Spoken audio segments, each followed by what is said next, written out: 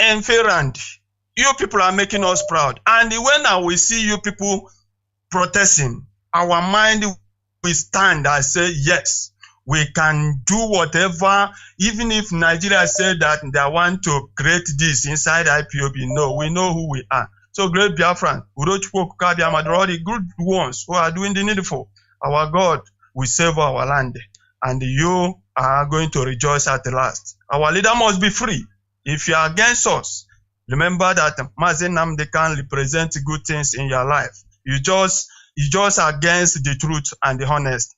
And the truth you are against will destroy you. Thank you, Mazi, for your good work. May Elohim bless you people for your teaching all the time. Thank you very much, Machineke.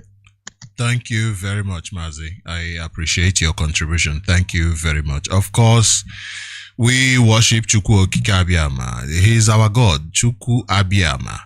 He is our God. I don't really enjoy having religious conversations because it's really most times. Yes, Mazi, can you hear me? Yes, okay. Just hold on a bit. Mazi, just hold on a bit. I'll come to you now. And you have 3 minutes, please. I don't like having religious conversations most times with most people, not here on radio. I like listening to people talk about religious conversations because I don't know much about deeply. I'm talking about deeply about ours. And most people of my age, or let me say people trained in this religion that we have right now, are also suffering the same. And because of that, they don't know what to take and what not to take. And it becomes a problem because the same religion that they are practicing makes sure that their minds are constricted, that they do not want to open up their minds to say, okay, let us on a level field bring all of the information and analyze it. So it makes it really, really difficult to have that conversation. But it is a conversation that must be had. Our God is Chukwu Abiyama and Biafra is our religion. Mazi, you are live on Radio Biafra. Please go ahead, introduce yourself and your opinion in 3 minutes. Ndeo. Yeah, Mazi, my name, I remember Zwak. I'm calling from my location. Thank you for giving me the opportunity, Mazi. I hope you're hearing me, right?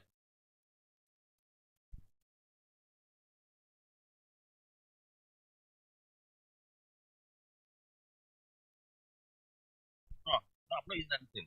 I'm calling direct. Okay. I appreciate you, Mazi. I appreciate. If you want to have this religion, this topic, maybe you can. Maybe one of these days you can bring up the topic now. So we discuss on that religion. It's very important to discuss it every day, always, because that spiritual that spiritual aspect of this movement is very important. I think it's even is the most important aspect that this mind game is very, very important. So we need to discuss this spiritual aspect very well. So that by the way, but like what you are saying, we are talking this today. We're talking about this security. Yes, like you said, security starts from communities. You know, security starts from community. When people were secure in the community, nothing external force will not enter. But our people, I don't know, because I know how.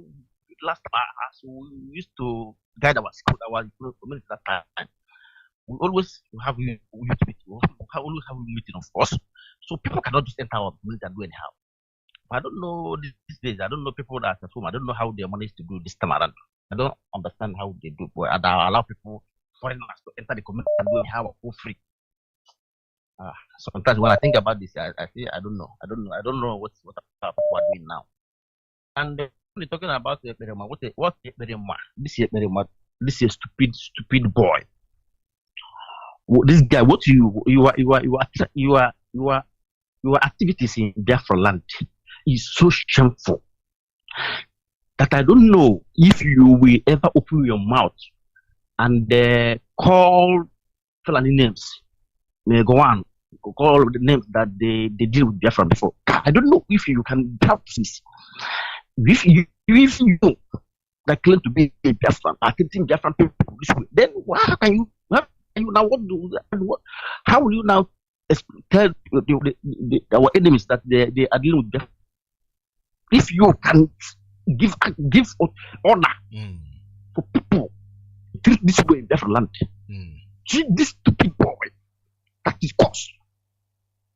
But I know that he has digged a pit. Into that pit. I want to talk about Tinubu is you see that Mazi, before you go ahead, you have just a minute. Please do not. You have just 1 minute because we're already out of time. And Mazi Jonathan will be coming up very soon. Today is our religious conversation with Mazi Jonathan, and I love listening. Like I said, I don't know about much of our own, so I like. So yes, 1 minute. Yes. Okay. Now what I'm talking about is Abakari being released. You see, Tinubu, now you are in control. You are the president of Nigeria, and in the north, Fulani are still having their way. After all the impunity they do under their leadership, now you are a southerner. You are in the hem of affair. The northern, the Fulani still have their ways also under your control, under your watch, and your people also the certain people will not get justice for you. I don't know the kind of people because in your own word. I'm talking to Tinubu like this now. In your own word, you said that you believe in rule of law, and in your own also you said that you fought for true democracy in this country. You fought for true democracy. That's why you run to exile in 1993 or whatever time when Biafra win election. You fought for true democracy in Nigeria. But now, I want to ask you one question. The same that you fought. Now you see somebody, you stand there looking at somebody that fought the same fight you fought, being humiliated and detained by a military tyrant. Because the same military is those people that you fought. That one is still the military. He kidnapped our leader and keep it from each other. And as president, now I want to ask you, are you to know when you fight, you say you fought for true democracy. Is it true? Or are you truly fought for true democracy? Or you fought for your selfish interest? I hear you. Your selfish interest you fought for, not for true democracy. I hear you. And now you see. Thank you very much, Mazi. We are out of time here, so I will bring this to an end. And Mazi, I will give you. Okay. Listen, Mazi, the question that you have asked has been heard. You asked if he said he fought for democracy, and today there is problems with democracy because the same person who he is keeping in DSS dungeon is fighting to uphold the principles of democracy. Let us leave just that one question because Mazi Jonathan is actually standing by and waiting to come in so that we can continue the conversation. But please hold the second question and we will continue. I will actually like to hear the second question. The first question that you asked today, actually, I think it is a discussion that must be had. So let us leave it there as we bring this program to an end. And thank you very much. Do not forget the second question, please. I beg you, do not. And I will make sure that you and I have this conversation with our listeners. Yes. Thank you. And anybody that tell him to advise him not to release our leader, he didn't like him. Okay. That is it. Okay. So you should know the kind of people you listen to. He listened to Airfire and the Monguno and these three people advising him to not release our leader. Those people don't like him because they will run him. They want to board his name like the way they do. What name was murdered on the ground. Mazi, God bless you. Thank you. Bless you too. Thank you very much, Mazi. I appreciate you. Thank you very much. Have a good night. Great Biafrans, this is where we draw the program to an end this evening. And do not forget that this evening, just shortly after this, Mazi, Jonathan will be joining us. And you know how it is. You know how it goes down on Saturday evening. It is a wonderful time to listen. It is a wonderful time to learn new things. Thank you and have a wonderful one. And you know how it is. You know how it goes down on Saturday evening. It is a wonderful time to listen. It is a wonderful time to learn new things. Thank you and have a wonderful one.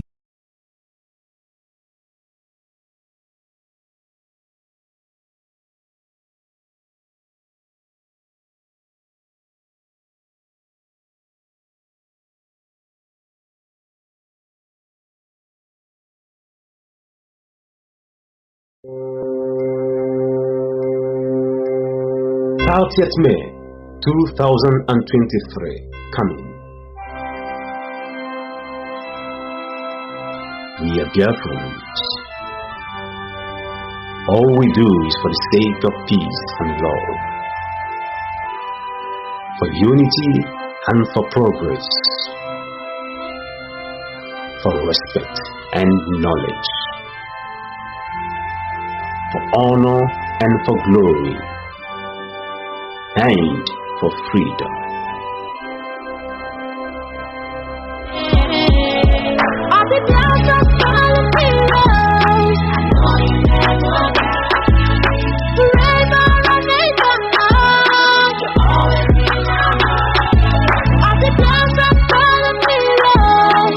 Biafran Heroes and Heroines Remembrance Day coming on the 30th of May 2023. We must understand that the sacrifices of our gallant men and women for the sake of Biafra's total freedom is an eternal one, and our respect and honor to them must also remain eternal. And so, a total lockdown, sit at home in Biafra land and in Nigeria on this day will take place by all Biafrans, freedom fighters, lovers of peace, truth and freedom. The world must always be made to remember them through our respect. We, the indigenous people of Biafra, IPOB worldwide, remember our fallen heroes from 1904 to the present. We remember the victims of Asaba Massacre, Aba Massacre, Emene, Ibocha, Obibo, Onisha, Olo, Mbo Massacre, etc. We remember our gallant men and women of ESN who have paid the ultimate price for our freedom. We remember the victims of Fulani herdsmen and of the Nigerian state-sponsored terror. We remember the victims of the Atlantic and Sahara Desert slave trade. We remember those that died in slave chains on the high sea and in the desert. We remember those that choose death rather than be the possession and slaves to another human being, the likes of the heroes of the Igbo landing. We remember those who suffered and died under the brutality and inhuman treatment of the slave owners. We remember all victims of wickedness against Biafrans by the enemies of Biafra. As we remembered in the years gone by, and have been remembering, we shall remember again with greater love and respect to our heroes. This is all we owe them. Please be part of this coming Biafra Heroes and Heroines Remembrance Day as a Biafran, friend of Biafra, or as a lover of freedom and truth. Coming on the 30th of May 2023, spearheaded by the IPOB movement under the Commander Supreme Leadership of Mazi Nnamdi Kanu.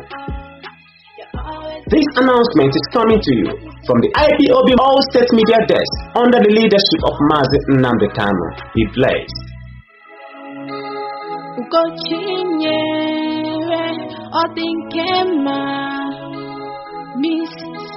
What have they done in our land? Just you take stock. That is why this agitation. We are always taken as third-class citizen, third class. That is why we are doing what we are doing, and we will never stop. I say we shall never stop. Look at their shenanigan they call election. once we have a candidate, though we don't care about the election, but we must talk about it. All hell broke loose. They attack it as a Igbo man. It's as if there is a stigma that is following an Igbo man. We have no seaport in our land. We have no airport, international airport. They channel us that we must move out of our villages, out of our communities, out of Biafra land in order to survive. Because if you are importing or even exporting goods, you must go outside Biafra land. Whereas we should have international airports. We have natural seaports everywhere. Natural. But because of wickedness. You know, I've been saying this. Germany, you are enjoying today. You know, you want to travel. Germany is the largest European economy. Germany, you are seeing today. But Germany started a devastating war in Europe. Germany, you are seeing today. I want to tell you how wicked, evil black people are against themselves. So, because what we are saying, what we always preach here is enlightenment, sanitization of our way of thinking. Our way of thinking, it matters a lot. That is number one criteria to advancement and development.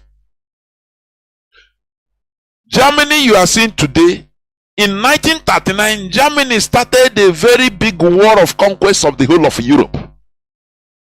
Do you understand? Germany. They virtually destroyed all European countries. They took France, they ran over France, Poland, almost all the Western European countries. They entered Russia. Millions of people perished in that war for nothing, just for fantasy. 1939 to 1945. European countries. They entered Russia. Millions of people perished in that war for nothing, just for fantasy. 1939 to 1945.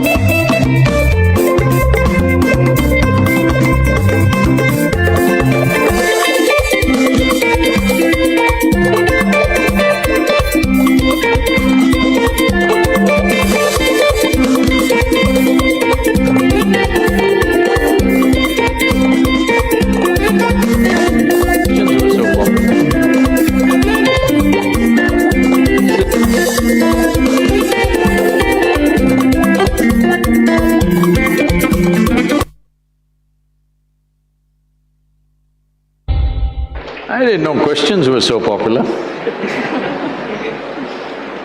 See, with all due respect to all the religious people, see, religion essentially means belief in something. Whenever somebody says, I'm a religious person, they refer to themselves as believers. Yes? Believers. Believe means what? Means you do not know something, but you are not willing to admit, I do not know, so you believe it. I'm saying, if you do not know something, why don't you just say, I do not know? Hello? Is it okay? I do not know something. I say, I do not know, because I do not know is a tremendous possibility. Only when you say, I do not know, the longing to know, the seeking to know, and the possibility of knowing becomes a living reality in your life. Everything I do not know, I believe.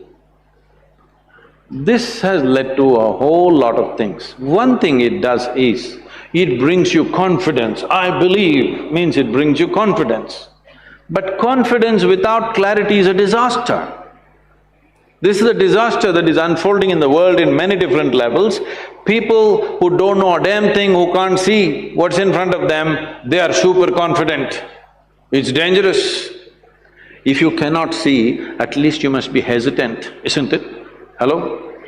If you cannot see, you must at least be hesitant. But you cannot see, but you're confident. This is what belief gives you, confidence without clarity. How do you arrive at your belief? There are many ways. Can I tell you a joke, is it okay? It's a serious question. Are you okay? You're looking so serious, I'm scared of you. This happened in New York City. An 8-year-old boy came home from school in the afternoon. At home, he had a very progressive mother. Obviously, she was single. He came home and asked, Mama, is God man or a woman? See, this is a big debate in America. Is God a man or a woman is a very big debate in America. You know, in the last election they tried to settle it and you know what happened. The mother thought, being a progressive woman, she thought through all this gender politics that are going on in the country, and after much thinking, she said both. Then the boy went into deep thought. After some time, he came back and asked, Mama, is God black or white? You know, in the previous election, they tried to settle this issue. Because racial politics is a very big thing. She thought through all the racial politics that are going on in the country. After much thinking, she said both. Then the boy went into profound thought. After much thinking, he came back and asked, Mama, is God straight or gay? She thought through all the politics concerned with that aspect of life, and she said both. Then the boy jumped in joy, I got it, it's Michael Jackson.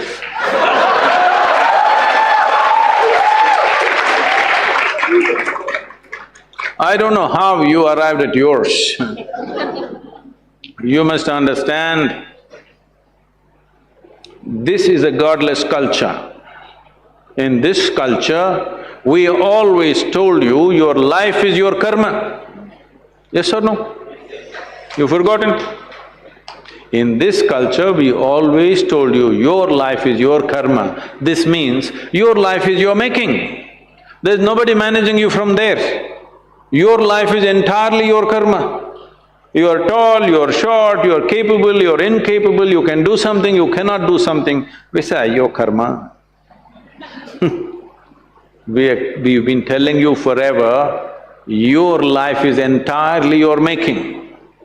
But this we have turned it into something else, and now we are also start looking up, Upar wala. You're all engineering students, you tell me, Is this planet round or flat? Really? It's round? Some of you saying no, this girl. Is it a round planet, I'm asking you? Yes. Is it spinning? So, you are not even on the North Pole, you are at this Chennai. Here, if you look up and the planet is spinning, you are inevitably looking up in the wrong direction. Hello? You don't even know which is up.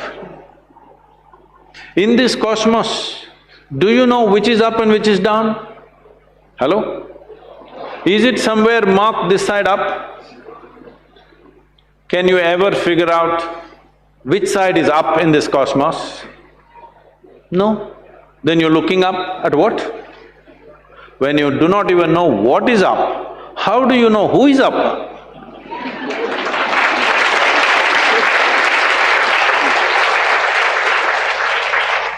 Does it mean to say, I created the universe? No. Obviously, before you and me came, everything was here, isn't it? So now, you must at least say, I really don't know. The problem is, somebody is a theist, somebody is an atheist.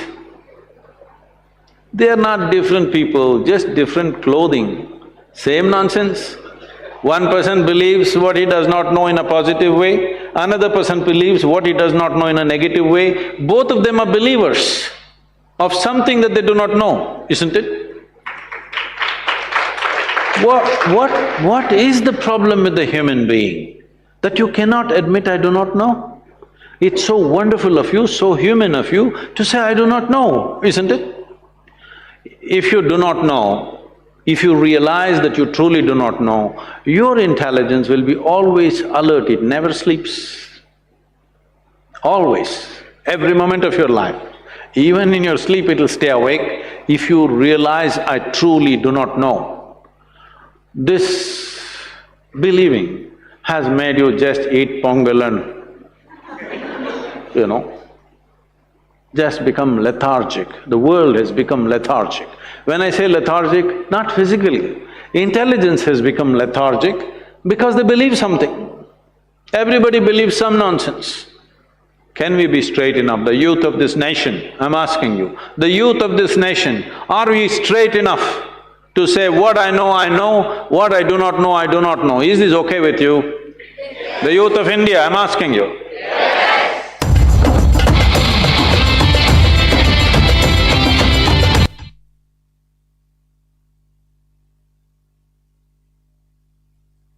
Chukwu okike abịama, Chukwu na-afụ na ife afụ na nzuzo, Chukwu maara onye aka ya dị ọcha na onye obi ya dị ọcha. Nwoke si na ya ji ọfọ, nwaanyị si na ya ji ọfọ, mana ọfọ maara onye ji ya. Ụkpaka na-agba n'udo mmiri ọ chụrụ ọzụọ. Gaa n'ogwe omechi ụzọ osi mpịara na azụ nwa igiriga ọgụ nke mmụọ. Ọ gịnị ka m ga-etu gị ka o zuolo gị? Asị m n'oge akara aka eluo, ịbụ mmụọ ka mmụọ, ibe ka ibe. Chukwu okike onye obiọma sị m unu binye n'oge akara aka eluo. Mmụọ niile na-ejere ozi asị m unu binye n'oge akara aka eluo. Oke mmụọ, oke mmụọ, oke mmụọ, oke mmụọ, oke mmụọ, oke mmụọ. Mmụọ niile na-ejere ozi asị m unu binye elu, tetenụ n'ụra, tetenụ n'ụra, tetenụ n'ụra, tetenụ n'ụra.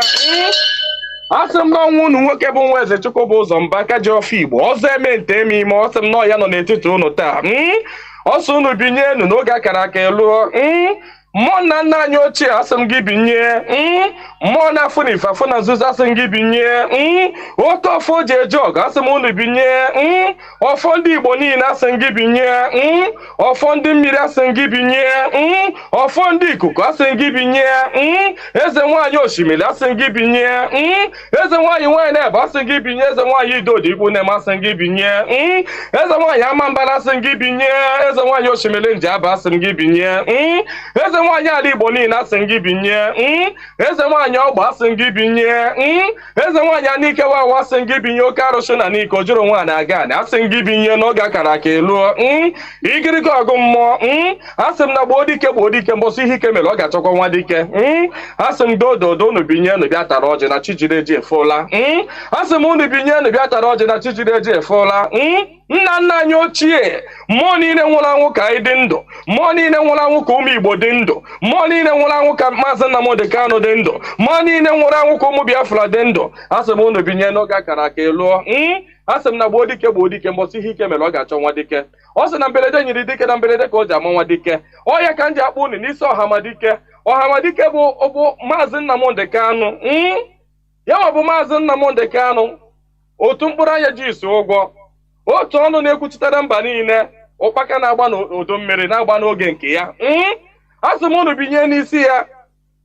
nye ogologo ndụ na-arụ isi ike napụta ya na Eke napụta ya na Orie napụta ya na Afọ napụta ya na Nkwọ asị m na ahịa akara aka anaghị eri nwa ngwụrọ na ahịa akara aka agaghị eri Maazị Nnamdi Kanu asị m unu gaa napụta Nnamdi Kanu na Eke napụta ya na Orie napụta ya na Afọ napụta ya na Nkwọ asị m mee ka ọnụ niile kwụrụ njọ n'isi atụgharịa kwụ mma ka ọnụ kọrọ ogiri ọnụ kọrọ ogiri lacha Chukwu okike abịa ama onye jiri mmiri siri ike kpọọ aja were aja siri ike kpọọ mmadụ asị m na taata bụ ụbọchị Eke n'ala Igbo asị m na Eke ga-eketara Nnamdi Kanu ndụ Eke ga-eketara ya nwere onwe Oke ga-eketara ya ndụ Oke ga-eketara ya Biafra Oke ga-eketara ya nwere onwe Oke ga-ekegburu ya ndị iro kegburu ya ajọ mmadụ na ajọ mmụọ asị m na mbọsị ọ ga-apụta ekwensu ga-anọ n'ụra ndị ilo ya ga-anọ n'ụla ọkwa na ekwe osu asị m gịnị bụ ekwensu asị m na mbọsị ọ ga-apụta ya bụ ndị ilo ga-anọ n'ụra ọha bụ ndị ọha nwa bụ ekwensu asị m na ha ncha ga-anọ n'ụra na Nnamdi Kanu ga-apụta n'ike na ebube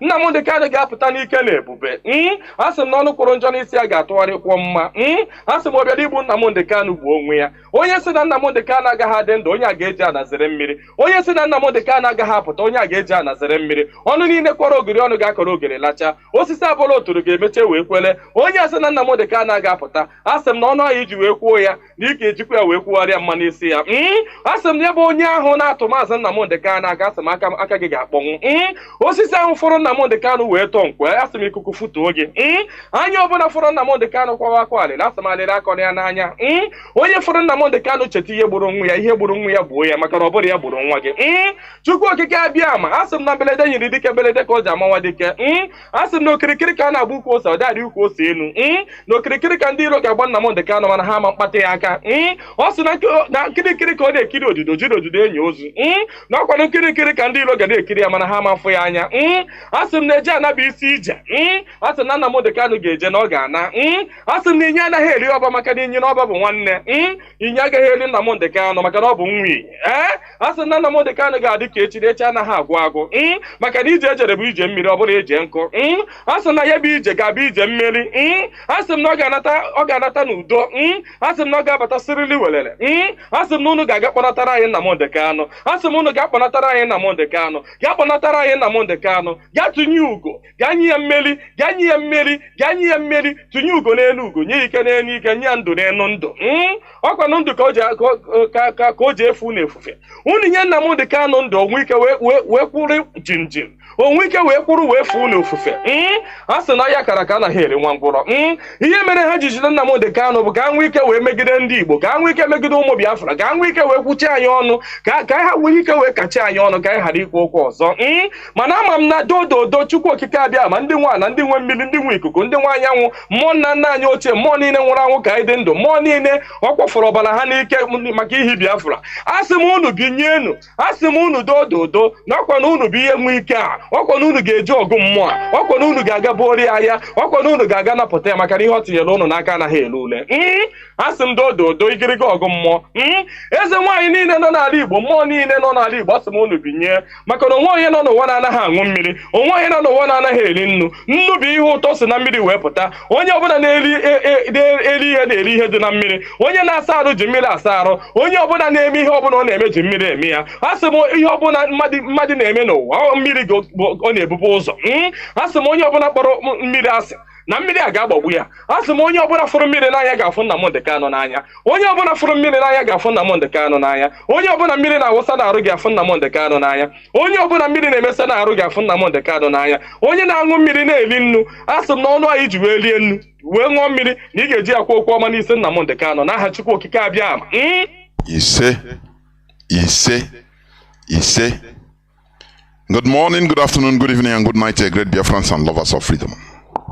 This is Radio Biafra HAUSA-SERVICE coming to you through Radio Biafra London. My name remains Mazi, Jonathan Chinedu from Olo province of Biafra land, and we are here live and direct.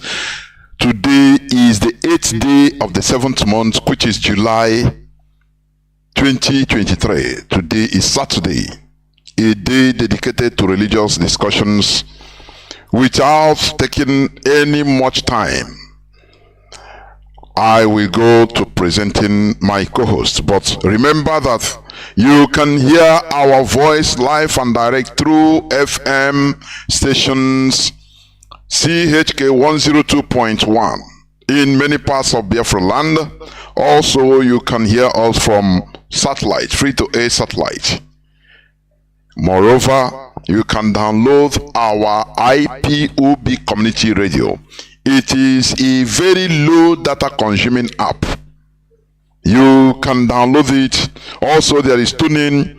You can download even directly Radio Biafra London or Simple Radio. All these are applications through which you can be hearing our voice. Therefore, you have no excuse not to listen to our voice. Even on social media, you just ask Google, how do I listen to Radio Biafra London? And you will have myriads of options in order to listen to this hallowed platform. Therefore, invite your friends and well-wishers, your siblings, even your enemies. Do not deny them this possibility of listening to this hallowed platform. This is where it all started, our rallying point. Therefore, if how do you say it?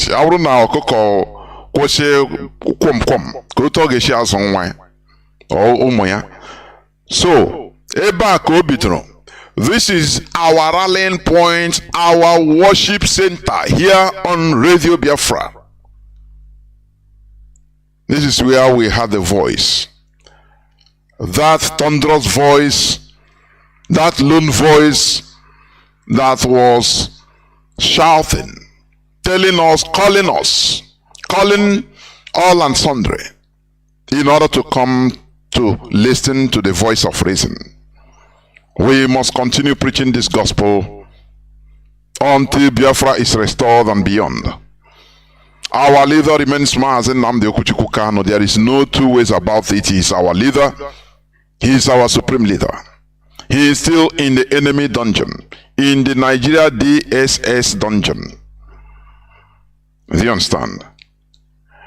Despite the Nigerian court ruling,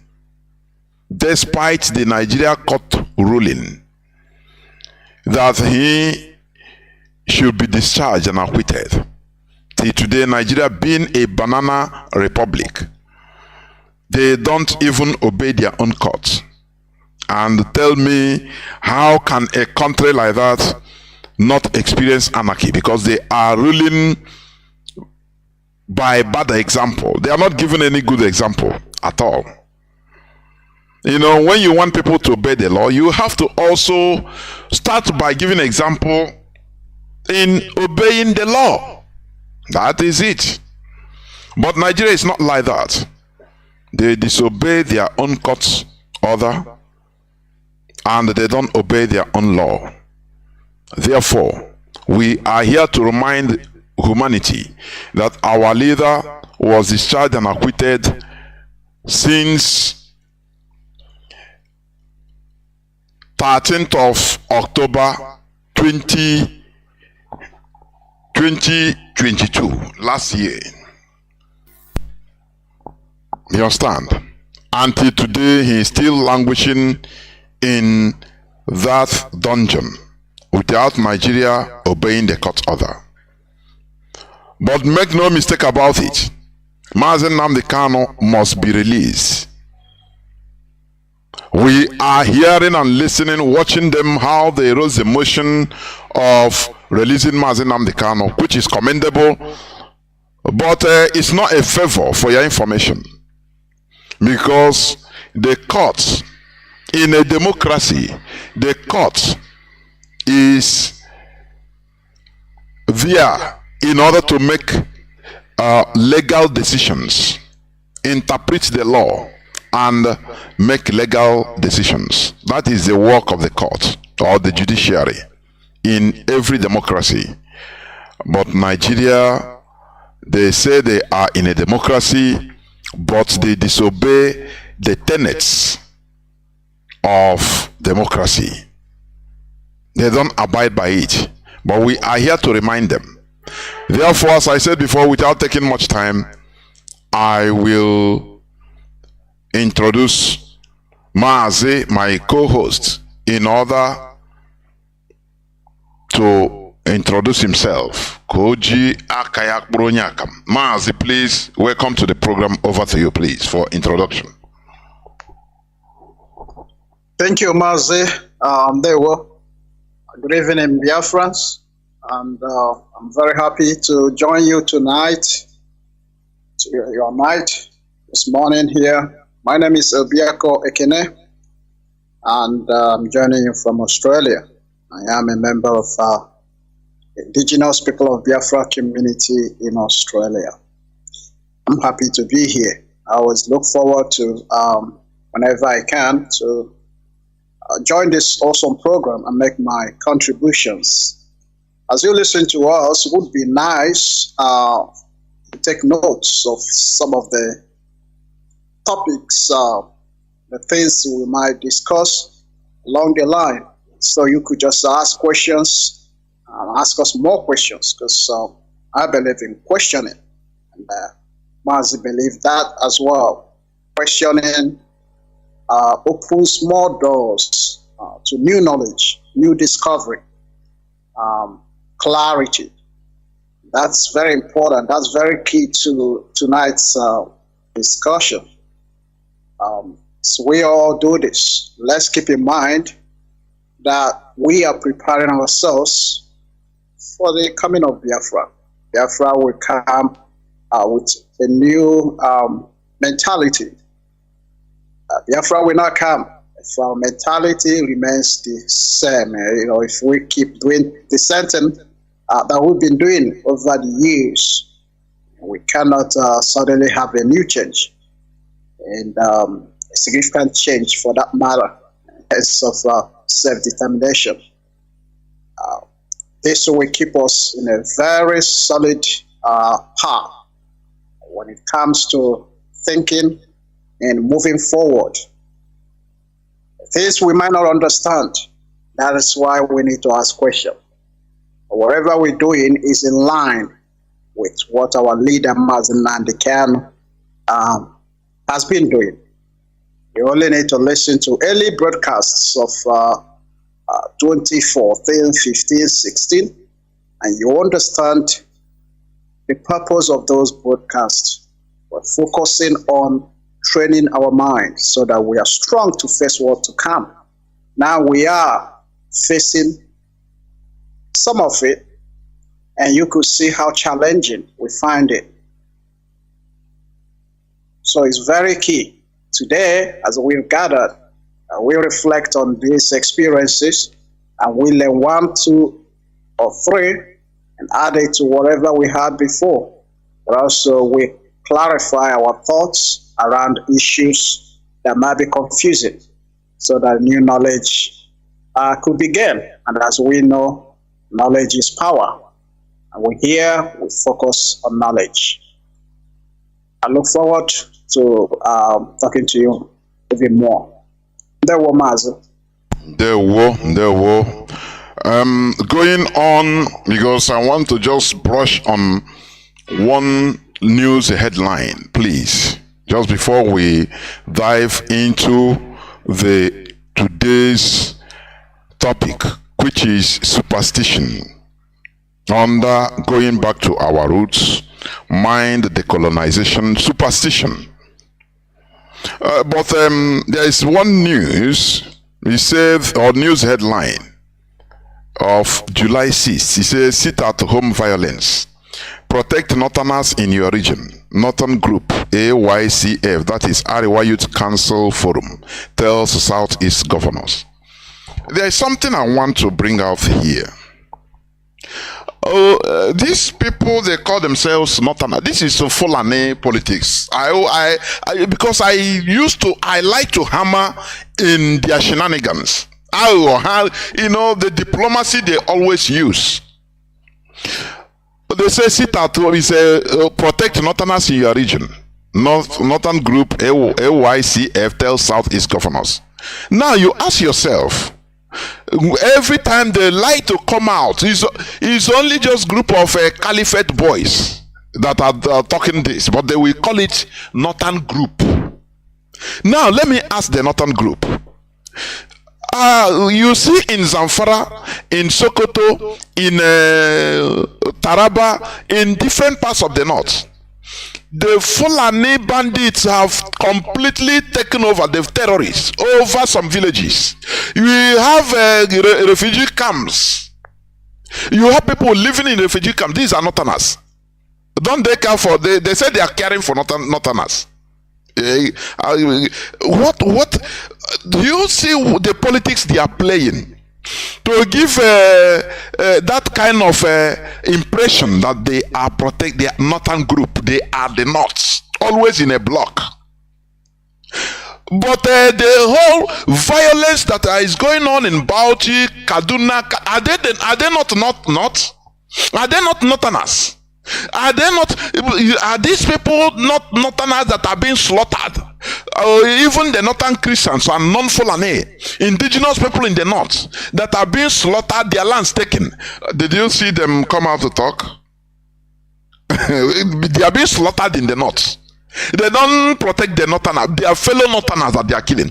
Is Deborah Samuel not a Northerner?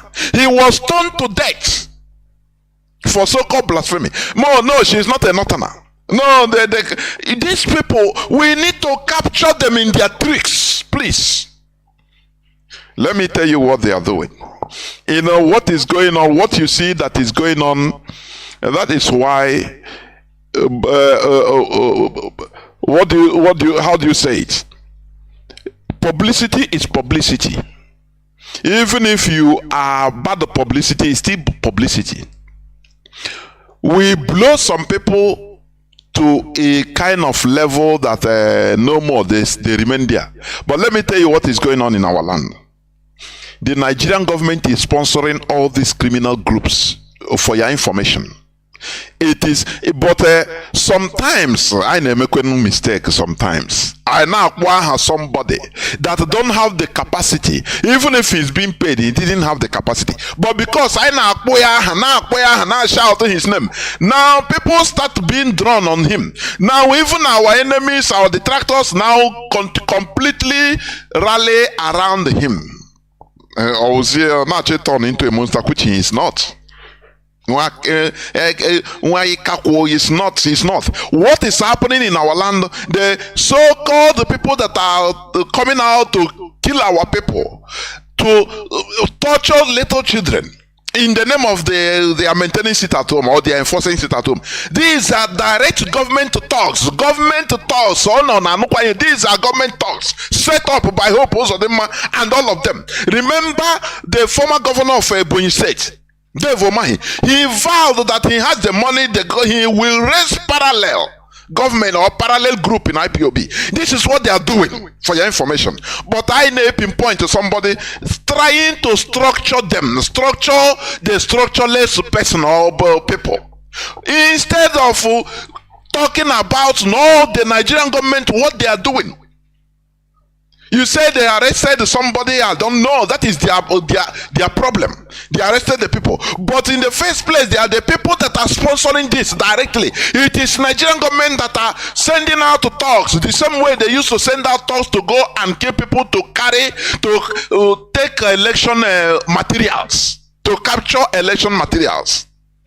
You understand? That is what they are doing in our land, so that we don't forget, so that we stop structuring this to tie it to somebody that is nothing.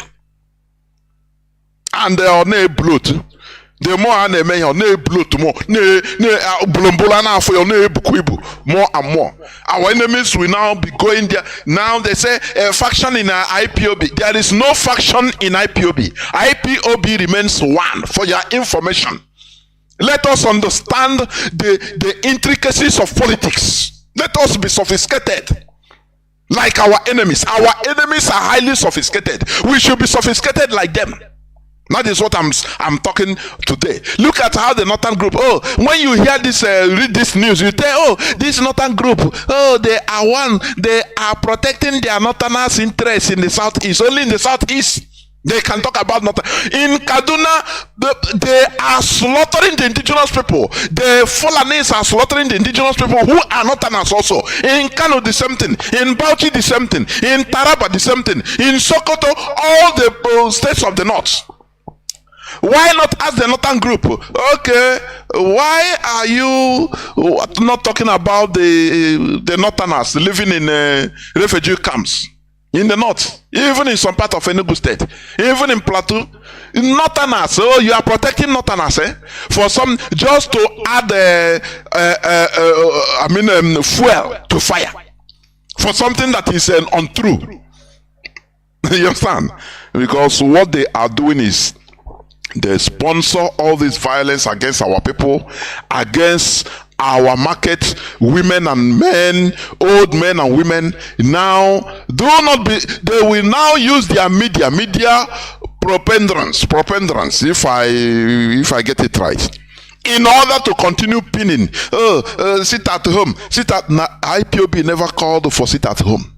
Any person that is talking about sit at home is from the Nigerian government, because this is part of the war against IPOB. That is what they are doing. If they want, let them say they arrested those people, that it is their people.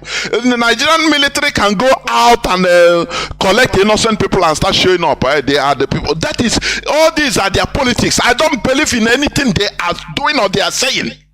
Because they are the people that plan everything. They are the people that are paying and carrying out all these things. All in order to pin it to IPOB. Look at the Northern group. Oh, Northern group, Fulani group, you call yourself Northern group. Just some few Fulani. You care for Northern group, right? I mean Northerners, right? But Zamfara state, almost more than half of Zamfara state is occupied by terrorists that are foreigners from Mali, from Sudan, Fulani from every part of Africa. They are killing the indigenous people, and they are Northerners. And you don't care about them, do you? Do you?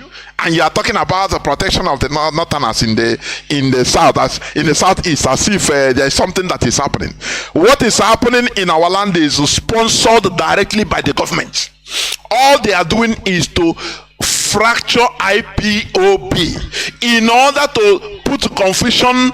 Put people, the indigenous people at loggerhead with IPOB leadership. That is what they are doing. In order to start, now I got tired about this, what is happening in our land. How can we sit at home? But IPOB didn't call for sit at home. It is directly from Opus or the man Devomahi. These are the people that are sponsoring all these things that is happening. It is factual. So, Northern group should go and learn more. We are not like we are not all these Igbo politicians that are not sophisticated. Any slightest thing they go start begging. Okay, sorry sir. No. We apply common sense. That is who we are. So Northern group, your plan is dead on arrival, in order to put more fuel to fire. That, oh, they sit at home in our land. Oh, they are protected. They are killing protected. How many Northerners have you protected from the Fulani in the north? In Kaduna, in Kanu, in Zamfara, in Sokoto, in Bauchi, in Jigawa, in every part of the north. That is boiling. People are being massacred every day. Indigenous people. You don't protect them. But you come and start talking your stinking mouth about, hey, Northerners living in the southeast.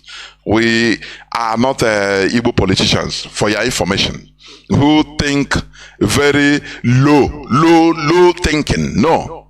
We can think. We can reason. That is who we are.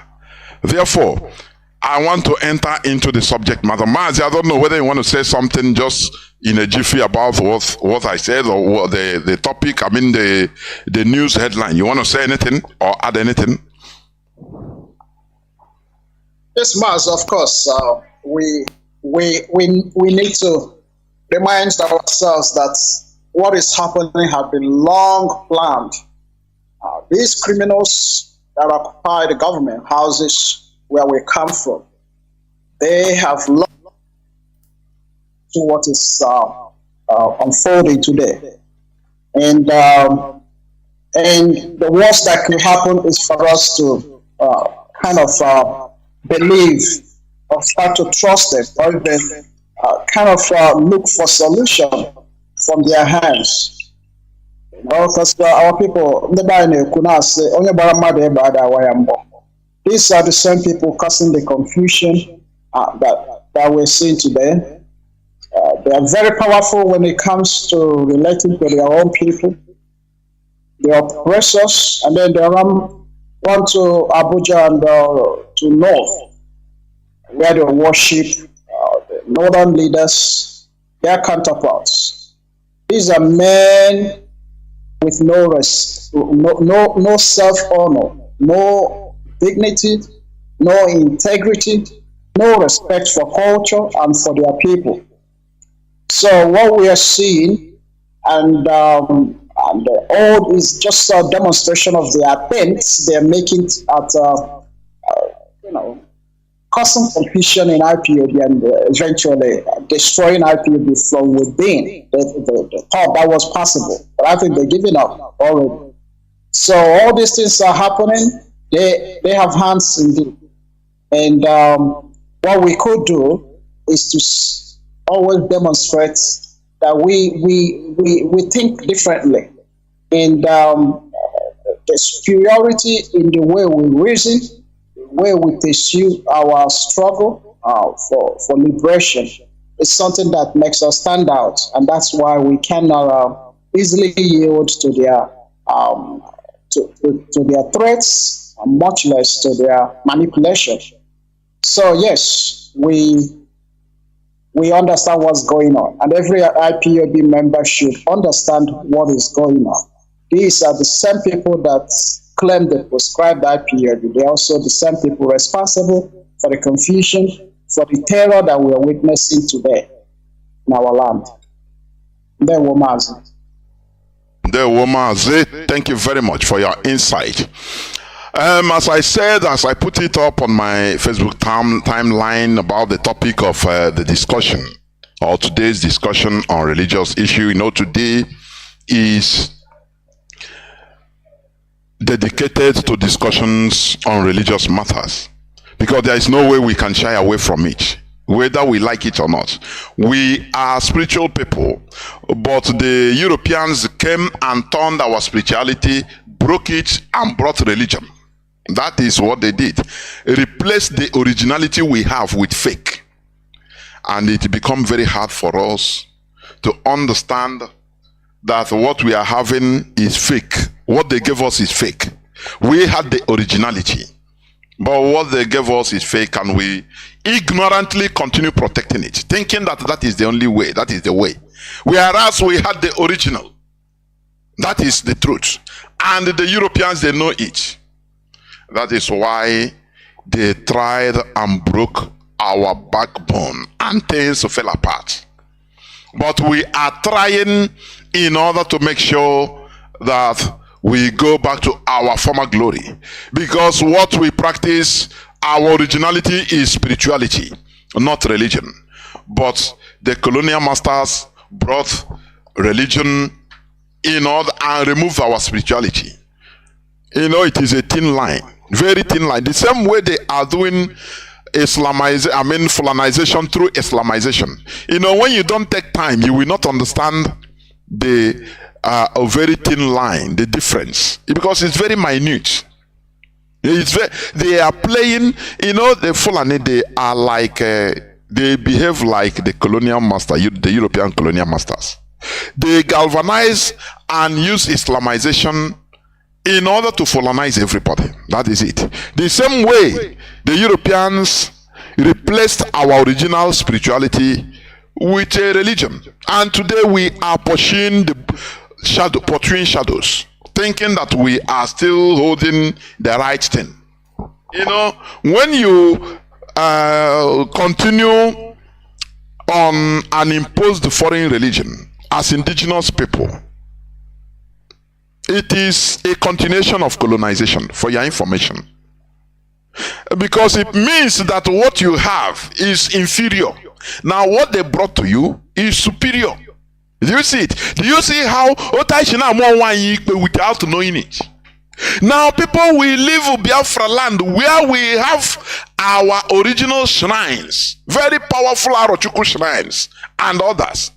What the white man look when they came to our land, they were afraid of it and they called it long Juju. They tried everything in order to corrupt it, so that to destroy it. You understand? Because they knew that our spiritual power lies there. Now you leave it now. Today you are going pilgrimage to Rome. You are going pilgrimage to Jerusalem. That is where God is. Somebody will leave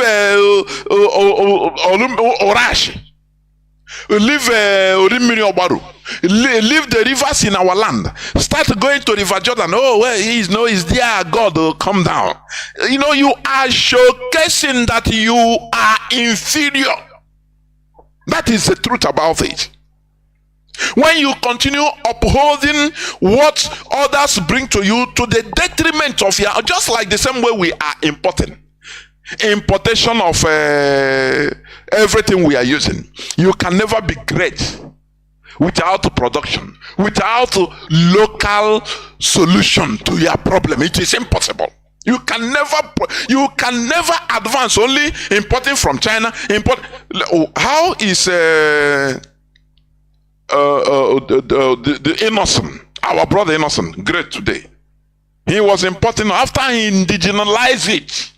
He indigenized the Haitian, started producing some things. Today, he is a producer. And that is why he is great. There were people that we are importing vehicles, importing motorcycles from China, from Taiwan, from everywhere, Japan, even before him, and they are still doing it the same till today. Those people, you can never compare them with Innocent today. Why? Because he started doing all those things that others are doing in his own land. That is what I want you to understand about religion. When you leave your land, you now go and wear white in going around the Kaaba, foreign religious shrine in in Saudi Arabia, saying that is their God descended. But what about you? Which means God created all and forget you and make you follow. That is what we are trying to prick your common sense to understand, that we should stand firm. You can never develop with importation or with following for importing, following consuming foreign things, including religion. That is why Africa is at the backstage. We consume. Everything is consumed. We bring from outside. Even our God is foreign. The God they brought to us is foreign. It's absurd. I want people to understand this. It is highly absurd. That is why we shout here. They bring you idols or foreign idols, and you say you replace it with your own, saying that no, your own, because they have the color of black person, color or black or ebony, as you may call it, is evil. But foreigners, their own is good. It is the best. Now you condemn your own. Just watch yourself. Sometimes sink back to yourself. Sink. Like a child, go back to yourself and be neutral now. Reason. Today we are talking about superstition. For your information, superstition, going back to our roots and decolonizing the mind. We are going to talk about superstition. Superstition is a widely held but irrational belief. Irrational. That key word is irrational. When something is irrational, it doesn't make sense. That is what it means. A belief in supernatural influences, especially as leading to good or bad luck, or a practice based on such a belief. For your information, every culture, tradition, or religion holds its own superstitions. Yes. Now, let me put it like this. If every culture, every tradition, and religion holds a superstition, its own superstition, why do you now take foreign superstition as it supersedes your own local one? Whereas everyone has their own thing. The same thing, the same superstition. Now, but you now decimate your own, look down on your own, demonize your own superstition, and now go and uphold the foreign ideology. Say that superstition is the best. And you continue defending it. I want you to judge yourself, because when you judge yourself, nobody will judge you. When Mazi Nnamdi Kanu was here insulting our intellect, calling us monkeys and baboons, it didn't make me annoyed at all. One day he said, go to the mirror. I went to the mirror. I observed myself. I start seeing a very big rhesus monkey in myself. I'm telling you. That is where I say, no. What this man is saying is true. We need to start thinking in another way. Otherwise, we are doomed as a people. You understand? Why do you, substitute foreign superstition that it is the best? You start defending it instead of your own superstition that is basic, is local, is hereditary, that you can easily campaign to make changes on. That changing it lies on our hand. Why? Superstition has its roots right from the early time of human existence, when our ancestors could not understand the forces and occurrences of natural world. The inability to get a rational answer brought about superstition in order to replace the explanations of those occurrences. But as humans evolve and continue making greater use of their brain, many of these superstitions were challenged through scientific researches and questions, which now provide practical explanations to the unknown causes of some of those natural occurrences. Do you understand? It baffles me when you will see somebody, you will see a grown-up person, you will see a professor, you will see an intellectual. He will be quoting something of medieval period. How the God of Elijah sent down fire. Okay? How many thousands of years back? During the medieval time. How they conquered the Israelis. God commanded them to go and conquer take over the land of Canaan, the promised land. And they slaughtered everybody. And you are happy about it. In this modern time, you are taking it as a reference. In this modern time. But when the Fulani, they tell you that the Allah told them to come and take your land, you are crying. Does it make sense at all? But this is what you preach in your Sunday gospels all the time, Sunday services. Oh, you praise, something medieval times. It is human being that bettered this world we are in. During the medieval period, the human beings act according to the time they are. Changes started occurring because of questioning. People started asking questions later. Why is this like this? Why is this things like this? Oh, fire came down from heaven. Oh, and consumed the people.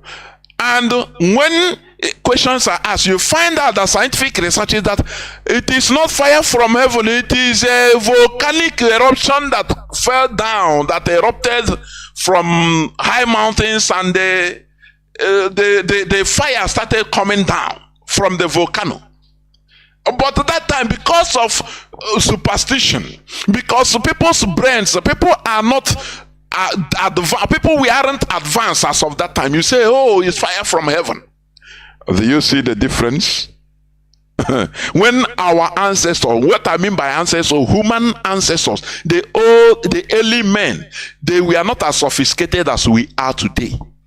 And let me tell you, in the next 100, 200 years, people in that generation will look at this time we are in, the year 2000, as 2021, 2030, as olden time, because of the scientific advancement, technological advancement that will be that time. They will be seeing us as people that are early, even living in old time. The same way we are seeing, people that we are the time of steamship. The time of steamship.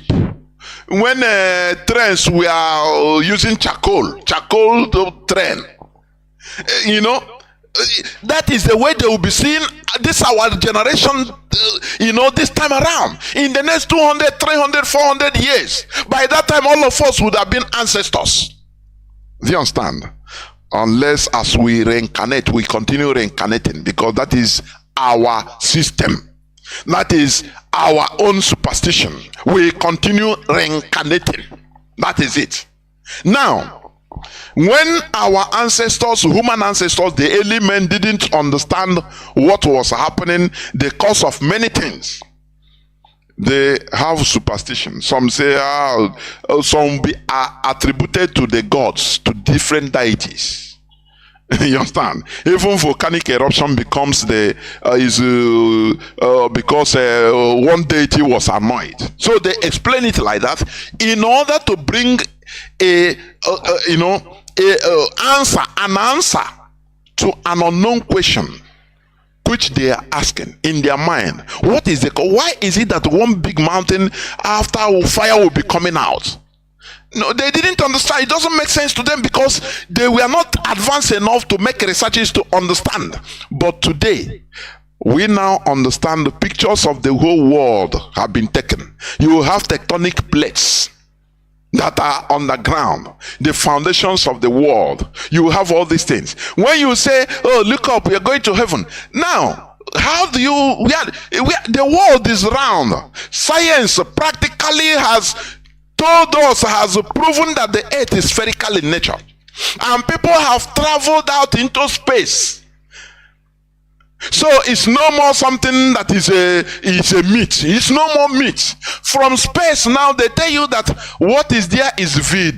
There is no up, no down. Where is the heaven? But where is it? The people start out, where is that heaven you are talking about? Oh, the heaven is up. When you tell somebody heaven is a point up. But as astronauts go to that up, enter into space. Do you understand? And found out that there is no up and down. Everywhere is the same. Infinity is vid, void. Everywhere is a void. Just space, empty space. No up, no down, no sideways. Everywhere is the same thing. You understand? The space is infinite. That is it. That is science. Something that was not achievable before 1950s. Do you understand me? Remember 1950s of yesterday. Many people born in 1950s, they can still run 10 kilometers. I am telling you. Many people that are still born 1950s, even they can still run marathon today. They are still alive and kicking. So it's not something that was so long.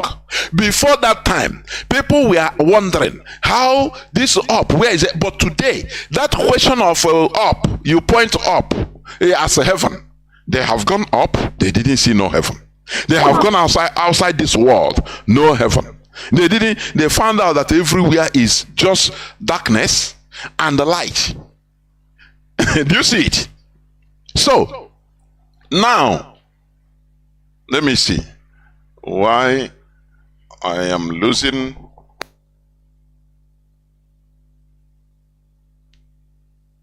Now, let me continue, please.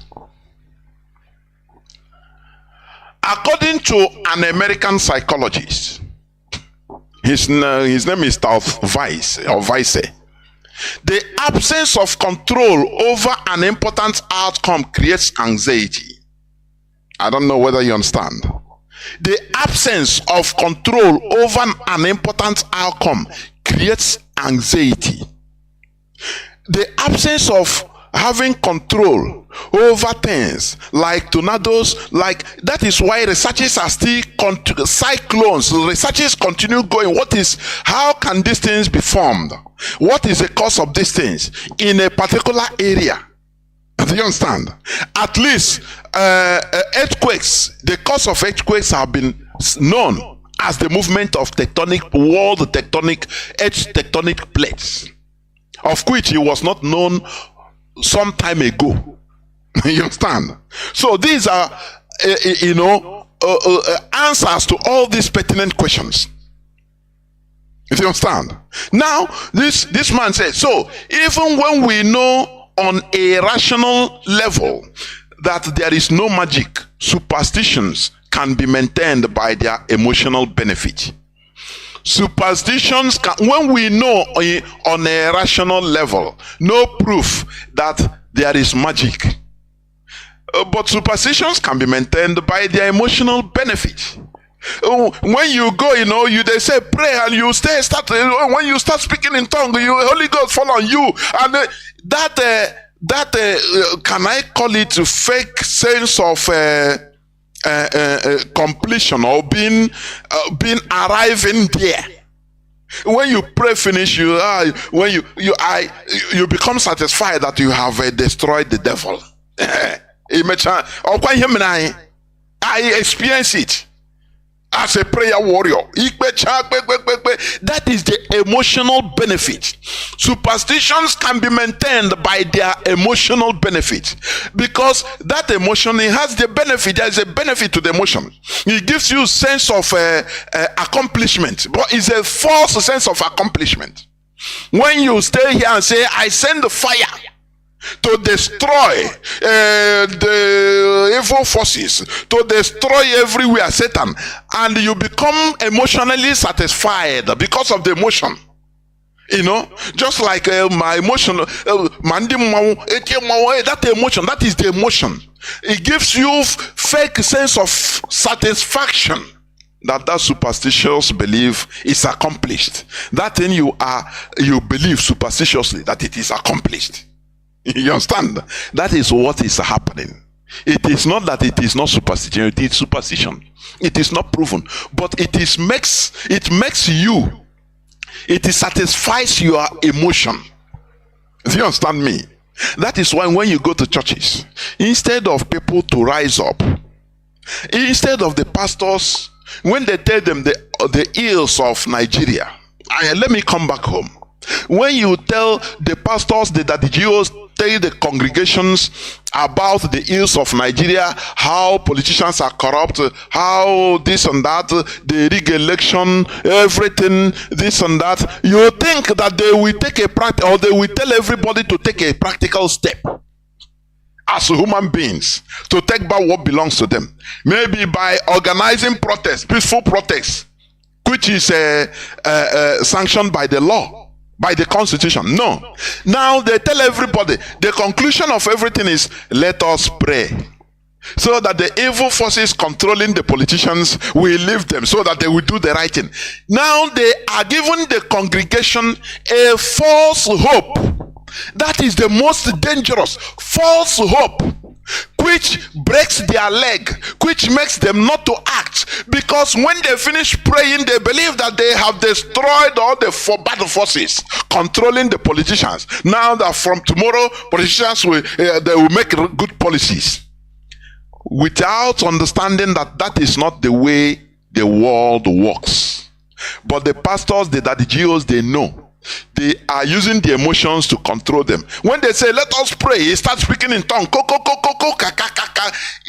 It stirs up emotion. The same way when you go to nightclub, you know, music, when the music I get like this, now like this, that is the emotion. Once it's there, it doesn't move anything. It doesn't move a pin.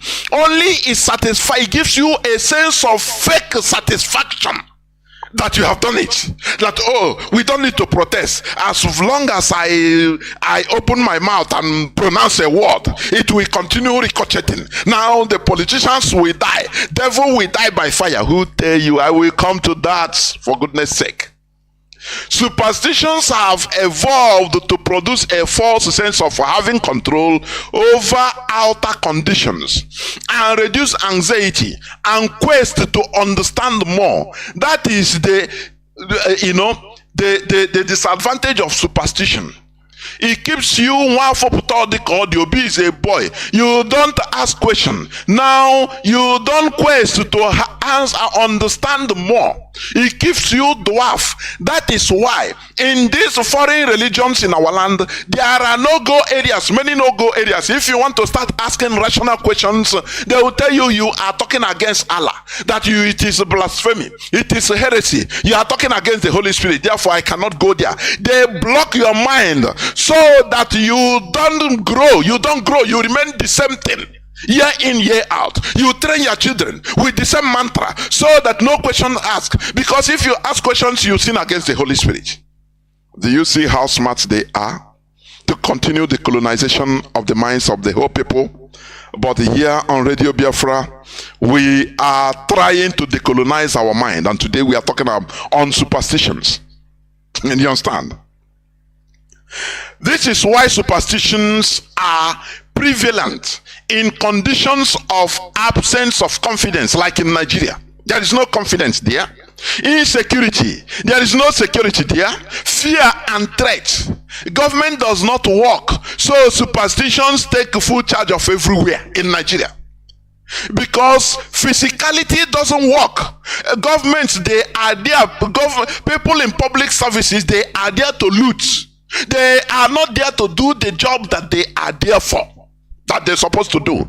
Therefore, everybody is being relegated into superstition, both Muslims, Christians, and native worshippers. Everybody to superstition. Go and pray before you travel from Onisha to Owerri. You cover yourself with the blood of Jesus. A Muslim will be taking his chaplet, reading chaplet before he reaches Onisha, or in order to ward off the kidnappers, terrorists, Fulani terrorists that are there to kidnap people.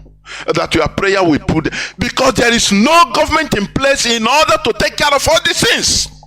You understand? That is why this, as I said, that superstitions are common in conditions of absence of confidence. In Nigeria, there is no confidence. There is no security. Everywhere there is fear and threat. There is anarchy everywhere. So people now are pushed into going into superstitions. You understand? If you want to go out, maybe you want to go to Lagos. Your family will gather. Let us pray. Oh, have you prayed about? Why? Why should? Because you can meet untimely death on the road. No government security. You understand? So they believe that prayer will at least will help you now. And you must. Because do you have 911 to call? Do you have any person to care for you if there is danger? The answer is no. So that is where superstition reigns, in the absence of physical government or governmental powers. Do you understand? That is it. In reality, superstition provides fake answers to critical questions. That is the truth. Superstition provides fake answers to critical questions. Therefore, it keeps people in a state of confidential stupidity. When you are confident in stupidity, I don't know how to bring this out. When you are confident in stupidity, You are confident in docility and in gullibility. That is exactly what is happening in Nigeria. People, before you talk one, they quote Surah 1 to end. Tell you the whole thing that is written in Quran and Bible. In order to cover their stupidity, they are confident. You understand? Whereas you go to somebody from UAE, he doesn't even know what is written in Quran. He's a Muslim. He don't care. Because if there is any security challenge, immediately he will call a number, and in the next 1 minute the police will be there.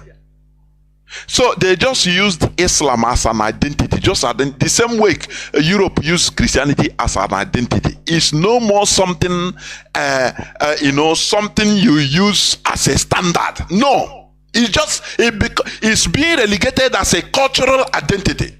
The same way Islam does in Dubai, in United Arab Emirates, because they are the government to have taken over the role of superstition. So why should they care about superstition? Why should they be superstitious in many things that you are superstition about? Maybe if you are entering, for example, you are going to farm, you have to wear medal of cross as your lucky charm, because before kidnappers will kidnap you, or Fulani headsmen will attack you. So that is a sign of good luck. Why are you doing so? Why do you have that superstition? Because there is absence of physical government. And here on Radio Biafra, what we are clamoring for is to organize ourselves and know that we are the people that we answer our own prayers. That we are the people, when organized, we became a formidable force that we be able to provide everything for ourselves through good government. Not believing that when you are working on driving in the night, you cannot drive in the night in Nigeria now. From Enugu to Iguacha, 10 o'clock in the night, no night life. First of all, no electricity. You don't know where potholes are. So that when you reach where there are potholes, you slow down. Armed robbers will grab you and will shoot you to pieces. So you need to have belief in God, so that to protect you, instead of having belief in your government. Do you see it? We want to shift all these things to physical. And how do we do it? In order to form a government, functioning government, so that it will cater for the people, and the people will be part of the government. Everybody will be, part and parcel of the government, regulating the government. The government will be regulating the people, caring for the people will be regulating the government. Everybody will be playing their part, and things will be moving on for everybody, collectively for everybody. Now you see superstition will go down. Do you understand? Now, as I was saying, in reality, superstition provides fake answers to critical questions. Therefore, it keeps people in a state of confidential stupidity, docility, and gullibility. Superstition keeps people in a permanent state of mental stupor, which does not care for human advancement. He doesn't care for human advancement. You start quoting. And I will destroy the knowledge of the wise and the wisdom of the wise. You continue quoting. If you have a spirit destroying the wisdom of a human being, is it good for us as a human being? It's something we need to ask ourselves. We continue quoting because that is your limit. That is your limit. You cannot pass there. It's a cage that is being placed on us. That is why here we are trying to remove it. Sometimes superstitions can relieve anxiety, that is the truth, about the unknown, while giving people a fake sense of control over their lives, which is highly detrimental to human advancement. Superstition can relieve anxiety. Oh, do you know why doing the now? Remember how, when you remember death is eternal. Once you die, you don't know again what maybe it's true. I will go to hellfire. If I do, you become superstitious. That is superstition. So, but that relief. You have relief in that superstition that after all, what I'm doing, I have my reward in heaven. That is a relief to your anxiety because you are anxious to know. Instead of trying to know more, now superstition will bring it to a full stop and you are there. It brings you relief, but that relief is fake relief. Historically, fear about demonic magic swelled in the medieval Europe during the 14th century, which culminated into a considerable worry for the next 4 centuries about a conspiratorial group of demon-worshipping black magicians alleged to be societies of witches. It's just like today, many of us, we are talking about Illuminati. We don't know really what is Illuminati. Oh, they are Illuminati. Anything. And you don't even care in order to find out what is really this. There are secrets these people know. If there are people that can control the world, why not try to be part of it? Instead, superstition makes you to be afraid. You fear them. The same way guy will mark. Hey, any person may ask no your bunny. Hey, your mock. It gives you fear, and that fear is what we are suffering. It limits our quest to know more, to understand what is happening there. So that if it is knowledge, we get it. If it is wisdom, we get it. That is how the Europeans advanced. They entered into darkness to where, do you see the people that died in the Titanic, where Titanic ship capsized, where it's lying? I think it was 4 kilometers down. Mazi, if I'm not mistaken. I think it's 4 kilometers deep. They built a tiny submarine that can go down to 4 kilometers deep. They enter into the Erebus, the darkness of the sea. But we are there, now these people, they want to enter in. These people have died. It will not prevent others from going to even go more to the deepest part of the sea. It doesn't prevent them. They are looking for knowledge, something you will be in your superstitious house, or your superstition in your house, and conclude that, the deep is the abode of the Most High, and there no more. You don't now quest, you don't now make effort to find something, a way to visit there to see. Even if it takes your life, others continue. People went to the moon. You don't know what they see in the moon. They never tell us the reality of what they saw in the moon. Why they didn't want to go back to the moon in a hurry. There are many things, many secret fights about it. Do you know that? There are many secret fights. There is something I was reading. It's a possibility that they met some aliens in the moon, which threatened them. It might threaten them. That is the reason why. That might be the reason why they are not ready to go back in a hurry to the moon. Instead, they want to go to Mars. But we now, once you say, heaven,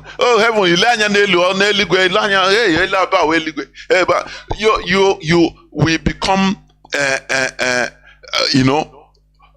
we become caged in that level of understanding. We don't want to know more. Why? Because of superstition. Now, as I said, this fear about demonic magic is swelled up in the medieval Europe during the 14th century, which culminated into a considerable worry for the next 4 centuries about a conspiratorial group of demon-worshipping black magicians alleged to be secret societies of witches. Superstitions are simple and easy compared to the believed resultant effects of trying to explore the unknown. That is doubting superstition. When you are, for example, you want to enter into a bus that is going far, from Onitsha to Lagos or from Onitsha to Kaduna, for example. Everybody, there is people will come. There is I'm just giving you an example. Somebody will bring water, say, nah, this water, just put hand inside the water before entering the bus. It gives good luck in case of accident too. Not that you believe it too, but you will do it. Reason it's very simple. Not only to put hand into the water, it doesn't take you anything. Instead of if the thing they are talking is true, which means you can lose your life in an accident. So that thing now they say, okay, take it. You put it. You put your hand. Others are putting. You go and put. Not because of anything, but because it's not a hard job. It doesn't cost you nothing. Instead of losing your life, if there will be, even if you doubt it, it's because you want to you want to stop the resultant effect, if any, of unknown. That unknown is the resultant effect. Now, maybe if you doubt this, you go see. It becomes a polite truth. That is how they push congregants in the church in order to do. They will tell you that they force you to pay to sow seed, but it's a polite threat. When they will tell you, say, pastor will be preaching. If you don't sow seed, I'm not forcing you. Man, remember the cankerworm. Anything you put your hand, remember cankerworm day. So that threat is a polite threat there. Very big psychological menace is there, but it's a polite, political one. So that now you'll be fighting with your heart. One man will say, "Nah, go do any small thing. I beg, go so." Instead of your business, you are starting business so that you can. Now you are forced. This is something psychological. These are things they teach them. They taught them in Bible schools for your information. How to manipulate the people. They don't force you by bringing you out, telling you, say you must do it. No. But with the word, with their statements and preachings, they force you, but in a polite way. But that polite way is the most dangerous. You understand? So that if you don't do it, if you'll be moving around, if you are going out of the church, maybe you carry your car. If your car has problem on the road, say, hey, no, I'm never on a church now. Wow. You see, your mind will just go there. They are sowing a psychological discord into your mind. That is the most dangerous type. It's more better they even force you, use cane and force you, say, go and do. Because that one you will know is you are being physically forced. So it will not be inside your mind. You will just do it for doing sake. If you don't want to do, you say, flog me, I'm not going to do anything. You know that you have received your punishment and it will not enter your mind. But this one they will preach. How Hannah gave or the woman, or the Shunammite woman gave the last bread to the prophet Elijah or Elisha, and during the famine, and after he filled up the whole buckets, everything with oil. That is a psychological threat. In order to that one is more dangerous than when you are flogged. They are twisting your mentality. They are twisting your psychology so that you continue dancing to their tune. If you don't do it, anything that happens to you, any slightest thing, you say, hey, no, what that thing, oh, now, wow, I should have done it. Now you start confessing. You call the pastor, say, sorry, I'm sorry I didn't do it, but look at what happened to me. I was going on the road, my car has a engine failure. New car that never. He said, I told you. Did you saw that? He said, did he say? He said, and that's it. He have caught you. Ojidogogi. Something that occurs natural. Ojidogi. Do you see it? Yeah. Now, before I continue, let me bring in our brother, please. Mazi, can I please take over to you? There, Mazi. Maz, let me, first of all, I will talk about superstition, and of course, I will talk about, I'll link that up to faith, and what is the difference, and then the spirituality. Mazi, please, if you are talking, know that Ndinne Mandina na Angakwanti, they are listening. Because I seen in use high grammar. I know that Emma, for your information, Mazi Kene is supposed to be a reverend father, ordained reverend father. But because of the teachings of Mazi Nnamdi Kanu, he went back. He said no. So he butu ma oyibogi ma ihe biko, so that kana water. They will must go on. Before, okay, my mix CM Igbo, my henine. I am a try. Kawa. Before my Kawa Basara spiritual, my contribute to spirituality discussion on superstition. Actually, I'm able to Copernican revolution, Mars, because he just mentioned that.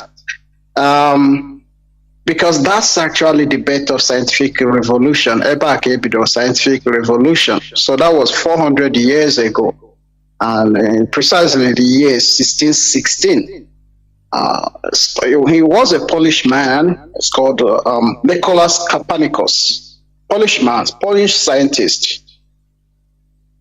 Before this time, Catholic Church, the church was only just Catholic Church, and Lutheran Church, Anglican Church, but Catholic Church had the authority over every other thing and every other, Anyway, so at this point, the Catholic Church has already maintained, and mind you that this is consistent with scriptural revolution,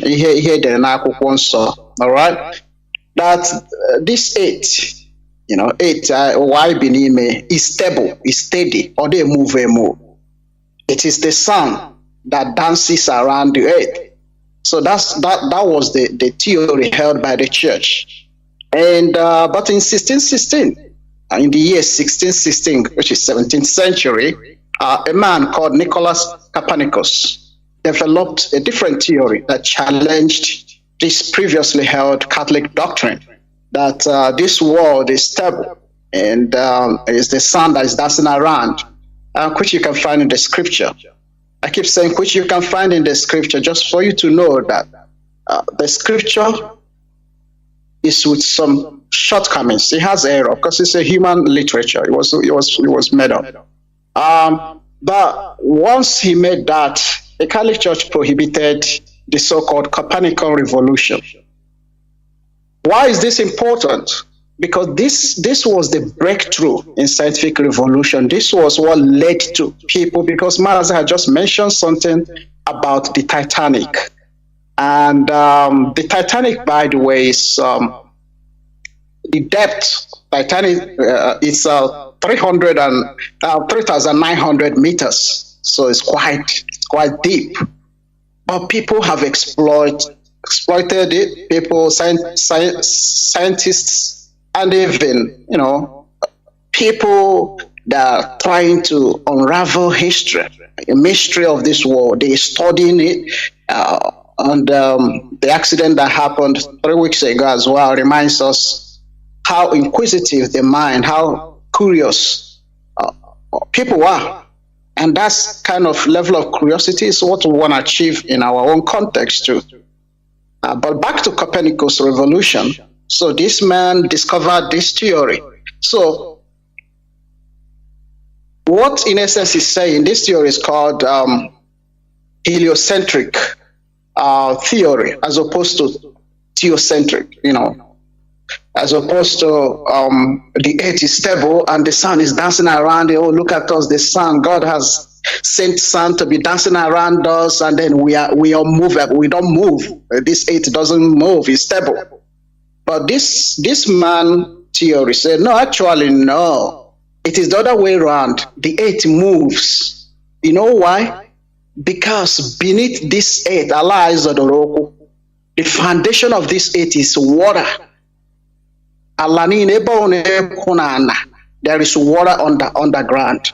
This whole earth is sitting on top of water. And that's why the earth is actually moving. So the concept of earth motion was developed. And that's why people started launching into the study of earth, launching into deep seas to actually make scientific inquiry about whatever they can find there, the elements, the constituents of deep seas, the mysteries that we can discover about the earth we live in, our environment, and all that. And because this theory is true, that's why, because if earth was stable, we wouldn't have natural disasters like earthquake, because it's stable. But no, it is flexible, it is moving. That's why it can crash. There can be earthquake, there can be all that kind of thing. But this ushered in a different mindset. From this time, people started abandoning superstition, now getting to superstition and moving into scientific inquiry. Knowledge is power. An understanding of it is very important. Astronomy is key. If we do not understand how our environment is constituted, how can we understand how to relate to our environment and how to relate to one another? When we talk about superstition, people think, oh man, these people, you guys don't have faith. Although the link or the difference between faith and superstition is not even much. The content of faith is not that much. The rest is just superstition. Faith is supposed to be just a belief in God, confidence and trust in a spring being, in God. And for Christians, some of you, in Jesus, as you believe, and for Hindu and Muslim, for whatever they believe, that confidence, period. The problem is the human mind is curious, and the mind needs something it can verify, something that it can visualize, if possible, something you can see, something you can touch, something you can perceive to grant their faith. That is why people mold something to worship. You see it in the Bible, in Egypt, the Israelites moving out away from Egypt, moving into the promised land, they molded something, right? That's the story we are told in the Bible, right? Even where we come from, people always mold something to represent something. Superstition is, when you started, as Mazi defined it, it's an irrational belief. It has no basis in objectivity. It has no objectivity in the sense that it's not objective. You cannot hold on to it as a scientific, verifiable knowledge, piece of information or data or knowledge, because it just doesn't work. It's just somebody holding on to certain kind of belief that they think could work, works for them, and they think they could rely upon in time of difficulties. But it keeps failing them, but they don't realize, they don't recognize that there's no, this is not authentic, this is not, this sort of belief is not grounded in certainty. People don't know. Superstition is irrational. Why? Because it's not grounded in scientifically verifiable knowledge. But it is part of faith. In every faith, in every religion, there is superstition. There are superstitious practices associated with every religion. But it is excessively involved in Christianity. And very sadly, people that practice Christianity don't even understand that they don't have faith. People in your families that call themselves Christians, they're not actually Christians. They're not Christian in the original sense of this word. What that means, somebody that follows the teaching of Jesus Christ, right? They are not. These people are superstitious believers. They hold on to some, a set of superstitious beliefs And I'll bring it down to explain it. Superstition, let's put it this way. When you go to church, there is what we call objects of worship. In theology, object of worship is Jesus Christ, right? But also there are things that are called sacramentos, objects with small o. Catholic Church call it sacramentos, including your rosary, crucifix, olive oil, blessed water, water that has been blessed. Some of you still have in your houses. You sprinkle it against the enemy and all that.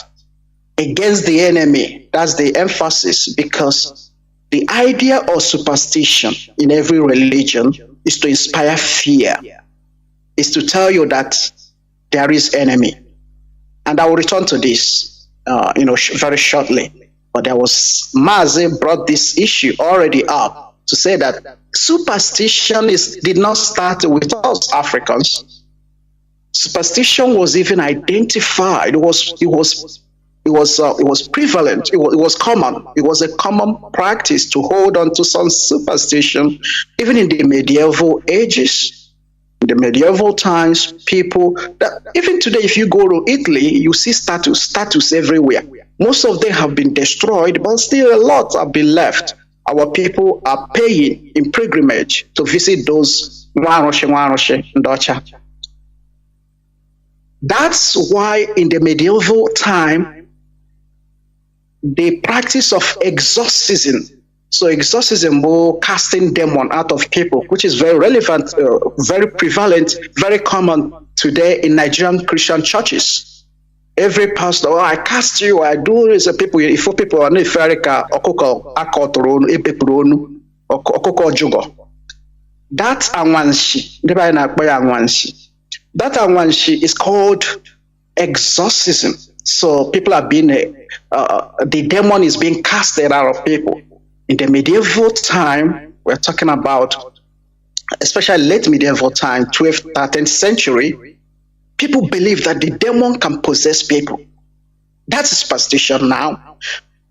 Demon makes people to collapse. So if people collapse and they start vomiting something, some foam, that means the demon is involved. They are demonic. They need to be liberated. The demon need to be cast out so that these people can recover and be free. And so there is always ongoing exorcism. The good side about how Catholic Church has been able to manage this, because this thing was abused at that time. Everybody was casting demon, charging money, making money out of it. If you don't want demon to repossess you, you have to pay a little bit more. You have to increase your tithe. You have to do some penance and some indulgence, in order for God to see, show you some favor and not send you some demon or let demon possess you. So people were milking the situation. They were abusing the situation, but the Catholic Church tried, and I think they succeeded, to say, no, not every priest can be exorcist. Aburo Father exorcist. So in Rome, in the Vatican, there is chief exorcist. Chief exorcist. Every diocese will have their own exorcist. But in Nigeria today, due to proliferation of churches, church now multiply like an arrow. Everywhere church are springing up. Everybody now charge more.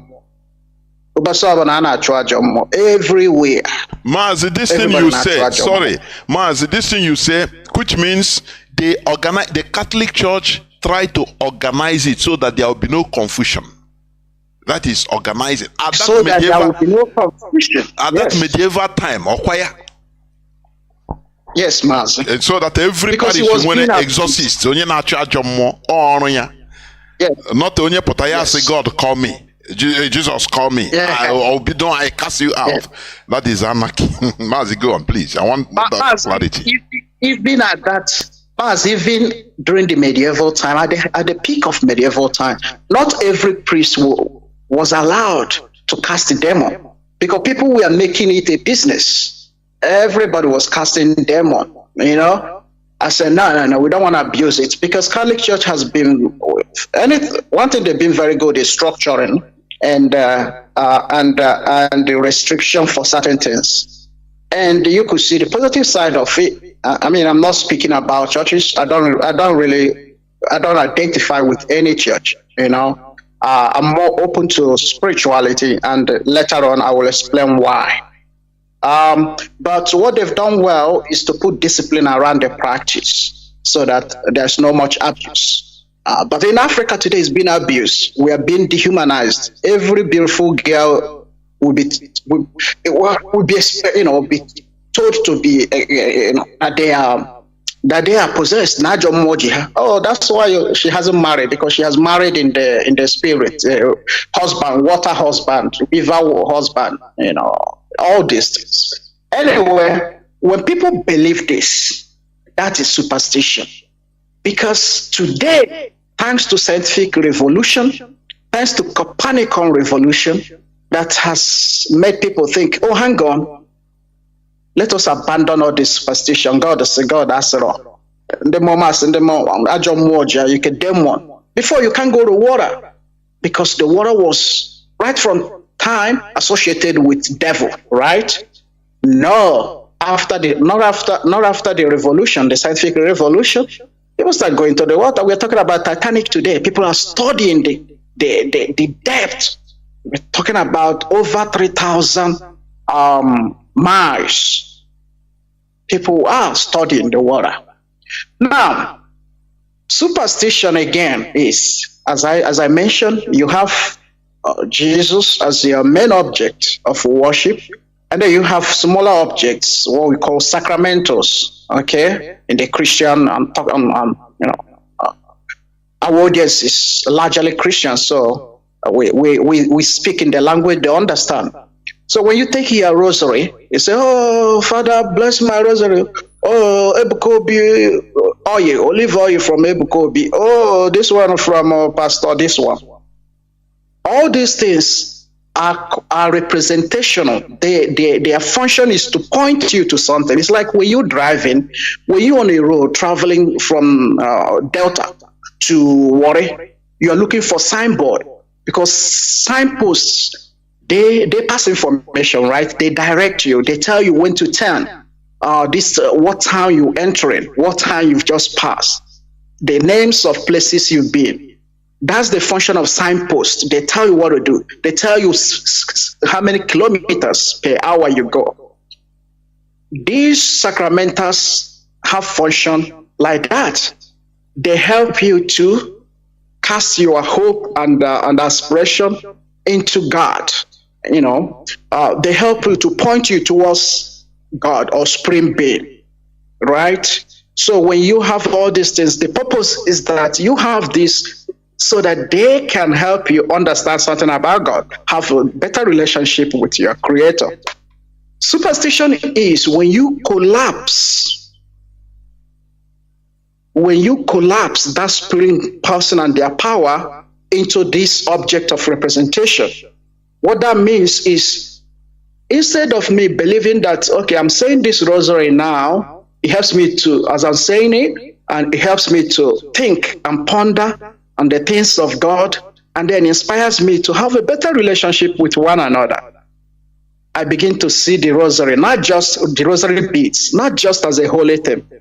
Not just as a means to communicate with God, but an object in which God dwells on.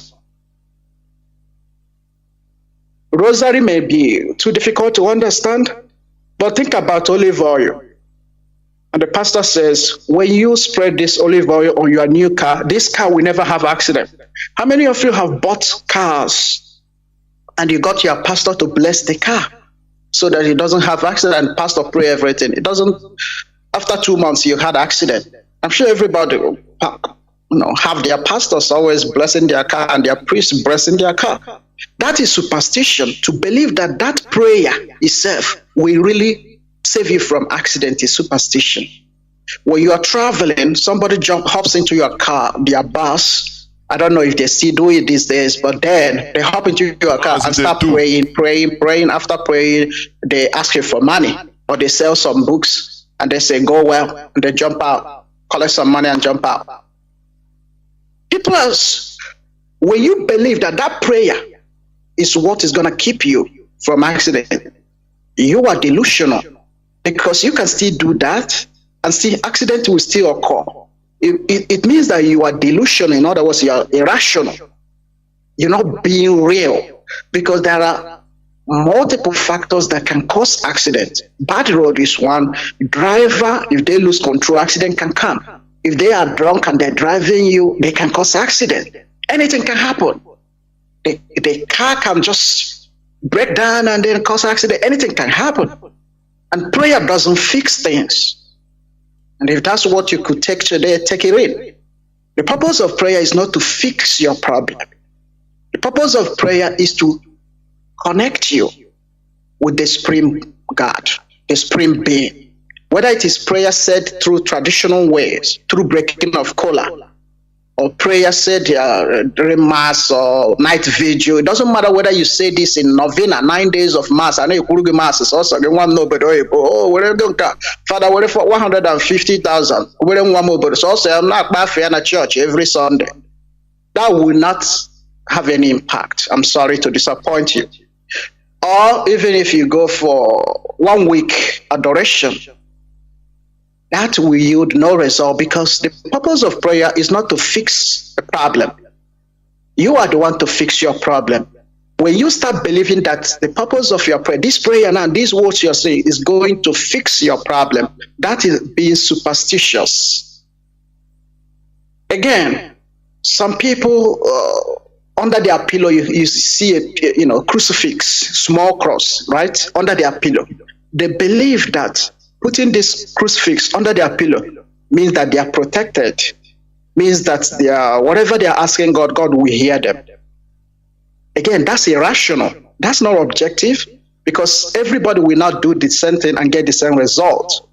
Also, I'm sorry, I'm going to disappoint you.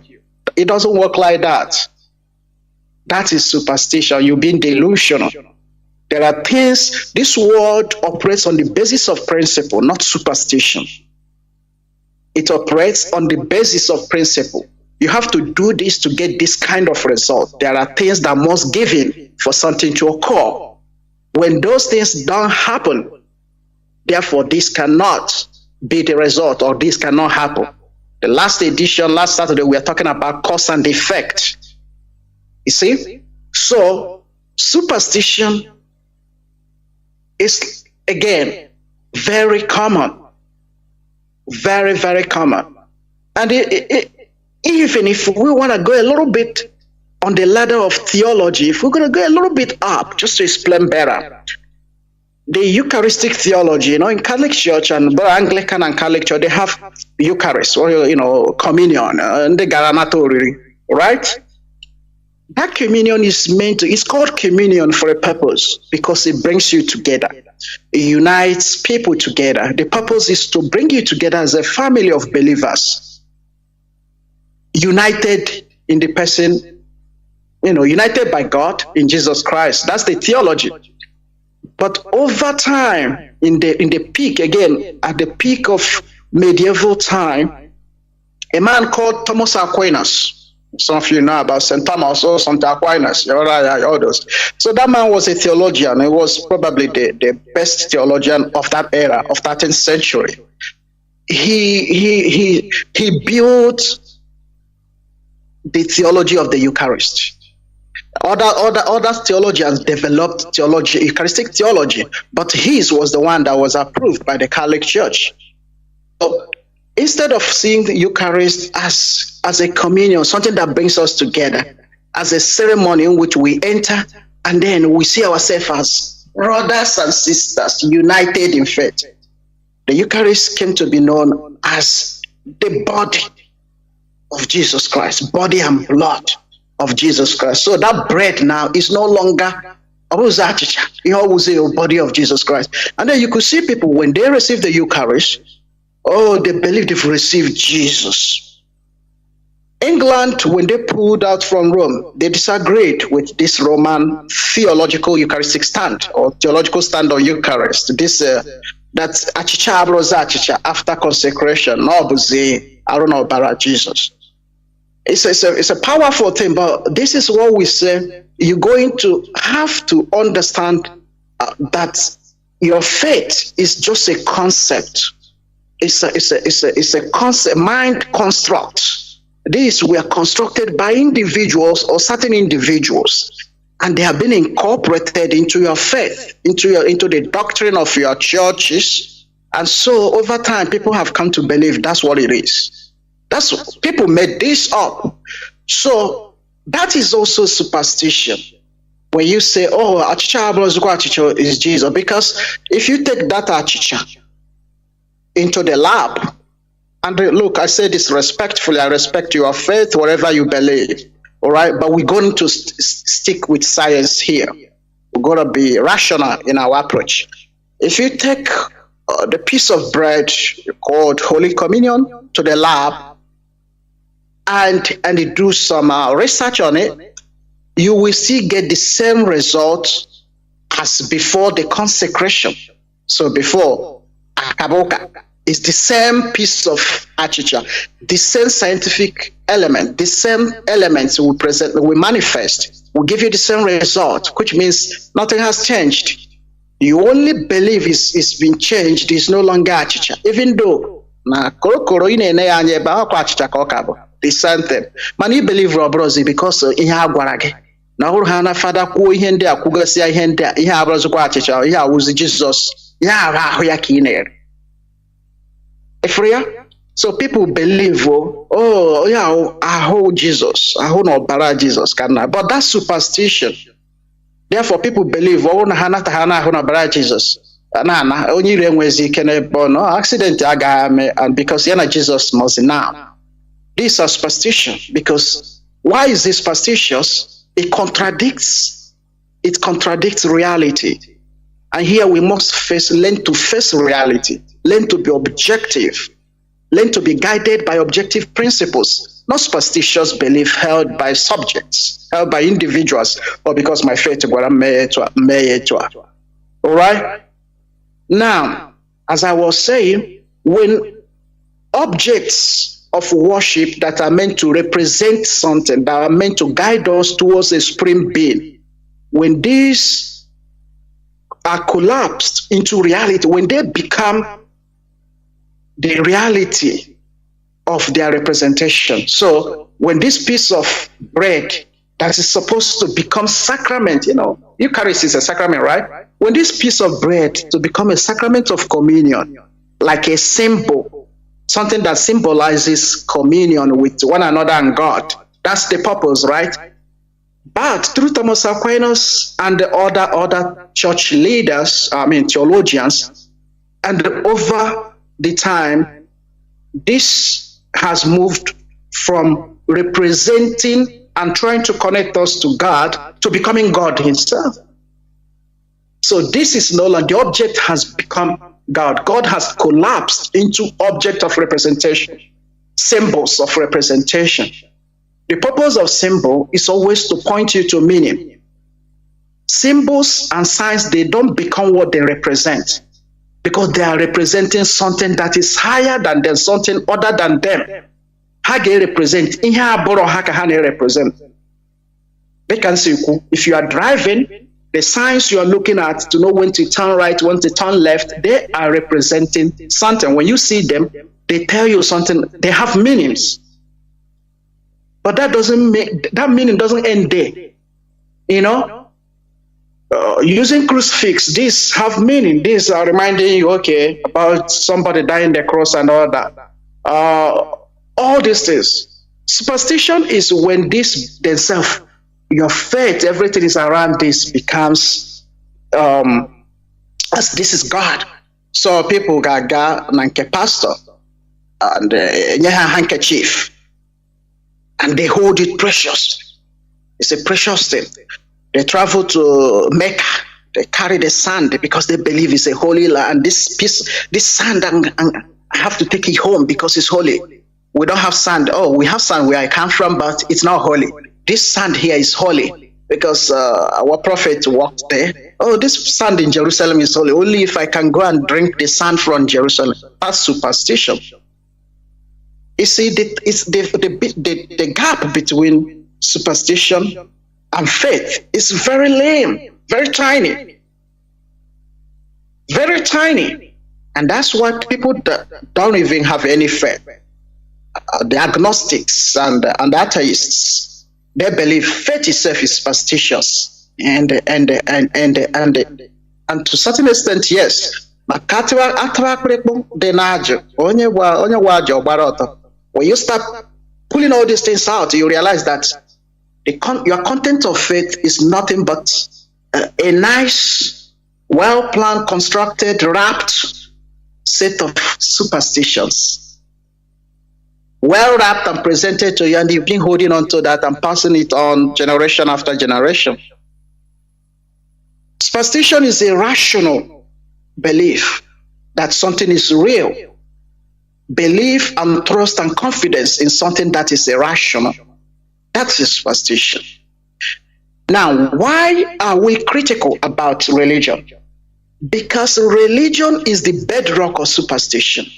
That's why when you are excessively religious, when your head is so much into religion, you can't achieve anything.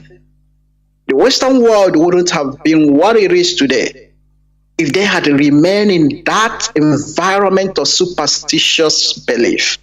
If they had remained in that era of medieval time, dark ages. It was for this reason it was called dark ages, because there was no light of reason. It was dark. It's all about demons, possession. It was about communication, church, crusade, all those things. But Europe was making no progress because everybody was being guided by a set of superstitious belief. And when they make that paradigm shift, when they shifted their mentality away from superstition and into scientific inquiry, look at where they are today. Because then they started using the potentials, their human potential. This brain we have is loaded with capabilities. The mind is powerful. From this mind, every human person has powerful thinking, innovation, knowledge can come out of it. But when you are believing superstition, then you are limiting the capacity of your mind, or you are not making use of your abilities. People always say your intellectual faculty.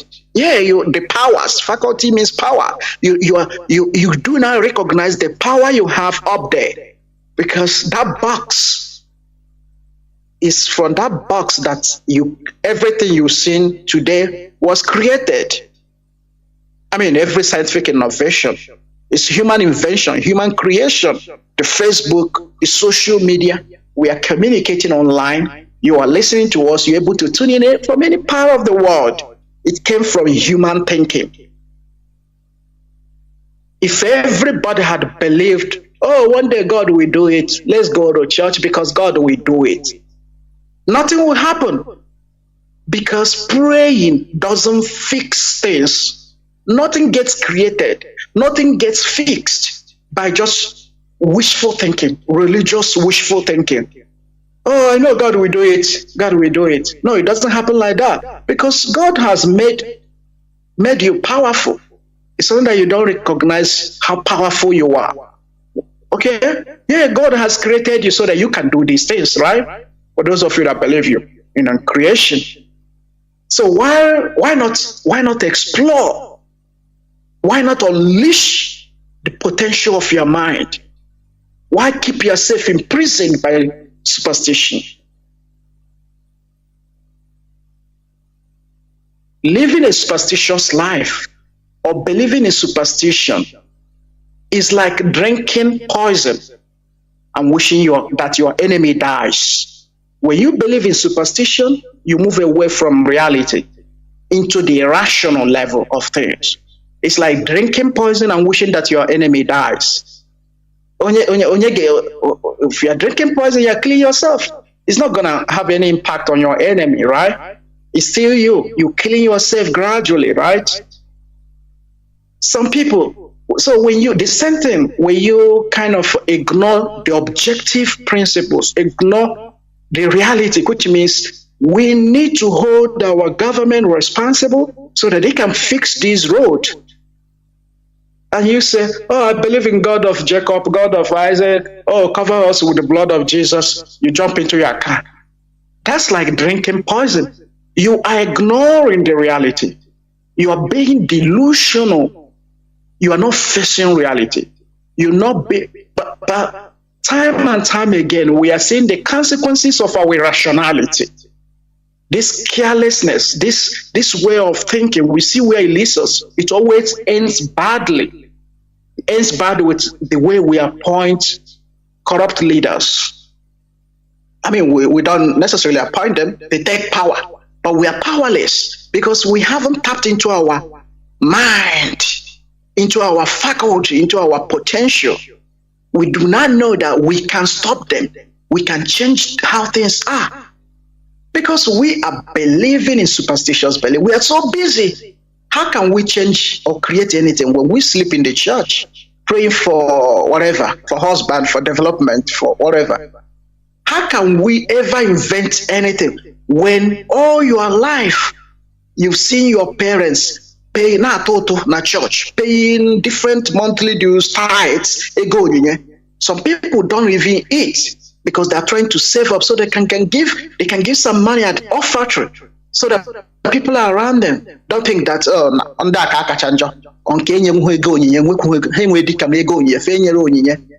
all this cover. How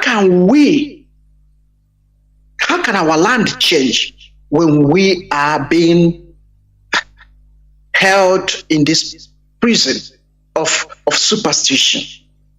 We invest into church more than we invest in scientific development, more than we invest in schools, more than we invest in the health sector, more than we invest in government or governance. Then how can we be that place we should be? And suddenly somebody is down with kidney failure, and we're on social media, and how can we raise money and take them to India? If India, I tell you what, India has so many gods they believe in, but they've been able to structure their life, their collective life, their way of life, and as a people, that they no longer being guided by superstition, or restricted rather by superstition. They know where religion belongs in society. It's relegated at the backyard. They switch on their intellect and they're solving problem of the world. India is leading in technology. India is leading in internal health. In fact, all sectors of medical health sector. You want organ, you want kidney transplant, organ transplant, whatever that is, you go into India. You want bone marrow transplant. Bone marrow transplant, India does it very well. Look at how powerful India has become within the last 10 years. They've moved out of so-called developing world. India is no longer there. India is powerful today. China is powerful.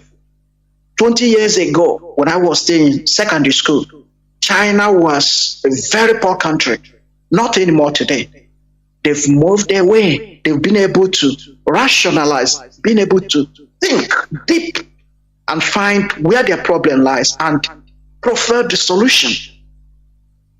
But how can we find we don't even know where our problem lies. Everybody is running from one pastor to another. Oh, God of oh, God of Mecharancha. Oh, God of Sisti Joma. Oh, Chineke Nkonya.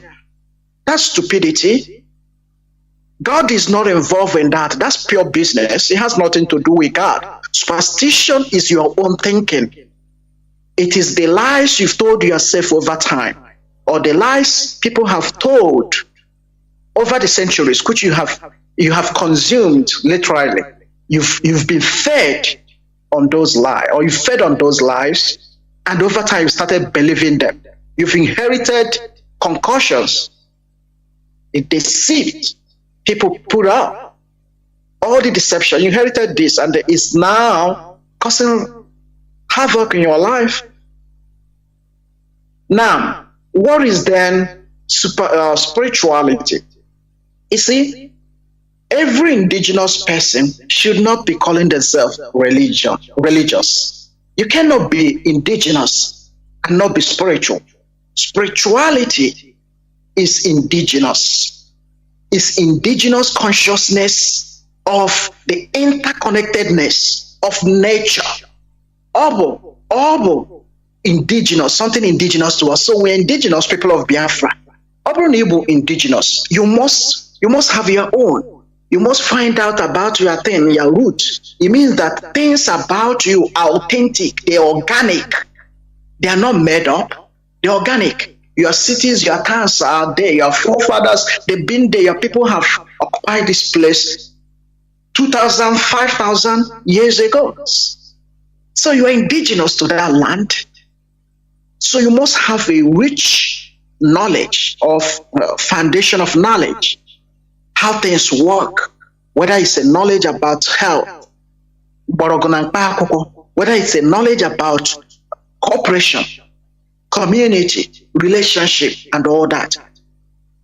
To understand what we mean by spirituality, which is now difficult because over time we've been so indoctrinated by religion, and then it's superstitious, and we are so confused about this.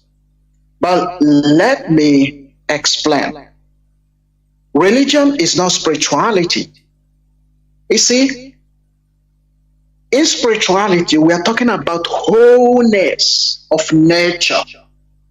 When I say nature, it includes the planet, everything, creation itself. Creation itself, the wholeness of creation.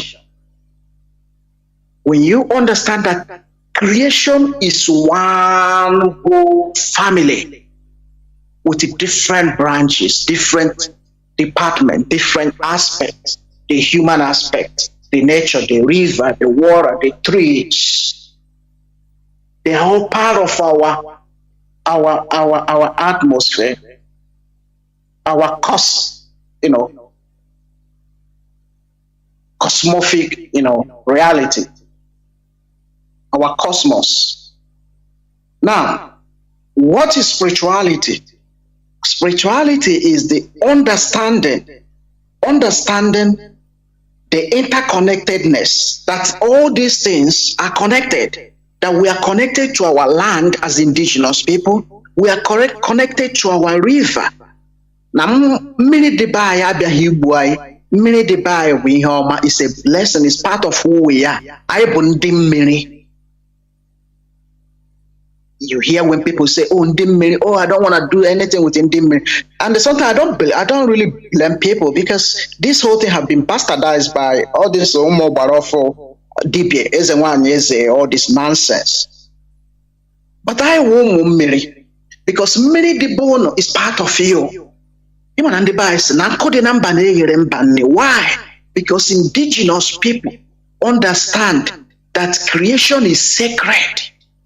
And sacredness resides in interconnectedness. So the idea that creation is sacred is more understood in the fact that everything about creation, the human being, our environment, the cosmos, is about interconnection. We are all connected in one way or the other. We are all grounded in this land. That is why for indigenous people, part of our spirituality is the recognition, what I could say, the primacy of the land. Like Allah nwemadu, ebe isi anyị na-asị na Allah nwemadu. Ndị Igbo na-asị Allah nwemadu niile. You know why? That's why when a child is born, what happens? The umbilical cord, what is it called? Is buried. Is buried where that person was born. They say that's where the umbilical cord was buried. Or is it the placenta?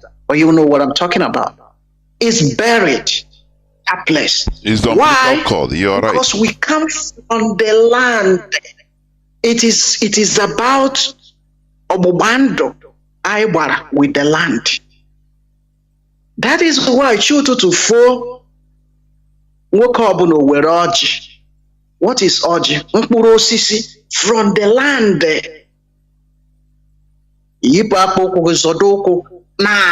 The land is sacred.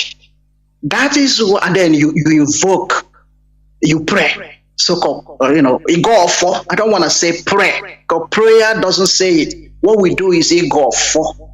It's different from prayer. We are not kneeling down begging. We are sitting and with our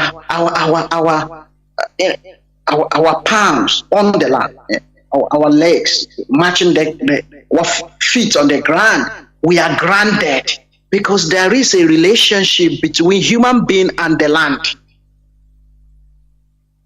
Human being, that relationship is part of our spirituality, recognizing the relationship between human being and the land. Remember what I said before, the interwovenness, that everything is interconnected in our cosmos, about nature, about indigenous people. And that is why people who do not understand, like the colonizers thought that, we don't understand God. We don't have a concept of God. They are pagans because they don't understand spirituality. They believe in religion because religion was human construct. You make it up, you design it, and then it's called the established concept of God. It's religion. Now, you bless the kola. In the blessing of the kola, there's no prayer. I always tell my comrade this in my zone here in Australia. I always explain to them to understand how powerful and how sacred the breaking of kola is, and why we must preserve this ceremony, why we must promote this culture. What happens is, in that breaking of kola, there is an invocation of the past. The past is invoked. And when we refer to the past, it's about the ancestors. We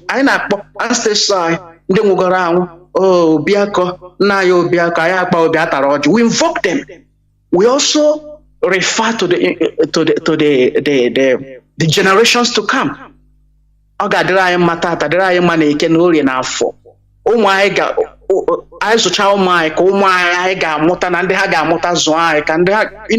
We in breaking of kola, one single ceremony, there is the unification of the past and the future in one present action. Ndị gara aga before us are present in that one action. And things about them are also present in that one ceremony. It is powerful. That is spirituality. Through this kola, you pray. There's no prayer more powerful than kola. It's very, very disheartening that I have to go to morning mass because I have to pray. There should not be any prayer at all other than the prayer of kola, because in the breaking of kola, you are having a communication. There is a communion. The mystery of nature, of creation is more manifest than any other time. We break the kola, we give everybody we break the kola. It's a tiny part of it, we throw it away. Why? To touch the ground. Why? To symbolize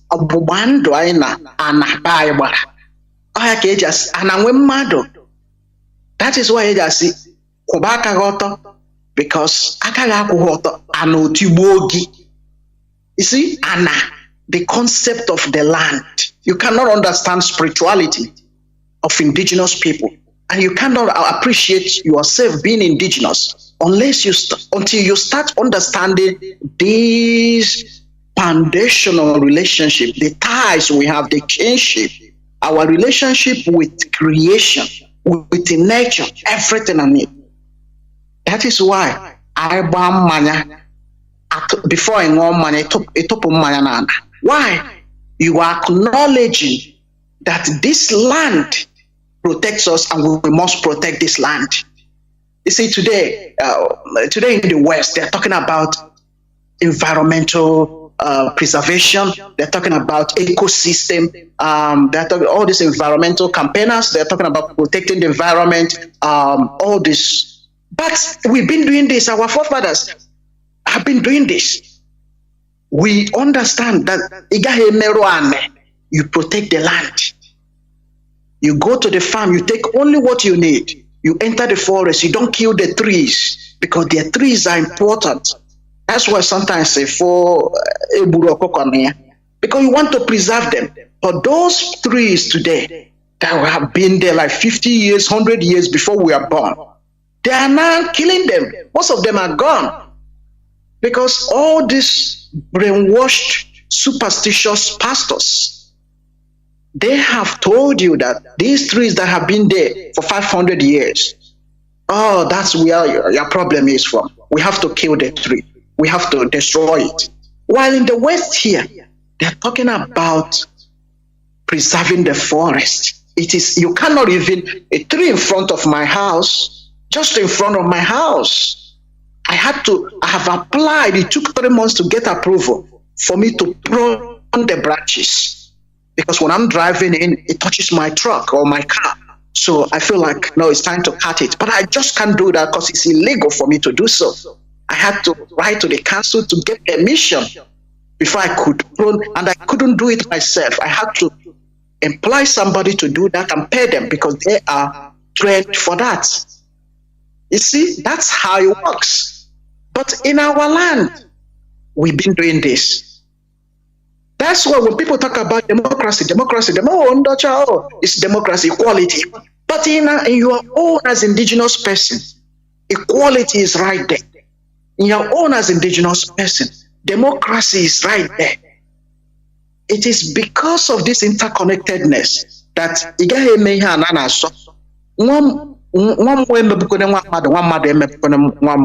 egbe beru renkesi bebe kwa ya ọ ga-adịrị anyị ma dịrị onye so anyị ama nọ gịnị nwa mee ya anyị ama nchọ mmadụ ama nchọ anyị. That is what you call harmony in creation. We are acknowledging other people's right to coexist.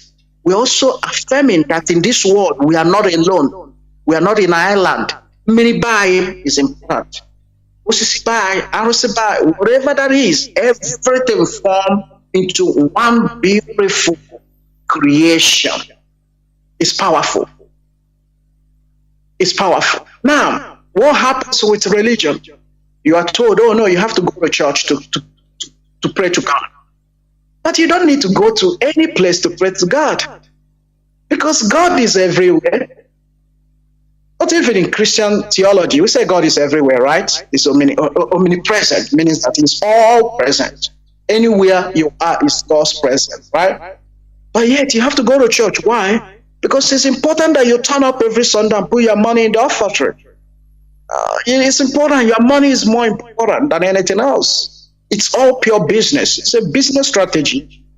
But in our spirituality, you don't need to even campaign or even try to convert people. Proselytize, that's the word I'm thinking.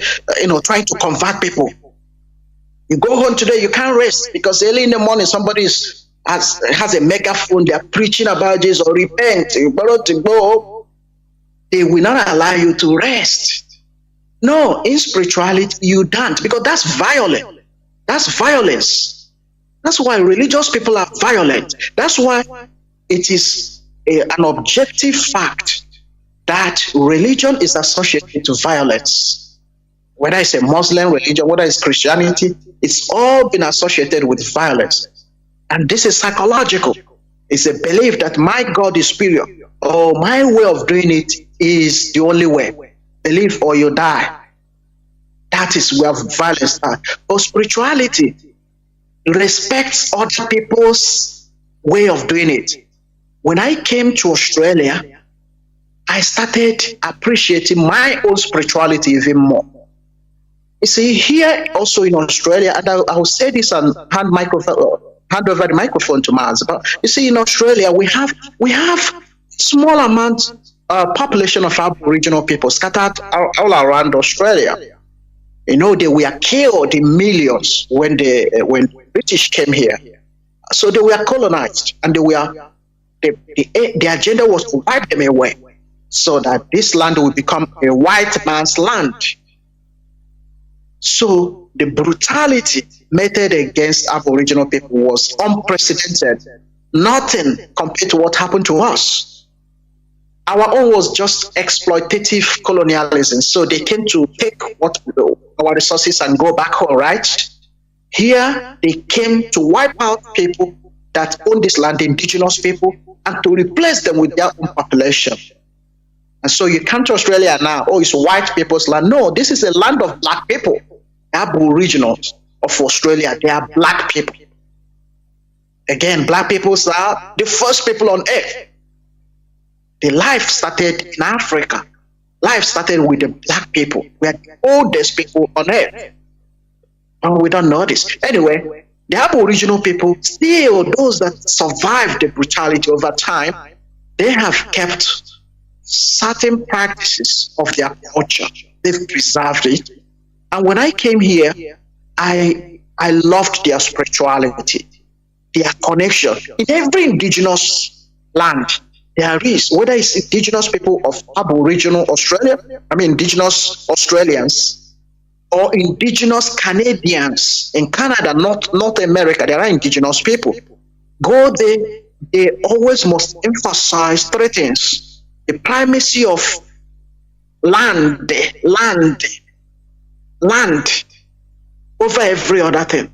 Then human relationship with one another. The land is sacred. Therefore, our relationship with one another and the land must be based on the sacredness of the land. So the relationship must be sacred, right? So the land, the human relationship, and every other thing, the knowledge, the culture, other things, these are strong in Aboriginal communities. And that's why I said, if we really want to be authentic, want to be real to what we call ourselves, which is indigenous people, we must rediscover who we are. We must rediscover our spirituality and start learning or relearning and appreciating and really proudly living out our spirituality. Our spirituality who to kill and who to use for poison, because authentic spirituality doesn't cause harm for people. That is why when you break the collar, you never wish your enemy evil. You only say, unless they are wishing evil to you, those who are wishing us evil to return to them.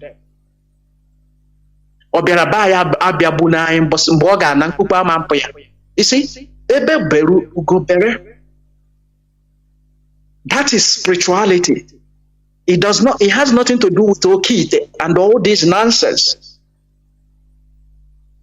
And even that breaking of color, you see, when somebody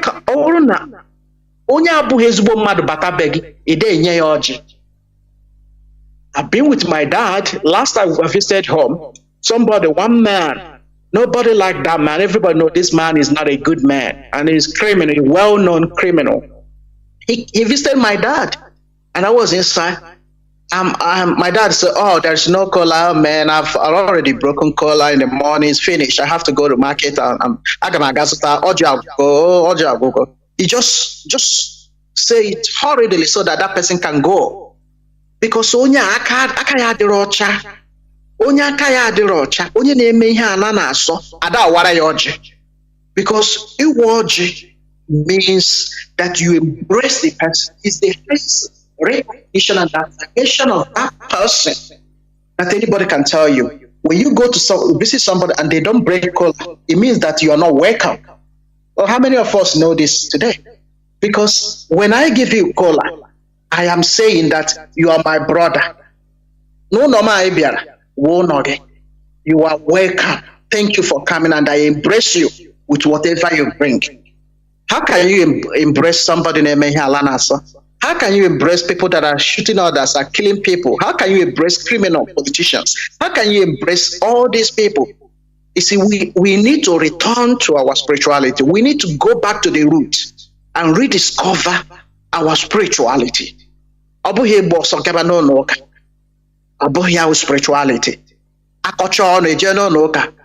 Even the person near you, sitting by your side, you don't talk. Outside that church, you don't talk. But everybody looks so, looks so like they are holy, like Haga develop No. In our spirituality, only like a begisia, abatakwana bem, agwagadroma, ihinemadroma. Nwage na akwụnkwụ itu onye obodo mana emere ya adịghị mma isi achọghịzi nka mụ na nwa gị na-akwụ unless me change the agwa gị. Very straight, very direct, enwere ihe a na-eze ezo. Not this one, pastor is praying for your child to be successful in Yahoo business. Even you, as a Christian mother, you are praying that your child get but you're not asking how will that happen. You say, oh my God, we do it. How? Your child has no business. He has not. How will he get that money other than stealing and causing harm to other people? Because you are defrauding them. You are stealing from the other people's pocket. You don't care because I am with his menana. Because I am with his basis in our own sacred traditions and cultures. So this is where I'll stop and hand over. Superstition is irrational, and it is nothing to compare to spirituality. Religion is man-made. It was built by human being, and that's why it imprisons you. Spirituality is organic. It is indigenous. Only indigenous people can understand spirituality. And in spirituality, although there could be some elements of superstition, yes, because it's a human affair, but it is profound. Because in one ceremony, such as breaking of kola, but there's a whole lot of others, maybe Eludin and Munye and other things, there is presence of the spirit, of God. There are presence, God is invoked. The creation itself is invoked. There is a communion that is the true communion of saints in one place. The living and the past, we don't say the dead, those that have transitioned, our ancestors, that have gone, they are invoked to come back. The generations to come, they are invoked. Those present with me and breaking the kola, my family, I also remember them in the prayer of breaking the kola. I order the day. I relate to the river, the water, the land, and everything. So beautiful, so powerful. Mazi, I'll go back to you now. Thank you. There were Mazi. Although time is flying anyway, I will go just a little bit before opening the lines. But in continuation to what Mazi said about our indigenous spirituality, because people are mistaking religion to spirituality. Religion is man-made. Something just like, we have been hammering it here, like social club. It created to control human being. This is us and them, us and them. Our own is the best. Oh, just like, come to PDP, come to APC. APC, your sins will be forgiven. No, PDP said no. That is the same thing, nothing more. But spirituality, when you look at our spirituality, is organic. It is something that is in spirituality. All is something made to harmonize better this physical world, our stay in this physical world we are in, between us as brothers and sisters.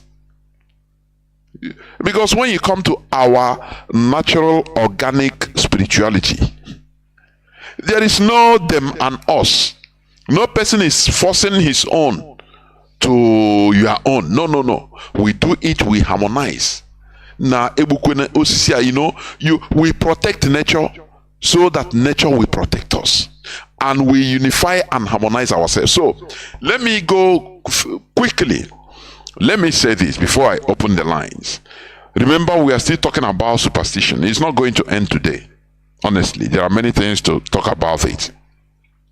Historically, the predominant concept of witchcraft in the Western world derives from Old Testament laws against witchcraft. You understand? That is a historical fact. Predominantly, this witch predominantly is a concept. The concept of witchcraft is derived in the Western world from Old Testament laws against witchcraft and entered the mainstream when belief in witchcraft gained church approval in the early modern period. According to historical records, in Europe between 1400 to 1782, around 40,000 to 60,000 people were killed due to suspicion that they were practicing witchcraft. This number is not including those unofficially lynched. Unofficial lynching, they don't include those. And they are just the same way our people are doing. They are unofficial ones. The number I mentioned is the official recorded ones approved by the system that time. But there were more than double the unofficial lynching. In the the same way they burned one of our women in Cross River last few weeks, which we talk about here. Very pathetic medieval superstition of witches, which made our brother to come up and ask questions. I wish that our brother is listening. He might. I tried to look for his number. I couldn't know his number again. I wish that he will also come up to ask questions, because this is what we want. People, you can come up and ask questions or talk about contrary opinion. This is a parliament. I used to say it always. We learn from each other. Now, today, the phrase witch hunt, every time you talk about witch, they are witch hunting me. It is used for depicting certain out and deliberate harassment of those, such as political opponents with unpopular views. Just came again. Now they are just witch. I didn't do nothing, but they are witch hunting me. But in reality, it was real in the medieval Europe. That was where this mantra started. Now witch hunting. Because they had the people they call inquisitors in the medieval Europe. From church inquisitors, those that are hunting for heresy and witches in Europe. They are the people that they hunt witches any place they go, any community they go. Now people will start coming out to say, accusing other. This person, this. They will bring the person, judge him immediately, and many of them they kill them. Just for something you cannot prove. You understand? But today we just use it. How do I say? Is it colloquially or anyhow? Witch hunting. That the piece that I didn't do nothing. They just want to make me a scapegoat. They are witch hunting me. I didn't do anything. But it was real in the medieval Europe. People were publicly hanged, stoned to death, or burnt alive because they were suspected to be witches. This is the work of superstition. You understand? And very pathetic indeed today. Our people are still in this medieval mindset. How do you prove somebody to be a witch? How? Tell me how. How? Now, this old, when you see an old helpless man or woman that is alone, that there's we are all praying to be old, to reach old age. But all the people in Western world that are being taken care of, many of our people are working in England today in care home, all the people's home in parts of Europe and Western world today, taking care of their old men and women. Whereas in our own land, in some part of our land, they see old woman and man because she's unkempt, and sometimes you suffer. This old age can make you start suffering from dementia. You can be forgetful. When they see an unkempt due to suffering, due to no person taking care of them, witch. That is heartless. It's all the heartless in our people. I don't really understand. This is heartless superstition. There is nothing like that. All these people are not witches, please. Oh, it causes accidents. How do I say in church you see people giving testimony? Oh, I was in causing accident because I was in a secret society where we drink blood. We go put staff on the road and cars will come and somersault and we drink their blood. These aren't nonsense. Why they don't do it in England? Why they don't have all these things, accidents being caused by? You see that this superstition, the Nigerian government, the government of the day, allow it to fester because it is to their advantage. They remove the minds of people to the reality. Now they focus on things that are not provable, some things irrational, and it is benefiting the politicians. That is why anytime you see any new governor will go to the church and preach, God give me this power. Who tell you that God gave him the power? This is something they have been using to deceive people. God gave you power. Now why should now people go to get their PVC to vote? Why is it every 4 years people now vote? When somebody rig himself into power, or the caliphate put him into power by rigging, now he say God has given me power. Who tell you that? These are useless mantras out of superstition. God, in a democratic setting, God doesn't give you power. The Europeans during the medieval period, the feudal Europeans and monarchical Europeans, they removed themselves from this mindset, this superstition of a divine power from God. Because many of them believe they were preaching that God gave them power. God is a divine gift of a king. Being a king is divine. It's God that make that family king, lineage of king. No. Until they start asking questions, start querying, say, no, how can God do it? That is why when you see any person say, God tell me, I'm a man of God, that person is lying to you and lying to himself. They want to control your mind in order to believe the lies they are dishing out for them to do their business. Let us stop all this superstition. God, how can God call you and start telling you? I saw somebody say, God tell me we have to do 21 days of fasting so that Mazi Nnamdi can call. These are lies from the pit of hell. People that are coming out to be irrelevant, fighting for relevancy. God tell you. How? When? How many men, so-called men of God told that Obi will win? Where is Obi today? Let us remove ourselves from this superstition. As our brother said, prayer doesn't fix nothing. They control our mind that, whatever you decree here is a lie from the pit of hell. If it is like that, do you think that the Europeans will be more prayerful than you? People that sabi, do you think that they will leave prayer for you to carry the power and carry everything, give to you free of charge? Continue. Let us remove ourselves from these useless superstitions that is making us go down and down. That is why black race is at the bottom layer of every place in the world, because they distributed superstition on us. Let me ask you, this religion you are dying of, have you gone to, if you are traveling from Nigeria today, what do you go with?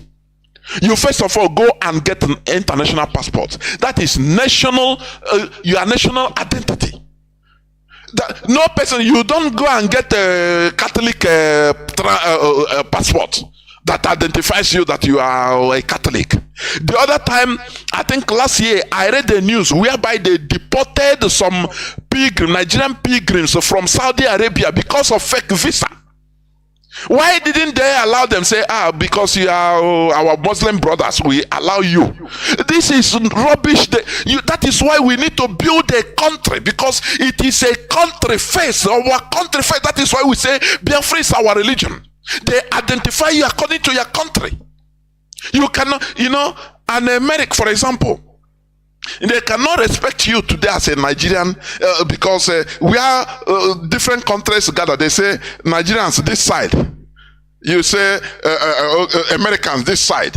Now Americans will come this side and stay. Nigerians come out. He said, no, I'm a Christian, so I have. They said, no, whether you're a Christian, it doesn't matter your religion. Your nation, your country covers you. That is why our priority should be to restore, to sanitize a country that will cover us, not religion. Religion doesn't cover you at all. If you're, whether you're a Muslim or a Christian or a Jewish or a Judaism or a traditional worshiper, what covers you is Nigerian passport. If you want to travel, you go and get national passport. That is international passport. Your national identity card. That is your passport for traveling. You don't go any place. They start, okay, no, where is your Catholic, Christian passport? No, where is your Muslim passport? That is why our country should be number one, our religion. That is the smartest thing the Europeans did, to organize, to build a country that they are proud of. Now religions come second, because you don't identify people through their religion. Oh, welcome Muslims this side. Do you have Muslim passport? They don't have Islamic passport. They don't have Christian passport. They don't have Jewish passport. What they have is national passport. International passport. National identity cards. Let us understand this, so that we build our country not based on religion or religious sentiment, because that thing comes secondary. Do you understand? That is how the world functions. So all these superstitions they have been distributing in our health, we should mellow it down and sanitize our brains and decolonize our minds, so that we can be able to advance and develop. I will stop here. Mazi, I don't know whether you have one or two things to add before I open the line. Just quickly. Please, if you have, you go on. Hello, Mazi. No, Mazi, I think it's better we take questions. Honestly, I'm looking forward to questions. Okay. Therefore, we are going to go. Of course. Because of time. Of course. We are going to go into a few minutes break, so that when we come back, we will go open the lines. We want people to ask questions. We also want people to bring up contrary views. We discuss. We are not fighting, please. We are not fighting. This is a parliament where we learn from each other. What we want is to have the best way to sanitize our brains, so that we restore a sanitized nation, not a kind of a nation like Nigeria or country like Nigeria. No, impossible. That is what we are saying. So please, as I said, we will go into a few minutes break, so that when I come back, our lines will be opened, so that people will call in. Please do not go away. We shall be right back. There's always been a debate about these two terms, religion and then spirituality. There are people who feel like, I'm not religious, I'm spiritual, and I'm not quite sure they know the meaning of that. But they use it because sometimes terms are just thrown around.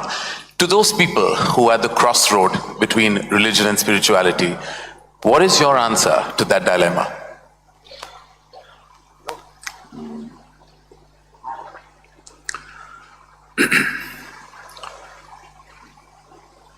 So we must understand this. It is in the very nature of human intelligence that if you do not know something, if you realize you do not know something, because most people do not realize that they do not know, If you realize that you do not know, it's very natural for your intelligence to seek to know. It doesn't need a guru, it doesn't need a scripture, it doesn't need somebody to introduce that to you. It is in the nature of your intelligence that you wish to know. There are lots of experiments to show, even mice, if you leave them in a place, within 2 minutes, they will research everything in that space. For their own reasons, of course, for survival reasons, they inquire into everything around them to find out how the place is. Human intelligence goes beyond survival, so naturally human intelligence seeks to know many more things which does not concern our survival. Yes, we are concerned about survival till a point, but once that's taken care of, we cannot rest. We want to know more, endlessly more. The more we realize we do not know, the more the longing to know.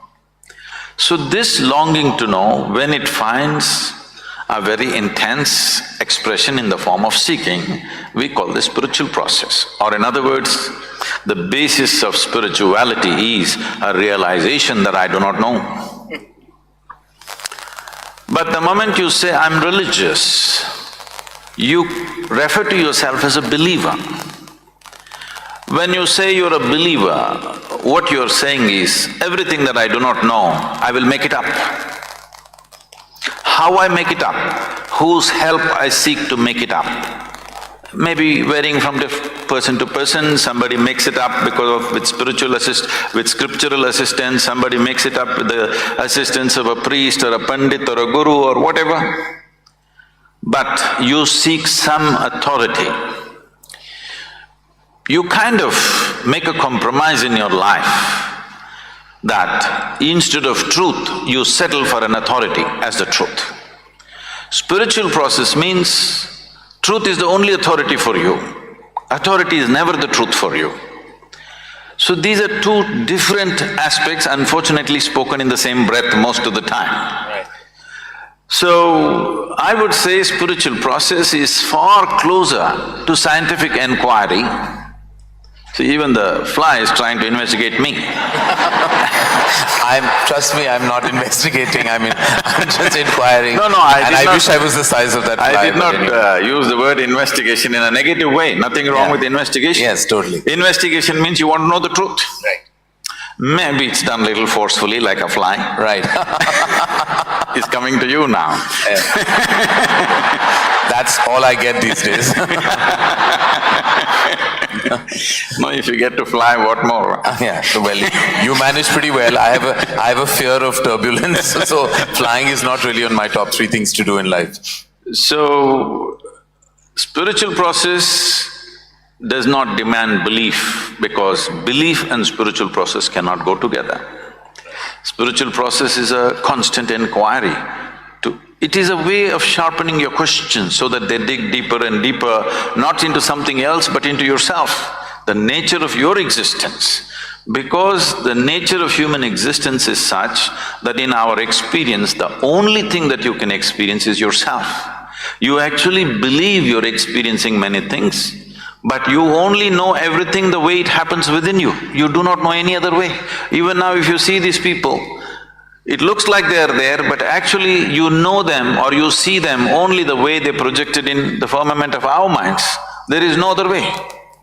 There is no other way for you to experience this life except the way it happens within you.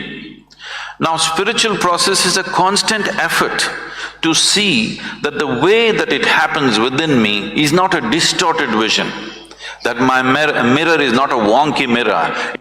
Welcome back. This is Radio Biafra HAUSA-SERVICE coming to you through the auspices of Radio Biafra London. My name remains Mazi Chinedu from Alu province of Biafra London. I am here with Mazi Kene, my co-host. Therefore, our lines are now open. Remember that we are discussing about superstition. If you have questions, you can ask. If you have any contrary opinion to what we have said, you are 100% free. But let us be polite in order to make civilized discussions, please.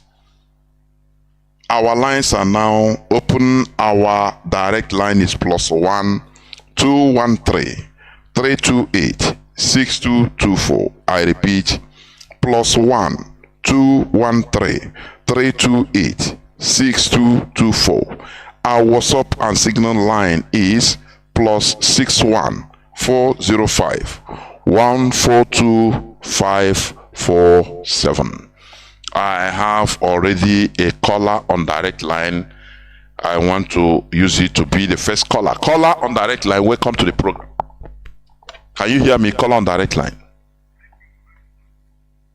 Nwanne m nwoke Jonathan Chinedu, onye na-akpọ n'ụwa ọnụkwuma nwankwọ from Nanka.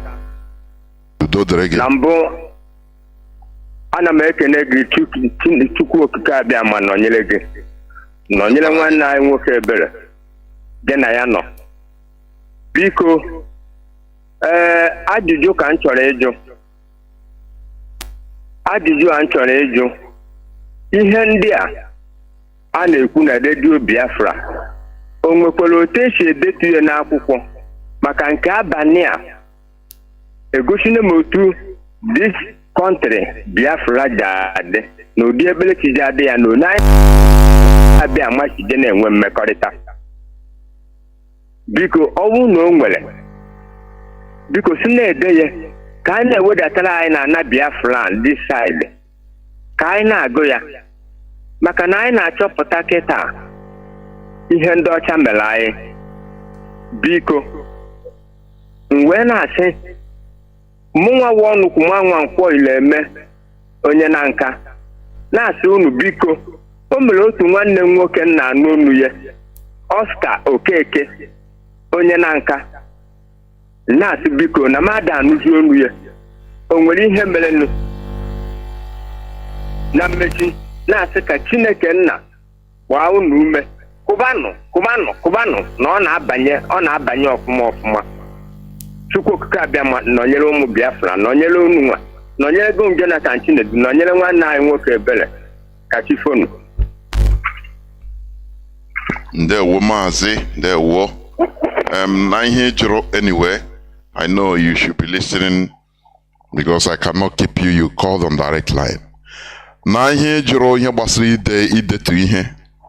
It is the what do I say? The technology. We are in a technology whereby things will be kept electronically. That is it. You see people that can record this via WhatsApp through different electronic device. So it's part of it because only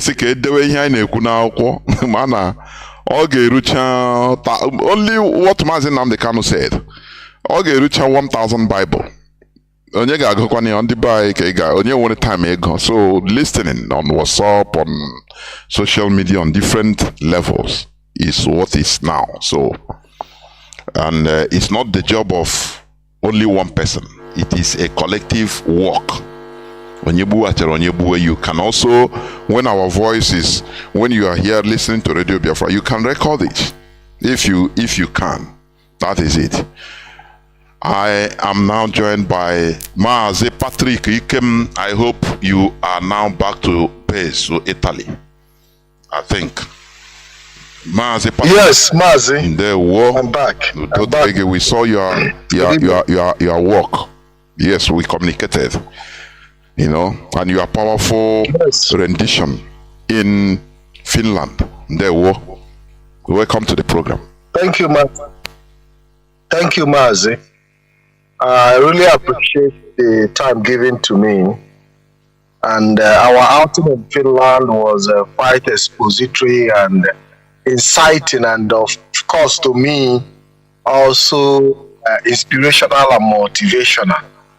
Because what I learned is something I have to live with for a very long time. And this evening I also held a program to continue educating our people and also taking their questions and comments, because you know that our people are very, very expressive and you must give them that opportunity to express themselves. So for the fact that back in Finland, there was no room for interaction I have to open up that program this evening to have interaction with our people. Also hear some other contrary views as well. And I promised I'll be coming back with the second episode of that program. And we're going to talk more about it so that we'll see how we can also inculcate it into the Radio Biafra, because what happened in Finland is an experience I have to share with our people. For everybody to have a knowledge, a first-hand knowledge of, because I know we are somewhere in Pluto or in the moon, but it is here on Earth. And in fact, we're able to see with our eyes and interact with the Finnish people. Mazi, I came into your program and I saw your religious discussion. And most of the things you said struck me into the bone. Because growing up, I saw some of aged old people being, dehumanized, brutalized. But having lived in the Western world for over 19 years, and the kind of job I've done in the past few years now, I now started realizing how backward and ignorant we have been. I happen to be in the sector where I take care of old people. And Mazi, I can tell you that most of the old people that were killed, burnt alive, dehumanized, are accused of witchcraft and different kind of, unthinkable and unspeakable accusations were old people that needed care, old people that needed attention, old people that needed to be catered for. I came to realize that the more you grow older, the more you lose your mind, the more you lose your sense of recognition, more you lose your sense of remembering, and the more your health deteriorates. I have been in a situation where I have seen old people under my care accuse themselves of things they never did. Of course. Go on, Maz. Go on. And it opened my eyes to some of the things that I have witnessed growing up as a child, where you see an old person, they will ask, are you a witch? She will say, yes, she's a witch, yes. Or they will tell you things, abstract things, because they are suffering from dementia. And dementia have medications, and all these old people back in our place, they are not given this medication, so they have to live with that pain and that agony. And for the fact that it's not taken care of, it continues to, degenerate. And the more it degenerates, the more, their situation gets worse. Coupled with the fact that most of the time they are not even well fed. So you see them speak in abstract tongues and say different kind of things. And when you see them say some of these things, because of our ignorance, they will say this one self don't chop witch. Mazi, if you haven't lived it, you can never understand. So this program I came across and I said I'm going to call in and I'm going to congratulate you to have brought up this discussion. Because for us to move forward as a society, we need discussions and interactions and teaching like this to be able to make our people understand that it is all science and medication. Mazi, do not forget, I meant to say, that when the infiltrators came with their gospel of infiltration, religion was an instrument. And they were telling their, the gullibles among God that Elohim sent them. That Elohim said, many people fell for it. They contracted people to, use religion as an instrument because they understand the mindset. So that enough would have been able to let our people understand that the religion as an instrument is a very dangerous weapon if it's being handed over to the wrong people. Religion, there is nothing wrong with religion, but the operators of religion have become the issues that become the problem. Because when you are given a car, for example, to drive, and you decide to use this car, to run on people and kill other people, it is the operator, the driver of that car that must be held responsible. Most of the time, those who wrote the Bible also did it, for example, in the areas of Christian religion, also did it because they understand the importance of, manipulating the mind of the people. And that is why in the Bible you see how slavery was glorified. And most of the people who were into slavery, like the likes of King James and people like that, who had their own version of the Bible, understood that they needed to use this religion to be able to put you in chain. Because if your mind is in chain, it becomes easy for you to be controlled. So, also in Islam, the Islamic religion is also being used as a source of manipulation. Where somebody will tell you that Western education is a sin, is unacceptable. But the same people who are against Western education are driving 4x4 XUV. Mazi, can I come in there, please?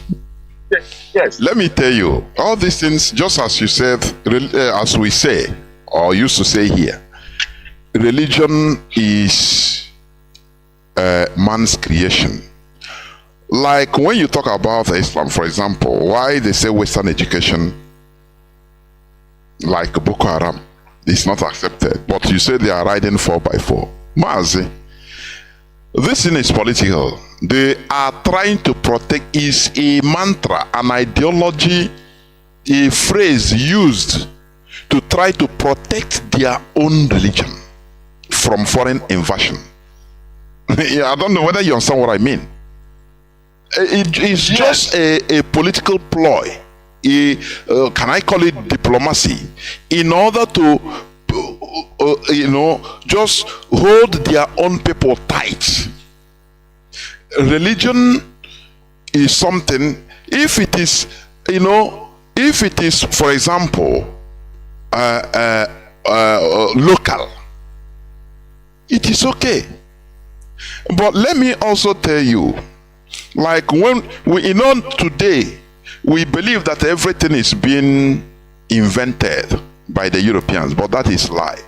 I will invite you to go and study about the Islamic age, the golden age of Islam. Go and study it very well.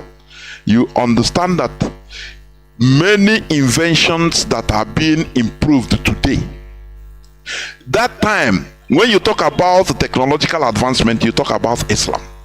That is Islamic countries. The same way when we talk about technological age in technology today, we talk about the West. It is like that. I think from 8th to 13th century. You know what quenched it in Islam? That time, this Baghdad you are here is Iraq. It became the America of that time, the United States of that era, the center of the world in technology. But do you know what stopped it? One useless imam preacher rose up at the 13th century and started preaching against technological advancement, that mathematics is sin. And now it turned the people against the progress. Otherwise, had it been the continued, they would have been the center of development, technological advancement, not the West. But what happened that time? Immediately they started quenching and scattering scientists. Scientists that time, those that escaped persecution, started running many to Europe. From there now Europe embraced them. and it entered also the age of European awakening and Renaissance for technological advancements. Now they started building on what the Islamic nations rejected, using the teachings of one mother imam that time, I think Al-Ghazi. So that is it. So many things are discovered in Africa, by Africans, by even Muslim world Arabs, but the development continued. The Europeans built on it and started developing it today. So that is what I want. Go on, Mazi, please, go on. That is what I want to add there. Go on. Yes. So at the end of the day, you find out that the mind control is even what is more important to the religion operators, because they understand that anybody who controls your mind owns you. And one other thing again that have been inculcated into religion is using music, understanding the mindset of African people, our people, Africans in general, that we have this sense of musical culture, and music have been introduced into religion, to be able to kind of uplifting the spirit. So when you see people sing like emotion. Exactly. So we need to also start letting our people understand some of these things. It is a well-calculated human psychological operation to be able to, take over, especially the black race. When you look at,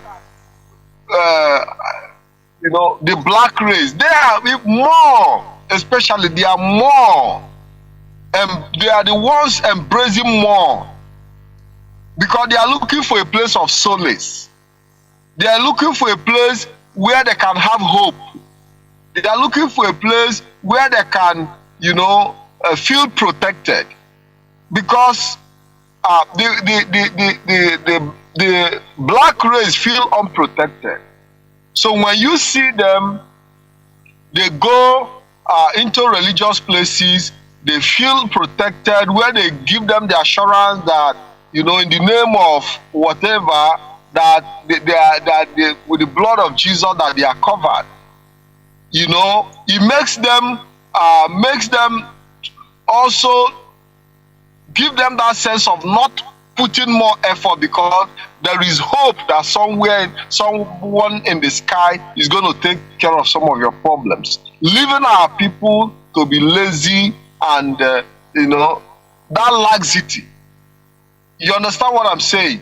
And that is the reason why you see somebody go to church on Monday, they go to church on Tuesday, they go to till another Sunday, and Monday they continue again. Now what are they going to do? To go and pray for jobs. Why they are supposed to sit back and look at the environment and find a way to solve the problem. Because the problem we have in our environment is job itself. Rather than looking at how we solve the problem and giving services and creating products that will ease our life, we are running to religious places, seeking for salvation, seeking for the face of the Lord, looking for easy way out. Just like today, you see, even in the struggle, people are looking for easy way out. And that is why anywhere they hear any sound of where they can get this freedom easy, you see all of them rushing down there. Because nobody wants to have patience, nobody wants to, go through any kind of, suffering. The black race want everything to be cheap. And that is why you see they are easily deceived. Mazi, you understand what I'm saying? Yes. They don't like the long process. They don't like our people love cutting corners. Cutting corners, That's it. So religion gives them the room to feel they can cut corners. And that is why we always remain in bondage. Because every successful story has a process, and the process is not always beautiful. It is the end of the road that you can see the light. You cannot see the light at the beginning of the tunnel. You see it at the end of the tunnel. Mazi, I want to say thank you very much for Ndewo, Udodrege. Thank you very much, Mazi Patrick Ikem. You are one of us. I have a callers waiting. Even calls are coming right from both signal. Let me caller on WhatsApp. You have been there 20 minutes. Welcome to the program and thank you for holding on. Go on, please. Caller on WhatsApp. Is it WhatsApp or signal? Let me see. Caller on WhatsApp, please go on. Caller on WhatsApp, are you there? Please go on.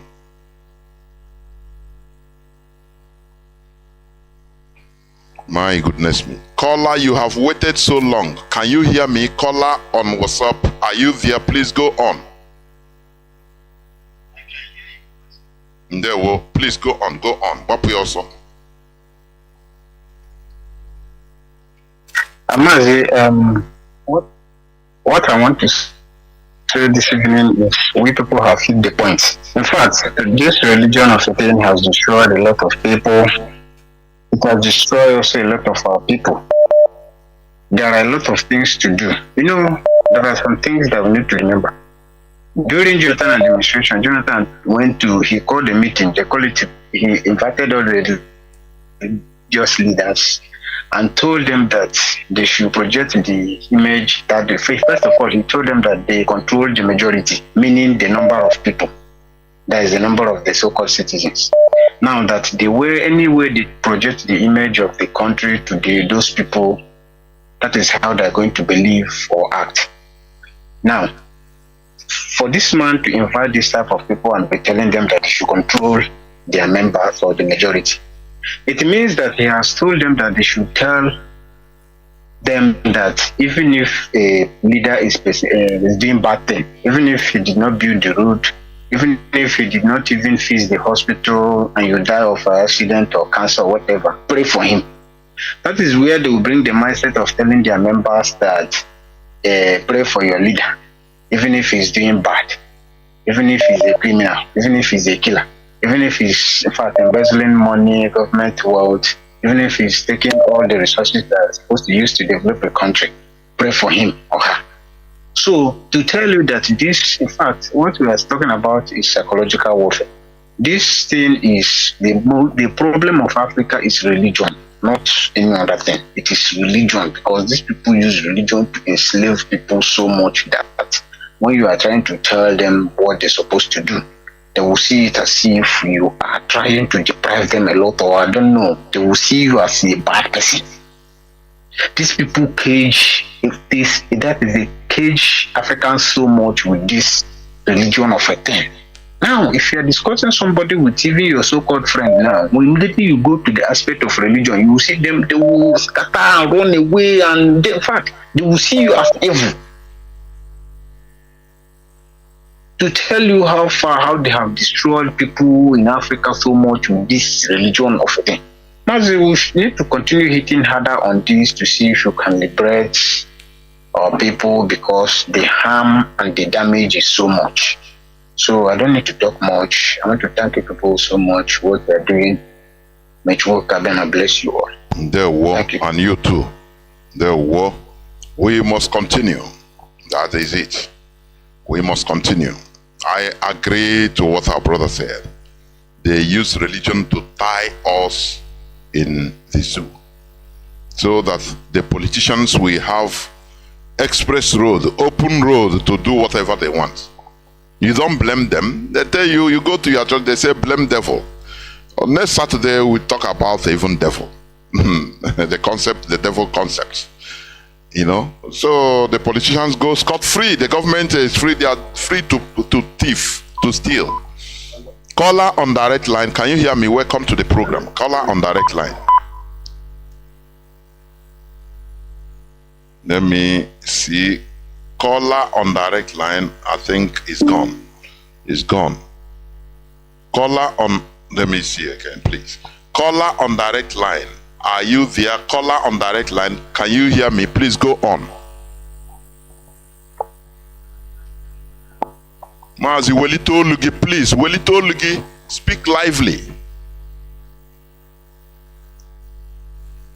No, the line is gone. I don't know. Many calls are coming. Whether it's being filtered, I don't know. Caller on a signal. Can you hear me? Welcome to the program. Mazi,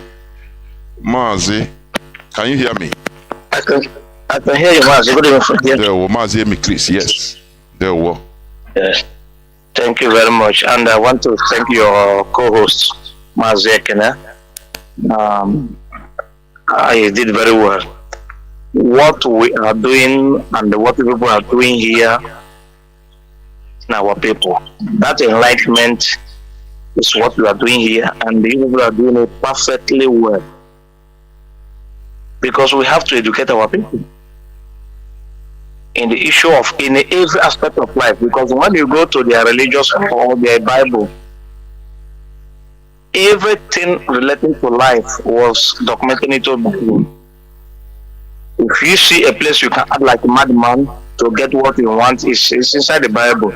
If you see a place you can pray so God deliver you and make you successful, it is also in the Bible according to what. So everything concerning humanity was studied and put down inside the Bible.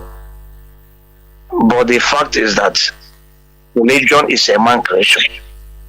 Bible also is a man's written book. But they did it to control humanity. That is exactly what they did. So one man from the Italian man here, I was discussing with him. He said, you don't need to go to church. All you need to do what is documented in the only that 10 commandments. Just keep yourself in that, only that alone. You can be a good person. You will be a very kind person. You can be doing things. But you don't need to go to pray, oh Jesus, this and that, and every day, or so sit and do this, it will be blessed. So keep what is written in the 10 Commandments, then you will see yourself progress. You see yourself being a good man, kindly. So what I might say here is that our people, the religion has eaten our people very, very deep. As you said, people enter bus. Before enter bus, they have to pray. But those people praying before they enter bus, most of them are in Europe here. They travel from Naples here to Milan. All they just to do is go and enter inside train. He cannot even remember to pray again. So he will go successfully and come back because there's no fear. So now let me give you an example of what Mazi Ekene said. It happens to me. In 1999, when I was traveling from Nigeria, from Biafra land to Lagos to Ghana and all this way, there's a bus I used to take early morning from Onitsha then. It's called GUO. We call it Good Morning in Onitsha, Good Morning in Lagos. So this bus, every morning we take this bus, there's a group of people that came inside. Warriors for prayers. Some will come and pray, some will sell food, some will sell a lot of things. So it becomes a business to these people. You know what they do? One man came, he will sell food early morning, so because the bus will not stop until 11 o'clock, 12 to Lagos. So then he will say after he sell food, another person will come and they start clapping hand for over 20 to 30 minutes. Singing all gospel music and a lot of things. By the time they sing this music, even if you are not even interested, you become interested because the music will carry you along. According to what Mazi and Patrick said, it will carry you along. Now, after this man will preach. After he has preached, he now says some cassettes, audio messages of the cassettes preaching. The first day this man came, he saw this cassette for 1,000. I bought it in order to patronize the guy and also to listen to the gospels and other things. As the people rushed the cassette inside the bus, over, the bus always carry about 50-something passengers, and I think almost everybody bought the cassette. And this guy make a lot of money, 50-something thousand that money without less than 2 hours. The next 2 weeks, I met this guy again, or 1 week. 1 week, I'm traveling back again. I met this guy. He came back and he repeat the same thing. And he claimed that he's a lecturer in the University of Soka. God calls him. Now he begin to sell the cassette again. How much is the one he want to sell the cassette? 2,000 naira then. I'm talking about 1999. And immediately he said 2,000 naira. He back it up with something. He said, don't worry about the price. God will bless you. That somebody played this cassette in main market and bought Jeep. Honestly, I couldn't waste a second. I heard that guy. I said, no, this is lie. Somebody cannot play this cassette and buy Jeep, or definitely have something doing before buying the Jeep. How can somebody that has nothing to doing will pray, and after he has prayed finish, God bless, he bought Jeep? So what source do you get that money to buy that Jeep? Mazi, So do you this know? is what, Mazi, I want to come in here. Do you know where our people lack common sense? Do you know where? This person, he is soliciting, doing something to collect your own physical money, promising you that what is God that will bless you, miracle will come once you give him money to get his thing. Now, the question, common sense you ask is, if God can bless like this, why not this man have the cassette, maybe 1,000 pieces? He would have stayed in his house and invoke God. God will send money and bless him and start riding a private jet. That is the thing. But common sense is not applicable. The question I asked myself, if God blesses somebody in that way, then you know what you mean. This cassette, you will not sell it. What you do is to dash it people free. And that God that made that people to play this cassette and become rich will bless you abundantly because you give it to people. But you are collecting money from us here, 2,000 naira. And they're telling me that after I play this thing, he says it's not like that whatever you do, God will bless you because you have listened to the people. I said, no, that is not. People, our people, very gullible. Some people rise up to challenge me and say, this is the devil, this man is, he doesn't like it. They come against me, and I was able to defend myself as much as I can. So this superstitious belief is what is killing our people. That's what makes our believe that somebody kill a son or a daughter and put it inside the wardrobe, inside this room. Anytime it calls his name, he vomit money. Then the Nigerian money any money has a extra bank number. So those money they vomit, does it have vomiting that money with the central? It corresponds with the central bank number. That you take it to bank will organize it with the central bank number. Is that what they are trying to tell us? That is superstitious belief that our people, it makes some people have fear not to look into what they look into. Look, what are you say about the sea? Mazi cannot talk about the sea. You put all these things so that they will use sea to make you become afraid. They come to Africa and go inside sea, begin to fish. The fish they sell in Europe, 70% of them are killed in the sea in Africa. I mean, all this Mediterranean across Senegal. That's the area they kill it, because in that area our people doesn't fish much. We fish in the river, but the Europeans doesn't like to fish in the river because most of their waste water or some chemical were directed into the stream and maybe to the river. It goes to the river before it goes to the sea. So what they do is they like to eat fish. We being fish inside the sea, not in the river, not in the stream. They don't like it. But in Africa, we fish in the stream or in the river. So now nobody go inside the sea to fish in Africa. So there is abundance of fish in Africa between Senegal, Argentina, and some other part of Africa where the sea cross. So this is the area they go and fish. And you know what the worst thing they do? When they fish in Africa, they write it to fish in Argentina or fish in Europe. So they never mention Africa. Some of them under the ship, underground, they have cooler there where they fridge all the fish. They're under the packaging it and they're writing it made in Italy or made in Argentina. So these are the things they deprive us to know, so that you will not know So making sure that our people begin to reason, use their common sense to reason, will make us to find out things we believe that is spiritual, but why all those things are normal. For instance, let me give you one example before I close up, because I don't want to waste your time much. During our time, you know what is called the Igbo Ogum or Igbo Odogu from our Olo sectarian zone. During our time, about 1980 something, do you know that some people plant palm tree, we use your leg to press the palm leaf down, press it, it will fall or bend. Now we do this during our time. We dance what they call Odogu then. So just like a music from Pericoma, that sound. Now we dance this music and this that we move around during Christmas to celebrate. So people, our people climb tree to press this palm leaf and they bend, and maybe the person will come down from the leaf, and they just to celebrate. And another thing we do, we use basket to put water or palm wine. We put it inside basket, and when we do this, people think that we have charm. There's no single charm in it. No single charm. It is a technical work we do with the basket. And there were people who believe that there's a charm. Then we went to Awidemiri, and where we are dancing, one of our brothers who climbed on top of this tree to press down the palm tree leaf. A rat just came out from that place. A rat, small rat. What they say? Okay.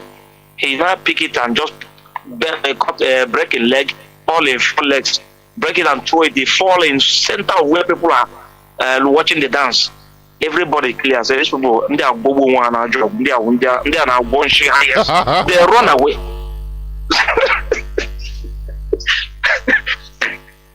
Everybody run away. They sit there, and by then we have our basket, put it in water inside. No, this is the palm wine. If you like, you go and take your palm wine, but there's no piece of charm inside. It's natural. Now where the people are watching the basket, now this guy throw this glass. We are from me nearly around that from does okay about Shiroko. On all the Donna about those for Dana Maji. The whole Oboyabala and the Abu one on a age pin. That is superstition belief. Nobody cared to know how could this happen? How could it happen?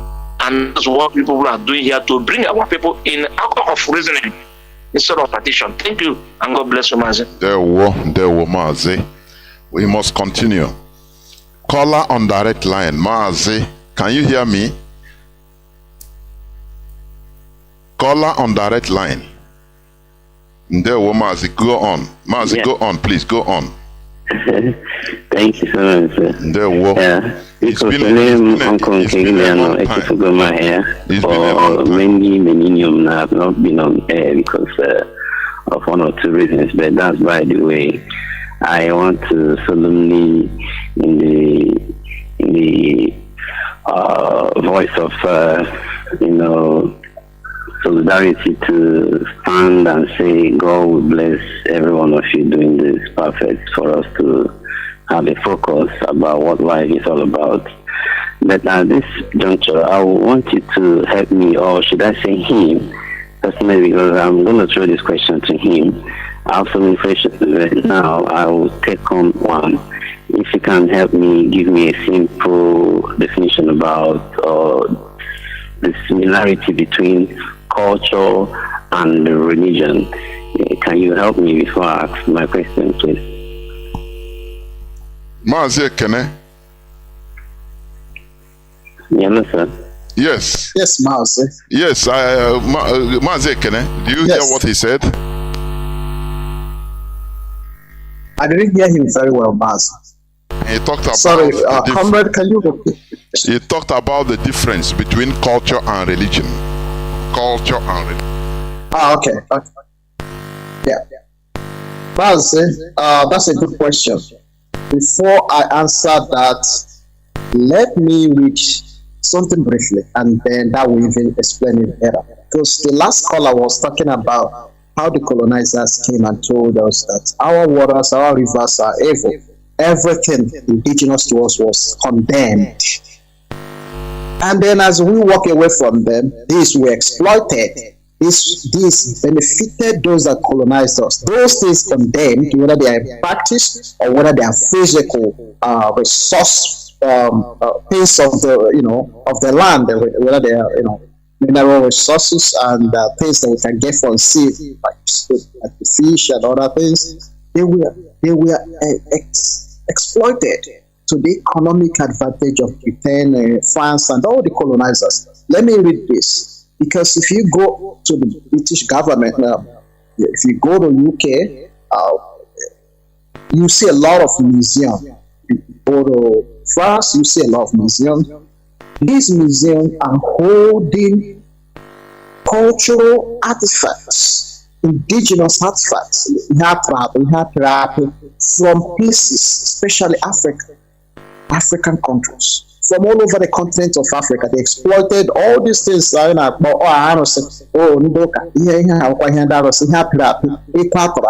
these things, we run away from them because they are evil. We go to their museum. We are paying to go and visit their museum. What do you see there? Artifacts, stolen. These are stolen artifacts from places they colonized, including Caribbean. Everywhere they colonized, they stole it. And now people are paying to visit British museums. Is artifacts, called artifacts, which is an expression, artistic expression of culture. Because the question is about culture. Now listen, you could look it up. How much does the British museum or the museums in Britain, how much they make in revenue?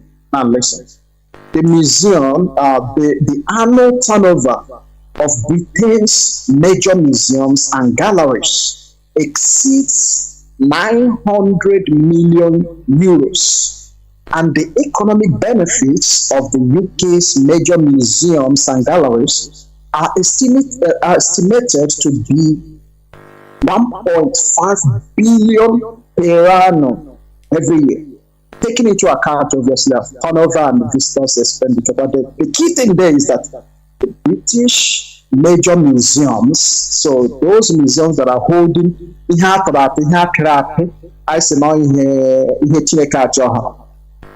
those that brought religion to us stole them and took them away and mounted them strategically, where for strategic, economic importance. It's making money for them.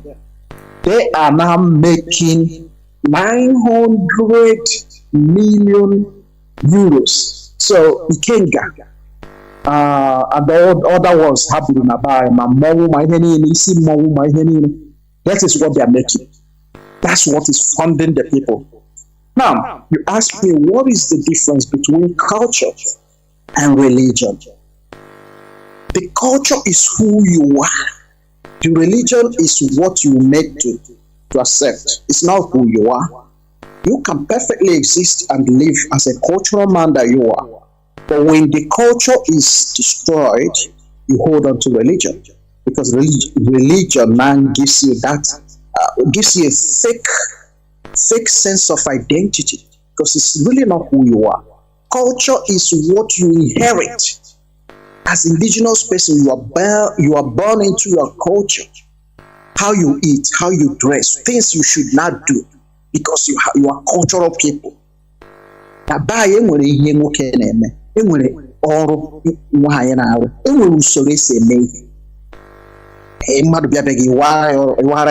these things are cultural. If I go to somebody, if I visit my neighbor here in Australia, because it's not part of their culture.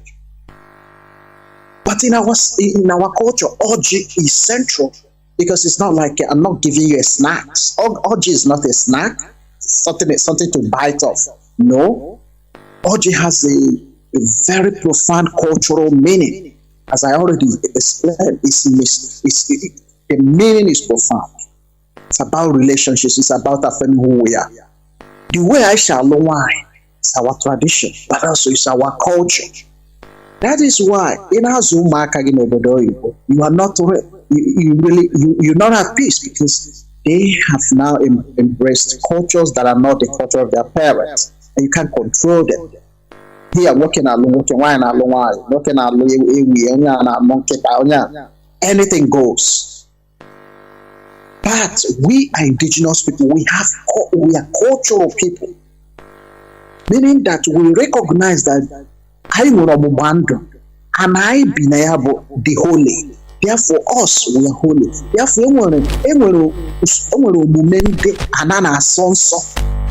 all because I'm not the holy case in way Hana Nsane.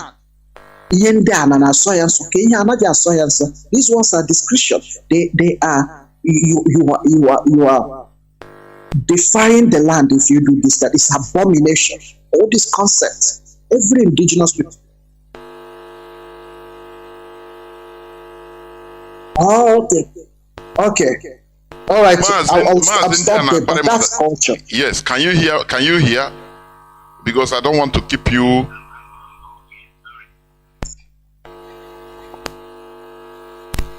Yes. Yeah. Since he's on the line, I'll just say, Mazi, I've explained to you what is culture. So when I walk into your house, I should see Ihapirapi. Those things we pay now to go to UK and France and every place to see. And those things that are giving them billion, which they are our things, they were taken from us because we are meant to believe they are every. And then we are in return, we are given the religion that we don't know how it was made. We have no contribution about the content of religion. You know, we just consume, we take, and it doesn't help us. But if we are rooted in our culture, our development would have continued. Our civilization would not have been interrupted because it has roots. It will be guided by ideologies that are consistent with our cultural values. That's the issue. That's the big difference. I'll stop there. The woman say, "Oh, I've been trying to bring him in, but you know, because I don't know." Calling and cutting. Let me see. Mazi can you hear me? Okay, please go on quick. Go on quickly. Let me be vivid. Okay, so what I want to ask is this, Uncle, I thank you for being on the program. See, you somehow made me to think, or should I just be straightforward to you that you have preached or professed blasphemy against the Spirit of God. Honestly, when he said that the achicha, the bread when they eat in the altar for communion, it still remains the same thing after you must have taken it to the laboratory and all that. I think that's a blasphemy because I realized that Jesus Christ, when he was on earth, before he leave us, though he promised us to give us the Holy Ghost, and he did some good miracles by fasting and praying, turning water into wine, you know, doing a lot of things. So how can you say that this is just normal thing? It's because we have fleshly eye, we don't see the things of the Spirit. So I think we need to, you know, give it attention to say it a more proper on a proper way than saying that communion, the bread we eat during the communion is some sort of you know, the same thing it was. Because I believe that it has a spiritual power to impregnate a woman that is not, you know, fruitful, you know, to give wisdom to those who want to write, and all that. You see, I mean, living with me, I can tell you that these things work. So I don't know why you will say that Holy Communion remains what it is, like the bread particularly. You know, so another thing before you go into answering that, another thing is this: if religion is man-made, what should we attach to it? When, in parentheses, when I talk about the Western world education, is it also a man-made? Because with Western world education, they have been doing much exploit to make us feel at home and feel in heaven too, you know. So I want you to look into those two things and let me understand how I can believe that Christianity is not really a religion made by God, because I think God is working through Christianity more than any other religion. Thank you so much. I love you all. Bye for now. Mazi, you know, I think we put down because there are people waiting. I know our brother is always a satire. He's satirical always. I know him. So he want to ask questions that not for him, but for people that are listening. I know him. So I think let us keep all these things until the closing remarks. We use all these things to close the remarks in our program, please. Mazi, can I please? All right, Mazi. Yeah. You only note them down. Callers on. Let me see who was here first. Caller on WhatsApp, you have been here since 26 minutes. 26 minutes. Caller on WhatsApp, welcome to the program. Can you hear me? Yes, Mazi, Jonathan Chinedu, I can hear you loud and clear. There we go. Welcome to the program. Thank you very much, Mazi. I greet you, Mazi Ekene. I remain Mazi Mile Malugo, calling from United Arab Emirates. Mazi Jonathan Chinedu, this era of awakening, I thank God for bringing this our media, University of Radio Biafra, because this media has waked many of our people up from this European slavery called Christianity. Our Igbo adage usually saying, Obolo na achowa meku ajuwense ifejili ya welie. Obolo na achowa meku ajuwense ifejili ya welie. First and foremost, we will look into the foundation of this religion, this Western religion.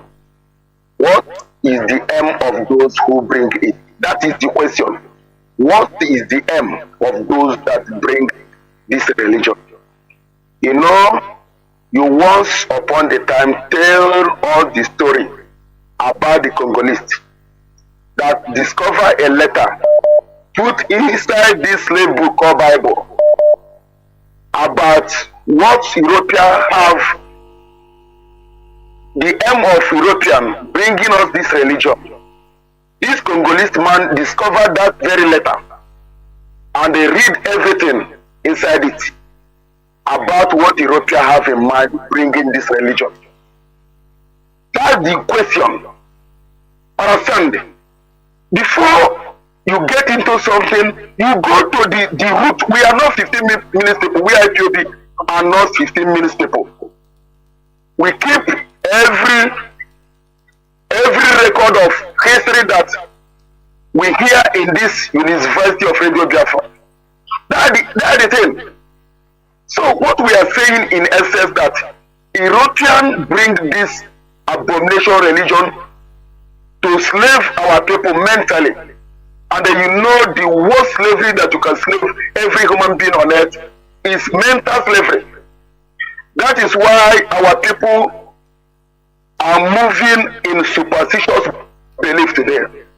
Understand? That is why our people are moving in superstitious belief today. Our people refuse to believe in reality of life. Look at the accident that happened today in one river. A man came out. By luckily he survived. He started to thanking Jesus that the demon in this river will never soak his blood. And that man may be engineer or professor.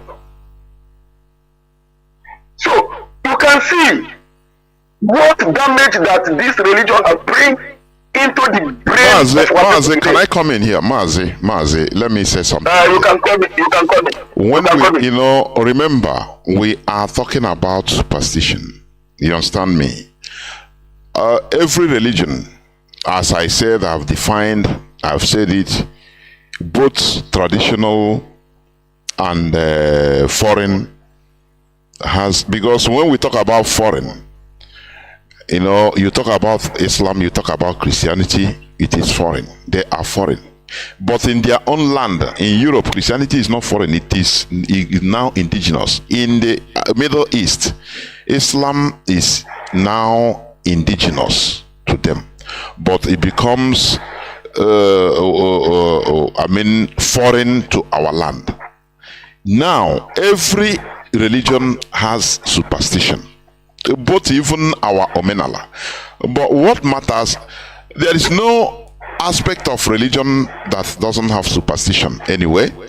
But if we can use our own spirituality and go to the the superstition that is allowed in it.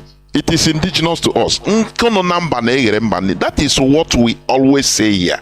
It is not about, we are not attacking one particular religion, but we are attacking the evil. Can I say something? Wait, Can I say something? Hold on, I'm coming. Because I don't want to be antagonistic, complete antagonistic. We need to always also mind our tongue. Please, you in particular, please. This is radio being listened to by both Christians, Muslims, Hindu, all. So to avoid misunderstanding, so that when you are directing or trying to describe one situation, you use a civilized word. Stop using some words that are not allowed, please. But particularly you, please. Here we are making civilized argument. We are not trying to pursue people. We are trying to convince people. So that is the point of correction I am giving to you. Please go on. Okay, thank you very much. Mazi Jonathan Chinedu, you say something about our tradition have a superstitious belief.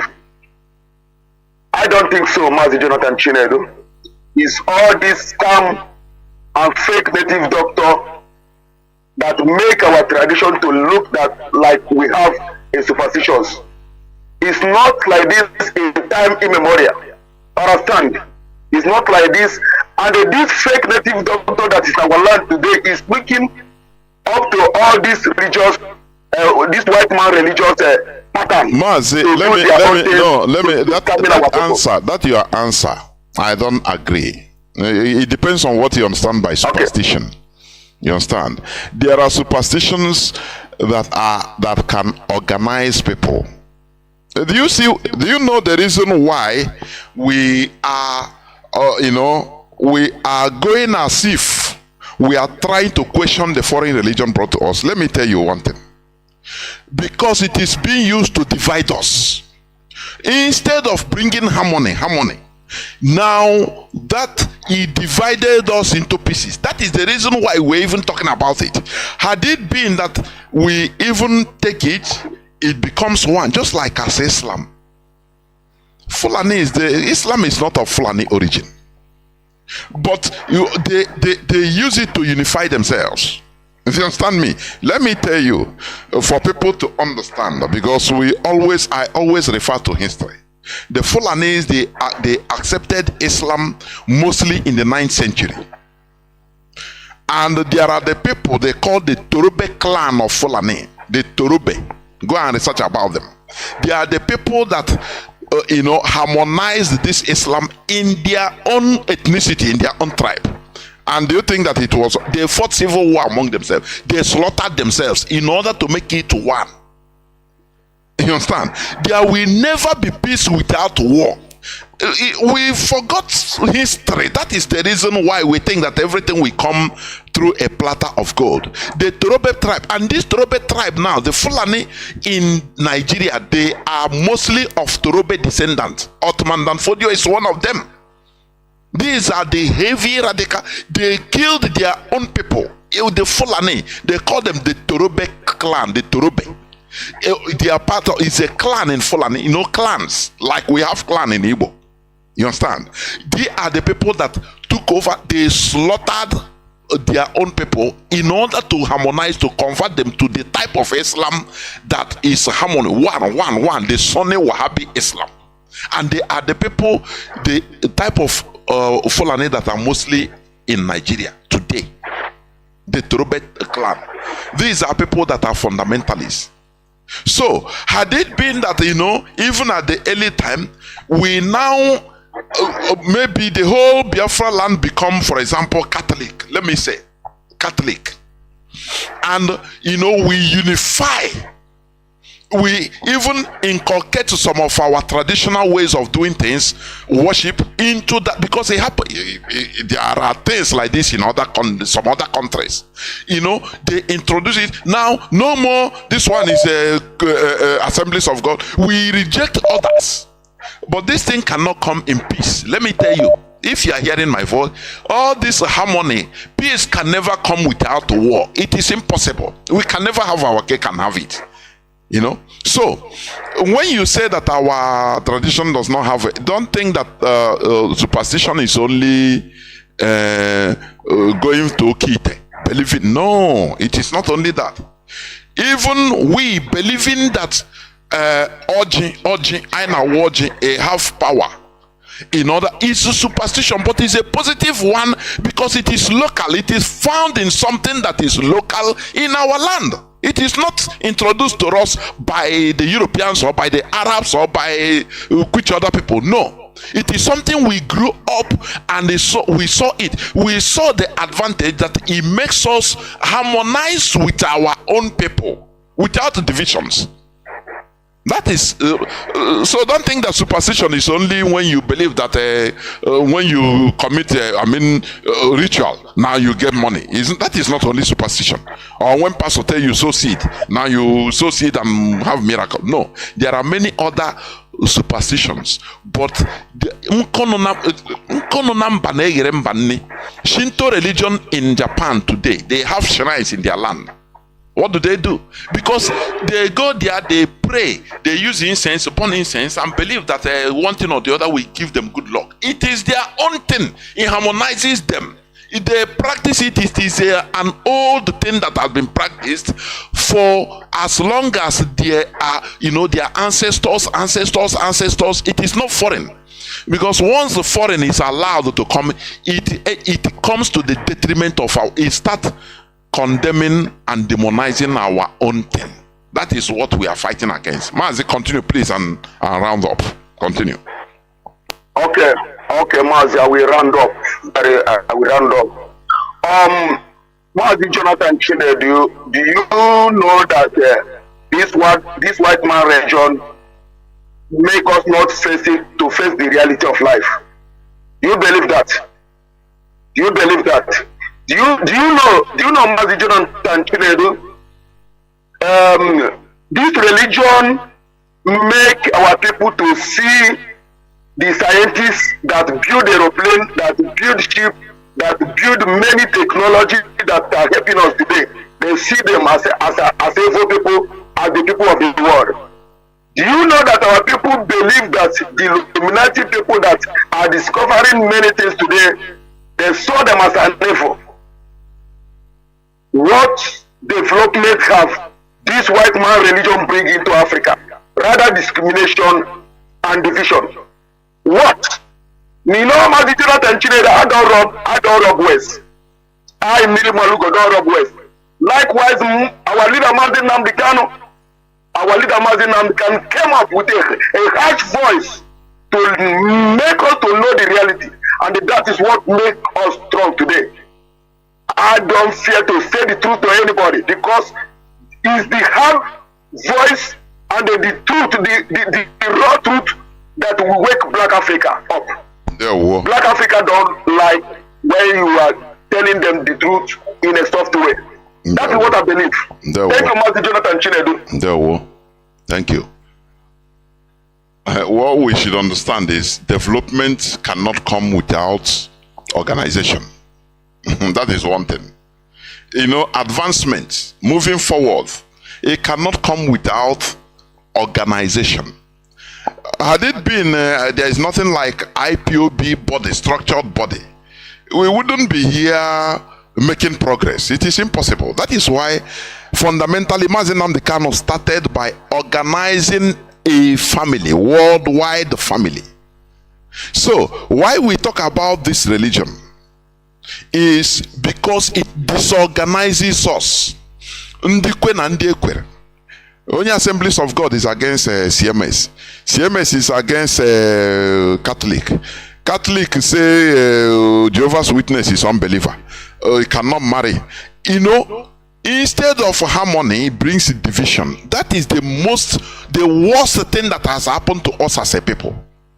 Had it been there is one, just let's say Christianity, okay, no denomination, all is the same thing. Now all of us enter into it. Now we inculcate our way of life to it, the same way the Fulani did to Islam. There is no discrimination. We can be organized as a people in order to move as a bunch. But when you say this, Jehovah's Witness we check which Onyanekuiha is from what? As now from choosing us, choosing people. They are from the kingdom of this world. Assemblies of God we look and say, but this unbeliever, where is he? I say Catholic, he's worshiping Virgin Mary Arosha. Catholic we look and say, is we the father of Christianity now? So all these white garment churches, they are using, like I think Ibiyomi, Pastor Ibiyomi Adebayo, the way he castigated the celestial white garment churches openly. Do you see? And they become a fight, but they are under umbrella of one religion. What type of confusion is that? What type of confusion we are experiencing? It's annoying, honestly. If we can go on one place, one thing, and say, okay, it will be unity, we will be harmonized and unified, there will be no problem about it. Caller on direct line. Mazi, welcome to the program. Caller on direct line, please go on. Please, Boppy also, few minutes. I have somebody that I've been, no. Caller on signal. You'll be the last caller. Welcome to the program. Can you hear me? Mazi. Yes, Mazi Jonathan. I can hear you. There we go. Go on, please. Yeah, well done, my brother. Good evening from here. Fellow Biafrans, lovers of freedom. My name is Mazi. I'm calling from Austria, and I serve the indigenous people of Biafra as Austrian National PRO.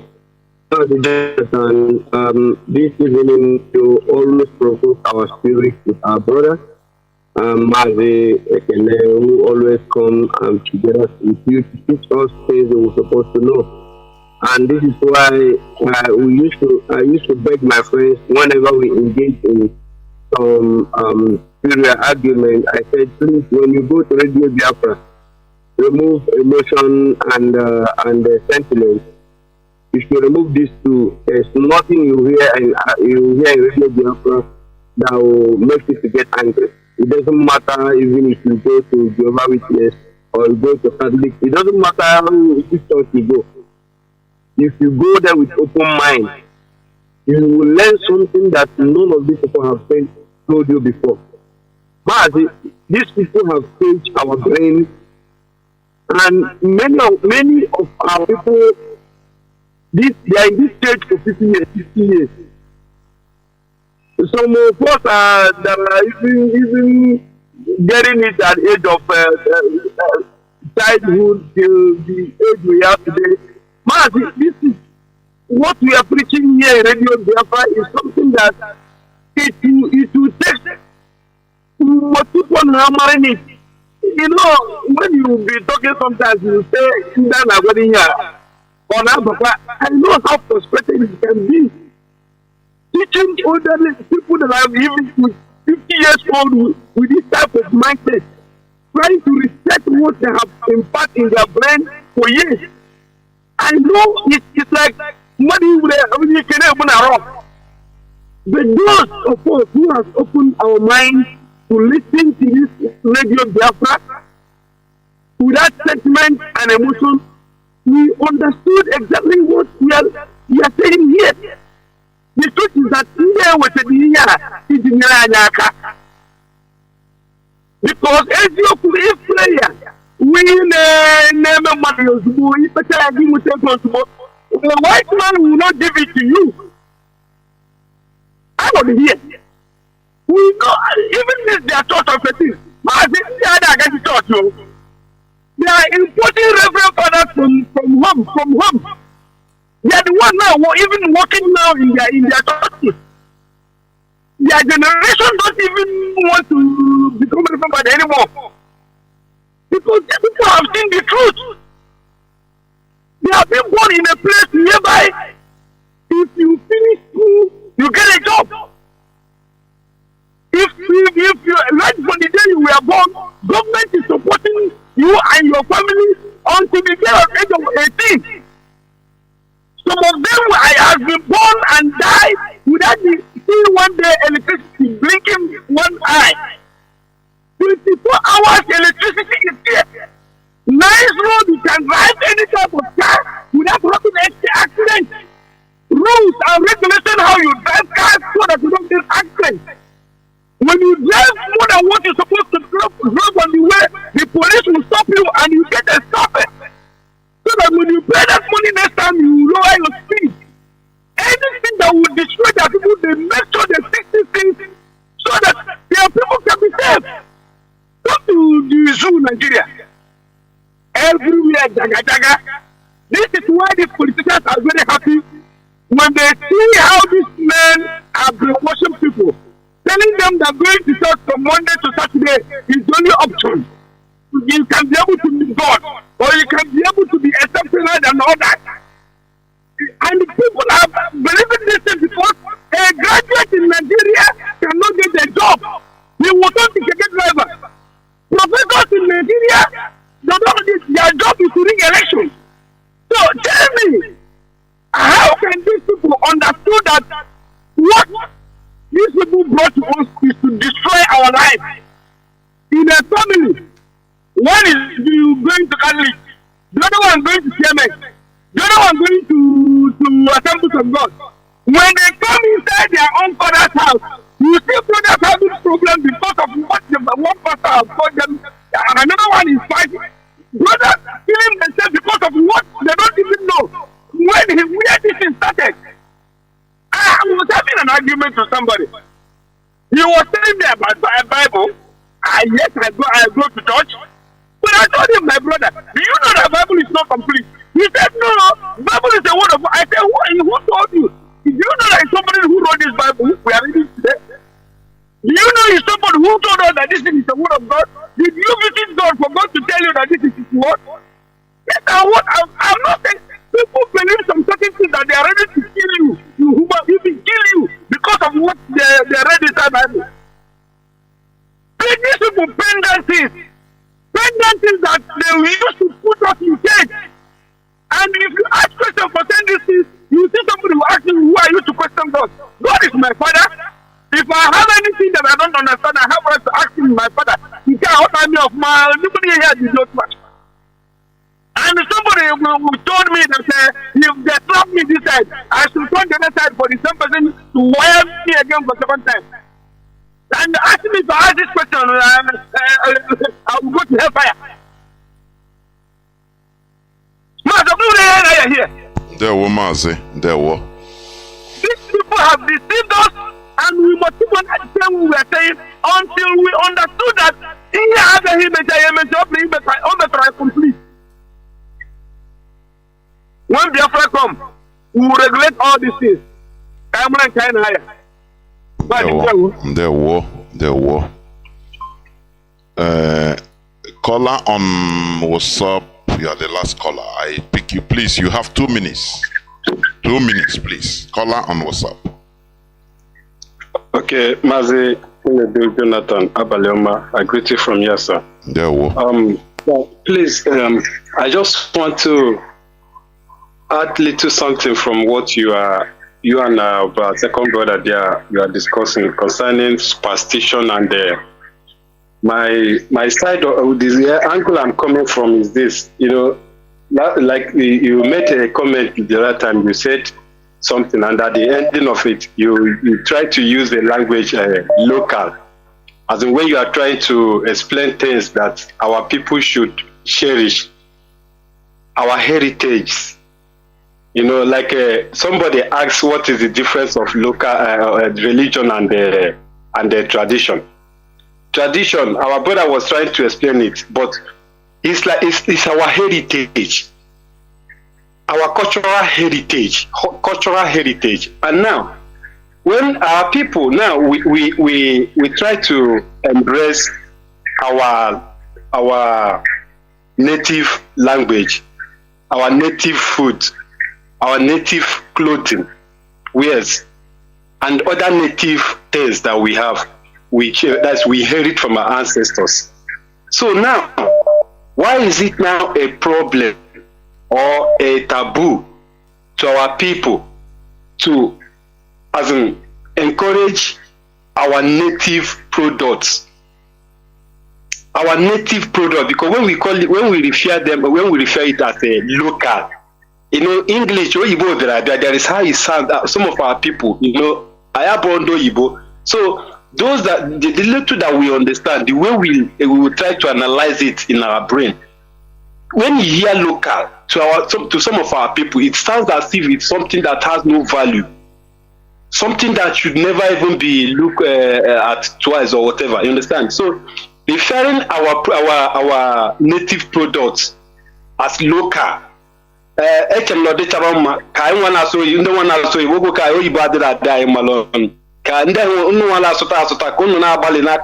this particular side. Our people now matter the difference between our native products and the local that he refer as the local. So this area, I just small. I actually describe our Biafra land, and I say old Eastern region. That old Eastern region shouldn't be, we shouldn't be like using it any longer, because Mazi and the Kala have tried also to enlighten us towards this part. So superstition is too much in our people's life. I don't know how you see that. You see maybe someone that called himself a native doctor. He's tying red clothes, putting on white powder on his body, and he ties something, bring it outside. Immediately you see this person, you will run. What is in your mind? Why are you running? If this person have power, at least he would have done something for you to see. But like our brother explained, come on, okay, rat from up, somebody broke his legs and throw it down. Everybody scattered. Rat. If you see cockroach, you run, you shout blood of Jesus. But these things shouldn't be something that will be chasing you away from your house. But based on too much of fear, superstition, something that you did not see, but they told you that those things will chase you away. You fight, you carry broom, you carry fire, you carry everything, keep on fighting demons that you are not seeing. Why your problem is physical?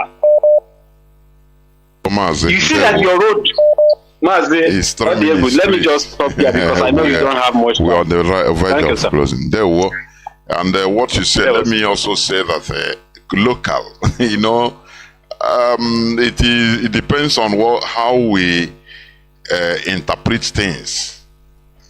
Like I know the local, I wear not the inferior. It is sad. It shouldn't be. No, the not local.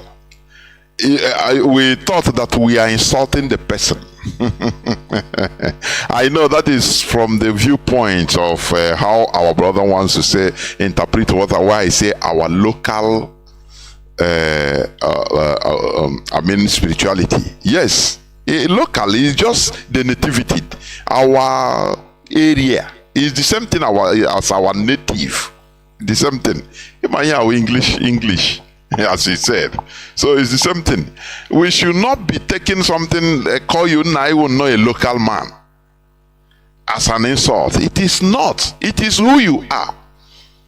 I'm a local man. You are a local person because you come from that locality. You understand? It's never an insult and it should never be. Is it an insult? You are born is your father that born you? Is it an insult? Is it that fathered you? Is it not the reality?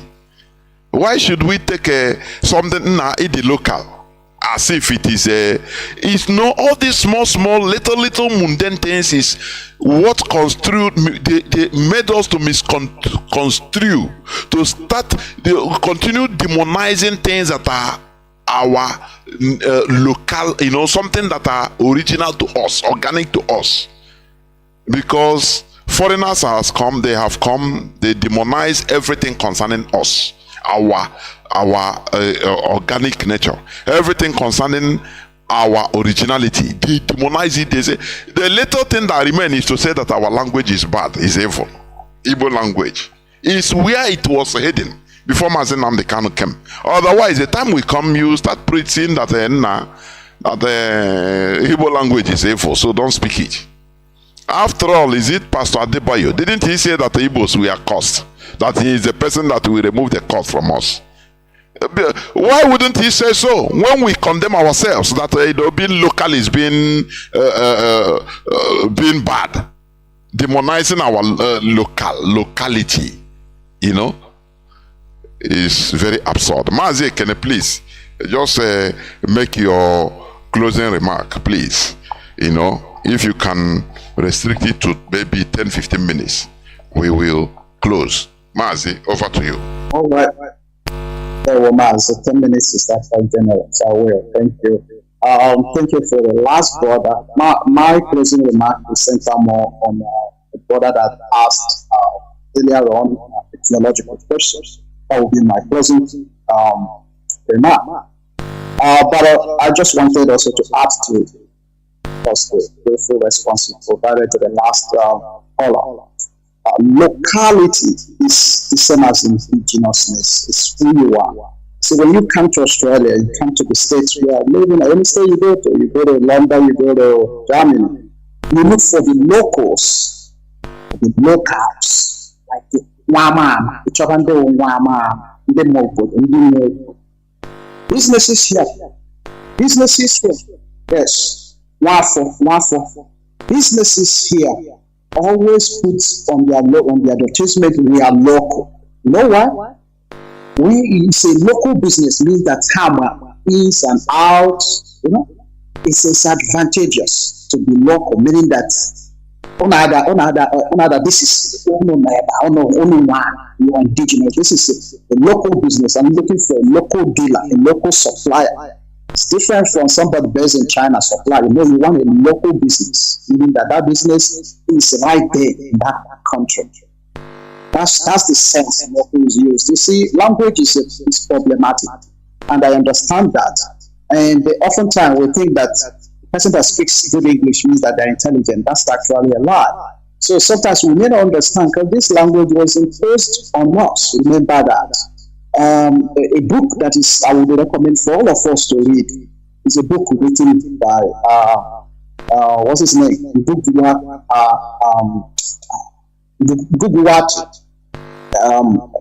wrote Whip Not Child, is it? Deconstructing the mind, decolonizing the mind, the politics of language, decolonizing the mind, the politics of language. He focused on the whole thing about decolonization starts with the mind, because the mind is where everything was. And when you talk about decolonizing the mind, of course, language pops up, because we are dealing in a language that is not us. We haven't even mastered the language of the colonizer. How can we undo what colonizer have done?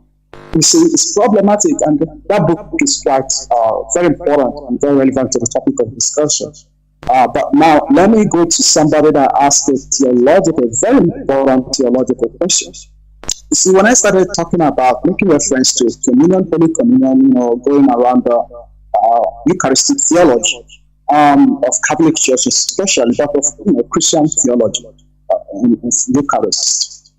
It was when we were talking about superstition, and I said that when I talk about how the object of faith, or rather the symbolisms, the sacraments, you can say sacrament, which is a sign, something that is referring you to something, pointing towards something other than them. The purpose of symbols are to symbolize meaning. Object images, whether they are holy water, whether they are crucifix, picture of Virgin Mary, picture of this saint, their purpose, they're serving a purpose. That purpose transcends them. They are pointing you to something other than them. In Anyamoto can see signpost. They are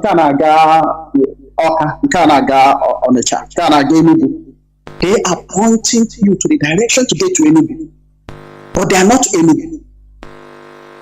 what happens in religion is, due to superstition, so due to people being extremely superstitious, extremely, is the attempt to collapse reality or collapse these symbols into reality of what they represent. So making these symbols, instead of representing Enugu, they become Enugu themselves. Instead of crucifix, reminding you that somebody died on the crucifix, you have collapsed this symbolism of that crucifix into the person that died.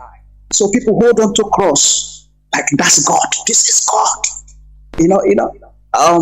It's but it should be this cross reminding you about what you believe about, Jesus, right? So that's what I'm saying, and every theologian will understand what I'm saying. They may not necessarily agree with my position on this. But if I ask you now, what is the difference? What do you think is different between Catholic and other denominations? In fact, all the other denominations. You see, we all belong to these denominations, but we don't understand the content of their theological content or the theological foundations of their doctrines. These denominations have different doctrines. That's why they're not one. That's why Catholic Church is not just. It's the biggest, yeah, but it's not the only church. Some people would hate you to hear that you're Catholic. I've said here that when we were growing up, Anglicans and us, we were kids, but we hated each other, and we didn't understand why. But why did I hate them? We don't understand. We fight going to school. We fight coming back from churches. See, we fight at home because why? We embrace all these things without understanding the conceptual foundation, the theology behind what they believe. Whatever they believe, we don't understand the theology, and we don't care. And then we practice whatever. We've been driven into believing certain things and acting certain ways, and we have no contribution. Africans have no cultural contribution to the content of faith, to the theology of Catholic Church, of Anglican, of Lutheran churches. None. We have no original contribution that stems from African culture. No. What we have are Africans consuming. We are ideological consumerists. We consume. Tell us what God said we should do. We do it. Bible, this chapter said, we do it. The Pope has said now, you can marry, what we do it. Oh, just one man and one wife. Oh, we do it. Succession doesn't do it. But now you can marry more than that. You see, we are always consuming. We are not being, but we are not bringing something to the table. We are fighting to grab something that has fallen, on the floor, from the table, off the table of those that own you. Now, right to the question, I talked about Holy Communion. Now, and I also ask you a question: what is the difference between Lutheran churches and the Catholic Church? How did the Lutheran Church emerge? It came through Martin Luther, not Martin Luther, King of the U.S. Martin Luther, a German priest, was a Catholic priest, but he disagrees on theological matters, especially, but primarily about the Eucharist. You see, I mentioned Thomas Aquinas that had existed centuries before. Martin Luther disagrees with the idea that this achicha and manya are no longer achicha and manya. A theological concept that came from Aquinas is called transubstantiation. Transubstantiation means that there are two substances: the substance of bread, substance of bread. Yeah, we hear bread. Now, substance of wine. Yeah, we hear wine.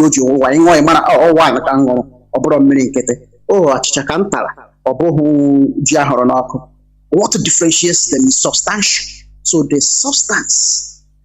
Now, this man called Aquinas is a great theologian, and he said that after a priest has prayed, so after consecration, after a priest at Mass has prayed over this, they lose the substance. The substances of bread and wine will disappear. What you have is substances of body and blood. So real flesh and blood of Jesus. So there is a substantial change. That's what it's called transubstantiation. The substances will switch. It's no longer the substance of bread. Yeah, we hear many of you what achichabu and hosepa hato. We hear many of you what my honor hosepa hato. You also get how obara. And during this time, scientific evolution hasn't really gotten away. Remember, scientific, what we know much today in the medical field came after scientific revolution. And at this point, we haven't got there. We are still in dark ages.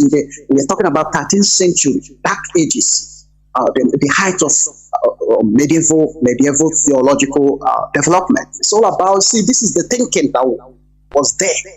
It was from here, this kind of thinking developed. A transubstantiation. That's what Catholics believe. Luther broke away from Catholic Church and they founded Lutheran churches.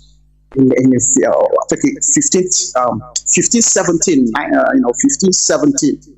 so in 16th century, Lutheran churches were founded by an ex-Catholic priest, German priest, Martin Luther. He was excommunicated. Why? Because he challenged the doctrine. It's not just doctrine, this is dogma. Dogma means a defined content of faith. You can't challenge it. If you disagree, you'll be excommunicated. So when Martin Luther, a Catholic priest, disagreed, he was excommunicated from the Catholic Church. He died in excommunication. Before then, he would have been burnt at stake because he's heretic. The caller that brought up this question actually has accused me of being blasphemous, or say that this is blasphemy. And I totally agree with him. It's blasphemous. It's heretic. But that age he had gone. He only feeling that because he doesn't understand this whole conceptual development and this whole thing about his faith. And so he's asking, or a lot of people don't understand it, they just believe anything. Now, when Lutherans separated from Catholic Church, their Eucharistic theology, they call their own. They still practices communion, breaking of bread and wine, but instead of using the Thomistic theology of transubstantiation that Catholic Church has incorporated into their dogma, dogmatic doctrine, they adopted what is called consubstantiation. Consubstantiation means that two substances are involved, not just, they say after consecration, the substance, bread or bread. But a new substance has been introduced, the substance of Christ in his body and flesh. That made a little bit sense, but the Catholic Church, this is the breaking point between these two. They cannot agree on this. Now, consubstantiation is holding the fact that it take achicha na manya na lab. It is the substance will still, the lab will dictate that this is achicha and the manya. Then science hasn't evolved. Then, as I said, today a lot of Catholics don't even believe in transubstantiation. They say, what is that? They laugh at you. Because if you walk into lab with your beautiful, holy communion, what you're going to find in the lab is achicha. It's a bread. It's a living bread. The wine will still remain a wine. And today science can tell you what state it was made. What are the contents of the elements of the chemicals that are involved in that wine, right? It doesn't. You go to research, it doesn't show it's human blood, Also, the idea of saying this is blood, body and blood of Christ means that you believe in human cannibalism. It's eating of blood and flesh. And also it does have even more complex theological challenge, because it then means that Catholics and the Christians are the only people that eat their God. No other religion. Indians believes that God resides in animals and all. That's why they don't eat that animal, those animals. You see? Hinduism. But in Catholic Church, so if you take it, really stretch it, that's what it means. Because you are saying this Mazi is not only Catholic. He's not only Catholic. Oh, you are God. You see? Sorry, Mazi. I say it's not only Catholic that indulges in Holy Communion, Pentecostals or No, every it's other not. church. It's not. Yeah, it's all of them. Mazi, what I wanted to highlight to people is not that Holy Communion is bad. The importance, why Holy Communion was important is that it brings people together. That's why it's called communion, Holy Communion. But people from evolving from the point of, this is a symbol of our communion, right? When we gather, we break bread and wine. And Jesus said, do it in my memory, right? Do it in my remembrance. Whenever you gather and break this to show love for one another and remember, do it in my honor, in my remembrance, right? That's what the Bible says. It didn't say when you break this, this is now God. In fact, people kneel down and they're worshiping, whether it's in Anglican, any part, holding that, you're worshiping there. That's also idolatry, and that's also superstitious. Because some people will receive communion and they have a piece in their mouth and take it home and hide it in cupboard so that their house will be protected and all that. Now, somebody could say, oh, it was for me, oh, it was for them, respect them. Look, I say this respectfully, I respect whatever you believe. And when Biafra comes, you will see how we're not attacking your church, we're attacking the irrational aspect of what you believe, especially that part that is making us not progress, that is hindering your intellectual ability to evolve and develop your place. All right? So you come in, it's better you don't approach this with sentimentalism. Oh, I'm not talking about my religion. I'm not interested. You can believe whatever you believe. But I was giving you an example of superstition and of idolatry when the symbols, which are everywhere. Color, for instance, breaking of color, that's so much symbolism in breaking of color. It brings us together, right? The emphasis is in the harmony between us and, one another, me and my visitor, my family, and the entire creation, right? Even the past generation and the generation to come, as I explained. But that color itself, it remains color. The function is to symbolize communion between one another, harmony, peaceful coexistence. That's what it symbolizes. But if that color becomes God, then there is a problem, because that is idolatry. When that symbolism is collapsed into reality that it symbolizes, then you have this substance, you have cases of idolatry. That is why even in traditional spirituality, there are still even superstitions everywhere. So call them out. When we are growing up, they say if you're walking on something, you stumble your leg on a piece of rock or stone, that is a sign that if it's a right leg, it means, oh my God, you're right. If it's a left one, it means, oh man, you might go back because it's an accident. This is superstition. This is not objectively, rationally verifiable. It's a superstition. So do not take this thing personal, like, oh, you're attacking my church, No, that's actually the problem. Because you switched off the aspect of our mind that question things and reason, analyze things to understand. And we run into that mode of defense. Oh, that's my church. Why not talk about Anglican? No. Why not talk about Buddhism? Why not talk about Muslim? Well, they are not. We are not being caged by ideological manipulation that have come as a result of us practicing this church, this type of religion. We don't have those religions, keeping us underdeveloped forever. So we have to talk and often quote Christianity, because that's the one everybody, some of us practice, some of us studied this, some of us have even taught this. All right. So if you come to the Western society today and you tell them, oh, but you're receiving Jesus and his blood, and they will laugh at you because you're stupid. I used to have a friend of mine here. He trained here. He told me last week he was preaching at the church. And after his preach, because after preaching here, people call you out and say, I disagree with this, I disagree with that. You can't say it anymore this day. People confront their priests and disagree. This my mate, he thought he had delivered a wonderful homily, and someone approached him. Oh, he just came from Nigeria, you know. He came with this Nigerian fundamentalism, that kind of raw, oh, you must give, God gives you back, and then if you do this, for God to bless you. Nobody here is, people know what they have to do to succeed. If they are hungry and they don't have